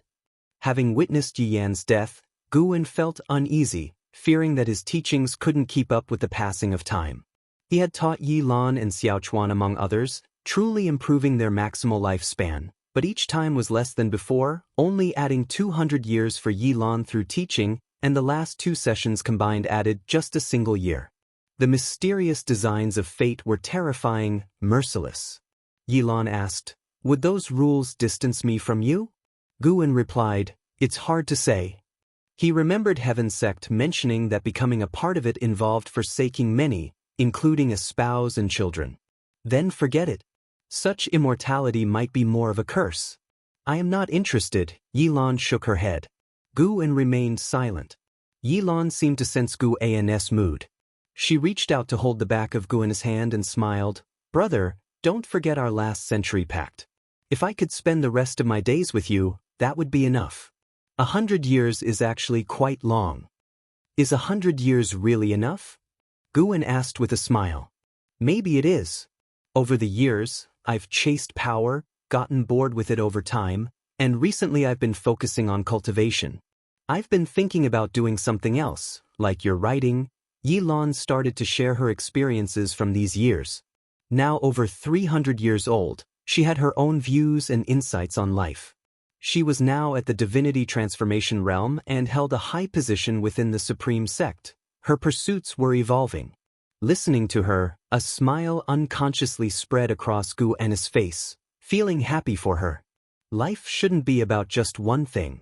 That Yi Lan was considering enriching her life was an enlightenment in itself.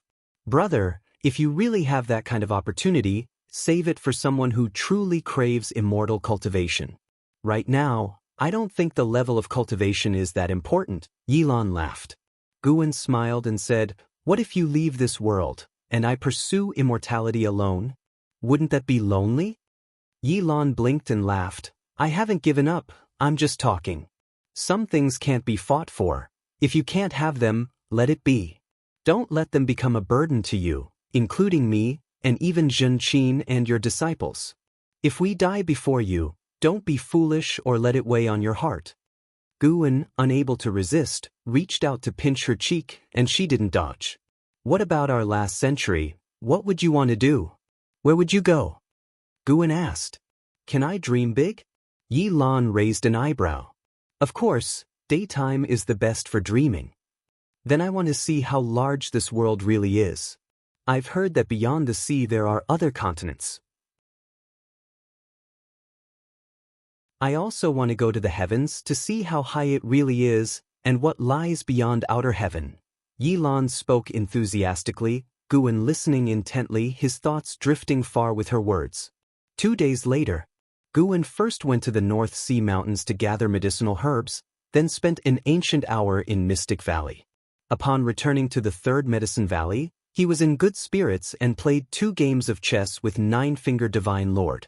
Near evening, Shen Xinzi and Long Qing walked along the path between the medicine garden, Long Qing dejected, occasionally casting timid glances at his master walking ahead. Although Shen Xinzi appeared composed, he was quite perplexed inside. Having taught Long Qing for so long, yet Long Qing had still not manifested any spiritual power. Even the most mediocre talents shouldn't be like this. Could it be his teaching methods were flawed? Master, do I still have hope? Long Qing couldn't help but ask, having lost the fighting spirit he initially had, even developing a slight fear of cultivation, frightened by the disappointment he might see in his master. Without turning, Shen Xinzi said, maybe you have a special physique. From tomorrow, I'll teach you body refinement. Body refinement? Yes, the path of immortal cultivation isn't only about energy absorption. Maybe your physique needs long-term honing, to accumulate slowly and release suddenly. As Shen Xinzi spoke, his tone grew increasingly determined. Whether Long Qing believed it or not, he believed first. Exactly. That must be it. Yang Jian was also physically strong. Perhaps Guan chose Long Qing because they were similar. Hearing this, Long Qing immediately cheered up and began to jump for joy. When they reached the attic area, an Xen came up to them, smiling and asked, Senior, why have you been bringing this boy around every day? Shen Xinzi pressed his palms together and said, Amitba, this child and I have a connection, so I'm taking him around to play. After all, since Long Qing had no cultivation, no one could discover he was simplifying things secretly. Hey sister, why are you fussing so much? Long Qing grumbled. Once I succeed in body refinement, you won't be able to boss me around. An Xen grinned at Long Qing, thinking to herself, you cheeky boy, your feathers have grown firm. I'd like to see what you can learn from him. She verbally said, all right, I'll leave you be. With that, she bowed to Shen Xinzi and then took her leave. Shen Xinzi watched her departing silhouette thoughtfully. Her cultivation hadn't improved, but she gave off a very subtle feeling, which he couldn't quite explain.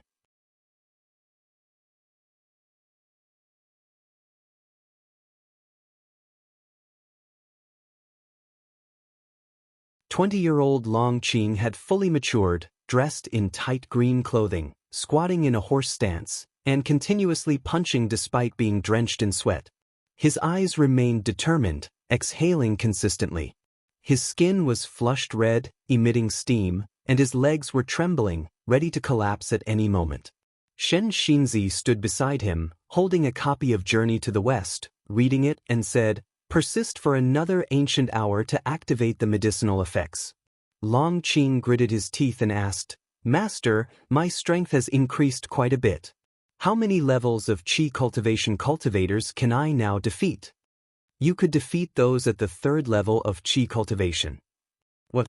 Only the 3rd level? Long Qing showed a look of despair, but Shen Xinzi offered no comfort. After mumbling a few words, Long Qing revitalized his spirits, his eyes regaining their firmness.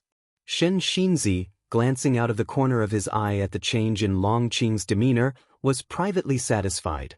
This lad has poor talent, but his temperament is decent. In his view, temperament was even more cultivable than cultivation, so he still held hope for Long Qing. He was teaching Long Qing on a whim and naturally was not in a hurry. Just then, Shen Xinzi suddenly sensed something and abruptly looked up. Elsewhere, Nine-Fingered Divine Lord, who was playing chess with Guan, also looked up. Guan looked up, urging, What are you looking at? Hurry up and make your move. As he spoke, Guan's divine thought also locked onto outer heaven. In the starry sky of outer heaven, a vast space rift appeared out of nowhere, hanging right above the great heavenly spirit land, startling the mysterious beings in the sun into opening their eyes. In a moment, there's something going on in outer heaven. I need to watch for a while, the Nine-Fingered Divine Lord said impatiently. Guan looked up, feigning confusion. Under the scrutiny of his divine thought, a figure appeared within the mysterious rift, a man in a black robe, tall and broad-shouldered, with a stern face wearing a long silver jade crown. 2 brightly shining magic artifacts floated behind his head, resembling the sun and the moon, casting light on him, making him seem to radiate a brilliant glow. The moment this person appeared, the surface of the great heavenly spirit land's light layer fluctuated. Upon seeing him, Guan felt apprehensive. Unfortunately, his divine thought could not perform a lifespan detection. The robed man suddenly disappeared. The next second, Guan's divine thought shifted to the Holy Land where the Holy Court was located. Its chi fortune was impacted, gathering there, and he felt strong fighting emanations coming from the direction of the Holy Court. The Nine-Fingered Divine Lord followed his gaze towards the direction of the Holy Land, frowning. He stood up and said, Today counts as a draw. We shall continue another day. With that, he disappeared in thin air.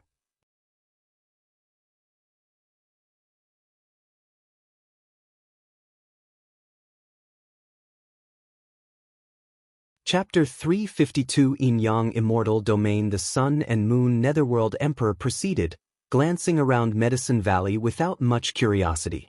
Having lived for over 15 million years, nothing much about his surroundings intrigued him. He was merely browsing. He felt Ji Xiaoyu's gaze and couldn't help but turn to look. As their eyes met, a smile appeared on his face. As for Guan behind Ji Xiaoyu, he was ignored. The Sun and Moon Netherworld Emperor quickened his steps and came before Ji Xiaoyu, bowing with his fists. Your Majesty, it has been a long time. Your Majesty? Guan was curious, yet he sighed in relief at the same time. He was here for Ji Xiaoyu. As long as it wasn't for him, it was all right. Ji Xiaoyu nodded slightly. Let's talk inside the house.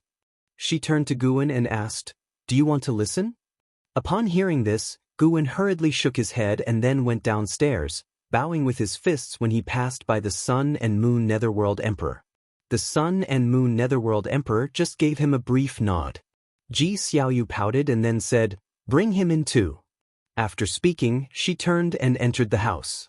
While Guan was walking, the Sun and Moon Netherworld Emperor grabbed his shoulder. Come in with us, the Emperor said in an undeniable tone. Guan had no choice but to turn around. The two of them entered Ji Xiaoyu's house, one after the other. Following them, the Sun and Moon Netherworld Emperor waved his sleeve, casting a mysterious restriction. Guan sat down on a stool to one side. The Sun and Moon Netherworld Emperor sat down at the table and looked towards Ji Xiaoyu, smiling. Your Majesty, have you remembered? Ji Xiaoyu replied, I have recovered some memories, but not all. Why have you come to find me ahead of time? Guan eyed Ji Xiaoyu, uncertain how much of her memory was restored and how far she was from her true self. He felt a twinge of melancholy thinking of the little girl who used to cling to him, who aspired to be the lofty Reincarnation Path Emperor. The identity of the Reincarnation Path Emperor involved numerous major destinies. Once she regained her true form, she would certainly not remain in the Third Medicine Valley. The arrival of the Sun and Moon Netherworld Emperor signified that Ji Xiaoyu's departure was imminent. Anyone with the little ability wouldn't stay in Medicine Valley. Guwen had seen off many people. Each time, it was somewhat poignant. The Sun and Moon Netherworld Emperor glanced at Guwen, then responded, "A major change occurred in the Yin-Yang Immortal domain, so I came earlier to find you. I recently retrieved your soul jade from the Holy Court." After saying this, he flipped his right hand, revealing a purple crystal stone glowing with a dim light, floating above his palm.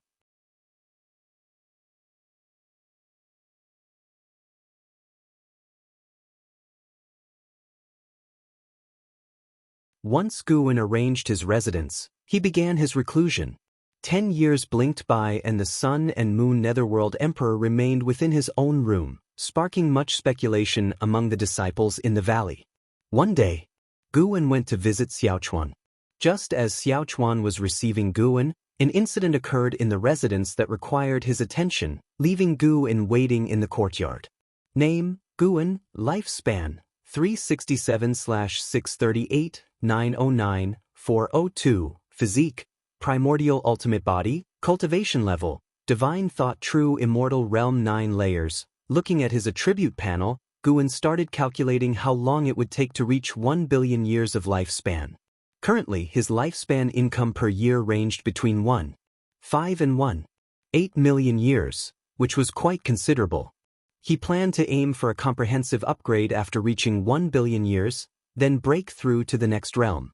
The next step would be the 9th level cultivation level of the 9th heavens of the Immortal Path. He wondered how many more years of lifespan would be required to surpass the 9th heavens of the Immortal Path. Guwen poured himself some wine, his thoughts returning to the present. He heard Xiaochuan's descendants arguing. It was about a marriage alliance. The current family head wanted to ally with a certain noble family. The chosen girl was unwilling, and her parents could not bear to force her, but the family head intended to compel her, leading to the quarrel.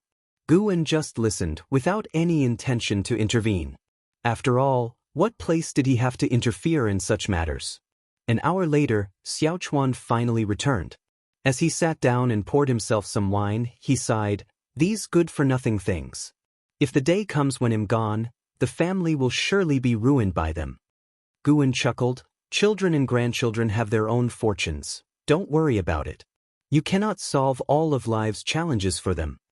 Xiaochuan looked at Guwen and said, "Brother, you advised me to establish a family and career, yet you haven't done so yourself. Did you foresee this situation and intentionally torment me?" Guwen glanced at him and said, "If you find it painful, then just abandon them. The world is vast. If it comes to it, come back to the Third Medicine Valley." Xiaochuan shook his head with a wry smile. His words were in jest. Although life was full of annoyances, he didn't regret his choices and cherished what he had. The two continued drinking, their conversation shifting to the Supreme Sect. Xiaochuan had more than a dozen descendants in the Supreme Sect, some of whom had returned to the Xiaochuan household. They brought back various news about the sect, making Xiaochuan nostalgic for it. The Supreme Sect was where he had spent most of his life. How could he remain indifferent? As they talked, Xiaochuan suddenly said, "Brother, could I perhaps choose someone from the Xiaochuan household to be your disciple in the future?" He had always been hesitant to bother Guwen, but Guwen kept visiting him, even bonding well with the Xiaochuan descendants. He thought he was being overly cautious and decided to establish a closer relationship, giving his descendants a source of support. "Of course, but I'll make the choice," Guwen said with a smile. He already had a target in mind. After all, he could see Xiaochuan's fate.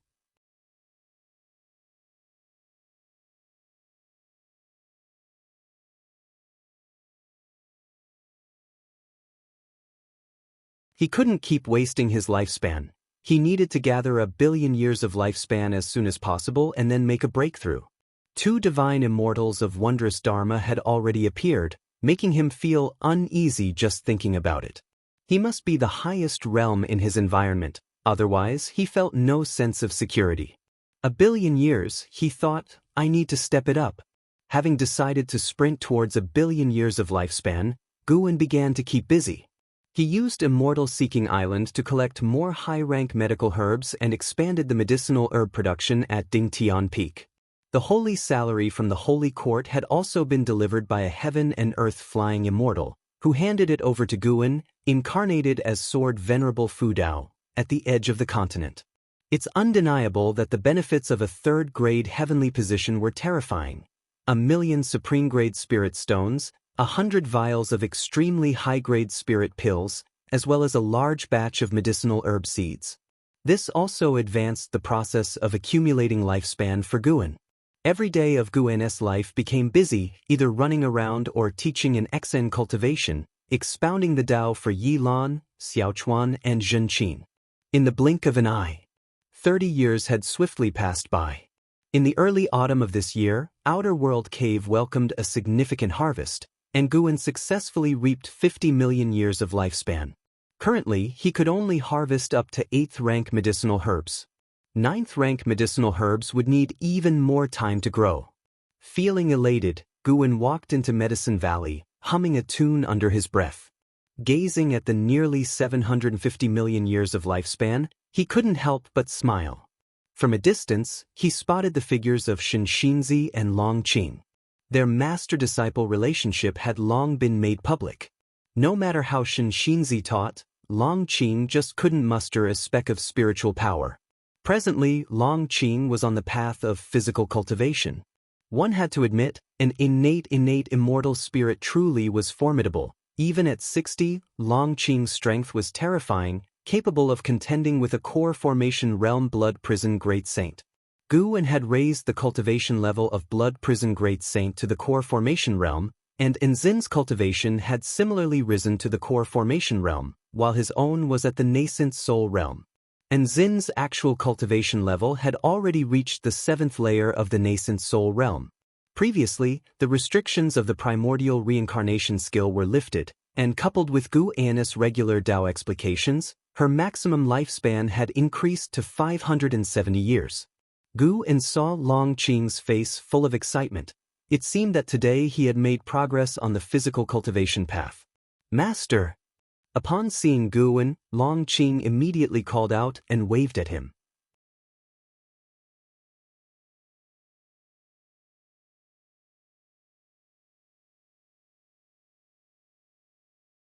The Immortal Dynasty's Yang Xian Emperor wishes to discuss the Tao with all the sects of the world and has even brought out immortal fruits, which, it said, can be harvested once every 1,000,000 years. Consuming one could enhance one's insight and refine sinews and bones. Whether it's true or not, I don't know. Is that so? Well, I won't be going. All right, I'll inform the main peak, Zhu Xinglan replied without further persuasion. He wasn't worried about Guwen getting into trouble. The Dingtian peak was finally rising, thanks in large part to Guwen, and naturally, Zhu Xinglan didn't want him to stumble into misfortune. Hearing about the immortal fruits, Guwen did want to go, but on second thought, with so many sects gathered, trouble was likely to occur. The Holy Court might intervene. By not going, he might miss out on the fruits, but going could invite trouble. Guwen spoke up, instructing Zhu Xinglan to expand the medicinal herb cultivation on Dingtian Peak, claiming it was for the disciples' cultivation resources, which touched Zhu Xinglan deeply. To have such a master was truly their fortune. After Zhu Xinglan left, Guwen finally put down his book. He suddenly felt a presence. Lu Lingjun. She had come to Mortal World Peak again with the Holy Mother of Western Spirit, leading a group that included a carefree primordial immortal. The Bitter Sea Buddha sect had also sent many people, likely to discuss something significant. Guwen paid no heed and stood up, saying, "Anexa, it's time to go back."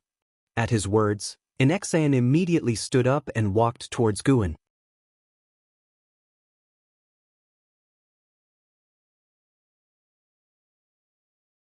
Chapter 354 The True Immortal. The next morning, Guwen rode the Blood Prison Great Saint to the Outer Gate City, having not visited for several months.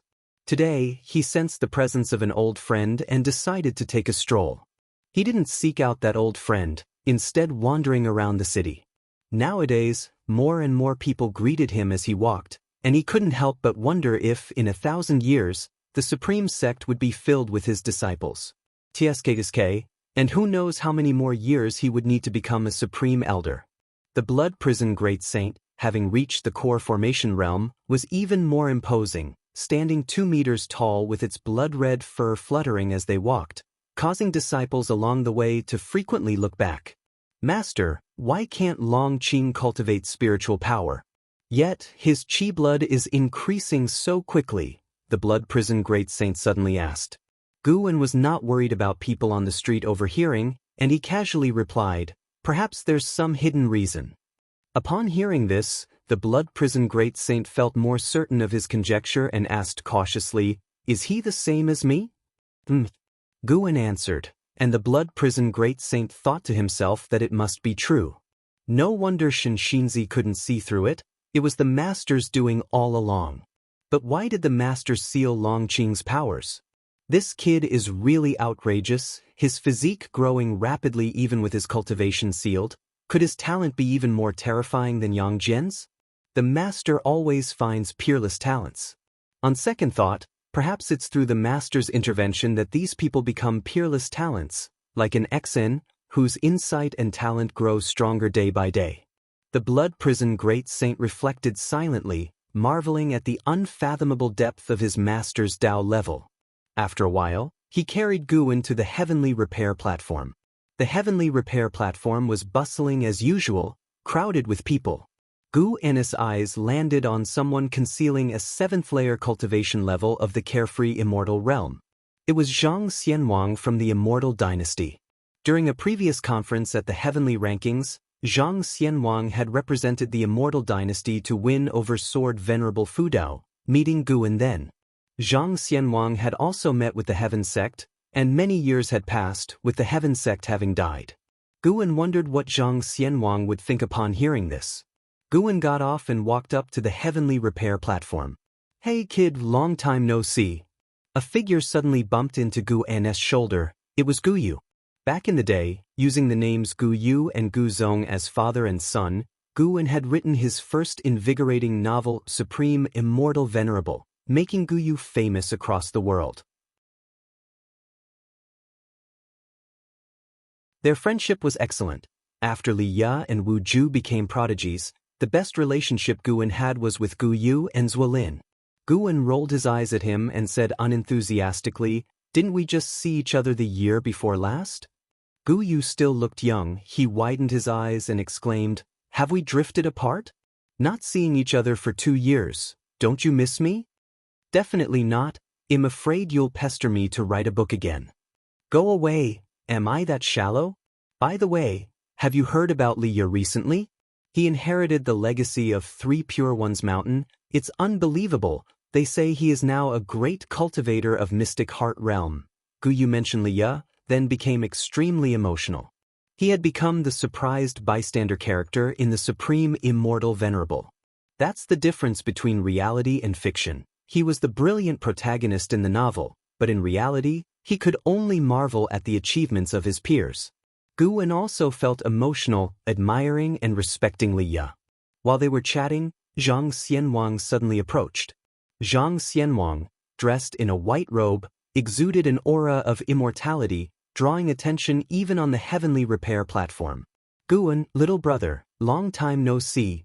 Zhang Xianwang's voice came first, radiating cheerfulness. Guwen turned to look, surprised, and said, Taoist friend Zhang, what brings you here? When did you arrive? He immediately bypassed Guyu and walked quickly toward Zhang Xianwang. Having not seen each other for many years, Zhang Xianwang was very pleased to see Guwen. He had been thinking about the little friend with the Dao pattern on his forehead and wondering how he was doing. Guyu sized up Zhang Xianwang, sensing that this person's cultivation was definitely not simple. Now at the nascent soul realm himself, his insight was far beyond what it once was. After exchanging a few pleasantries, Guwen introduced Guyu to Zhang Xianwang, but unfortunately, Zhang Xianwang showed little interest and merely nodded lightly. Why don't we find a place to talk? Zhang Xianwang suggested, looking at Guan. After hearing this, Guan could only say goodbye to Gu Yu and then followed Zhang Xianwang away. Gu Yu watched Gu Ennis retreating back and couldn't help muttering, "What kind of physique does this kid have? Or is it special chi fortune? How does he always attract high-level individuals?" Inside the Third Medicine Valley, many great cultivators gathered, some to play chess, others drawn by the Nine-Finger Divine Lord and Shinshinzi, making the Hall of Elders very curious about Guan. However, with LV Baishan's support, no one dared to disturb Guan.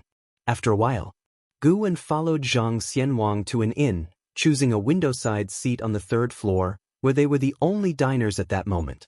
Zhang Xianwang inquired about how Guan had been these past years, and Guan started recounting his everyday life.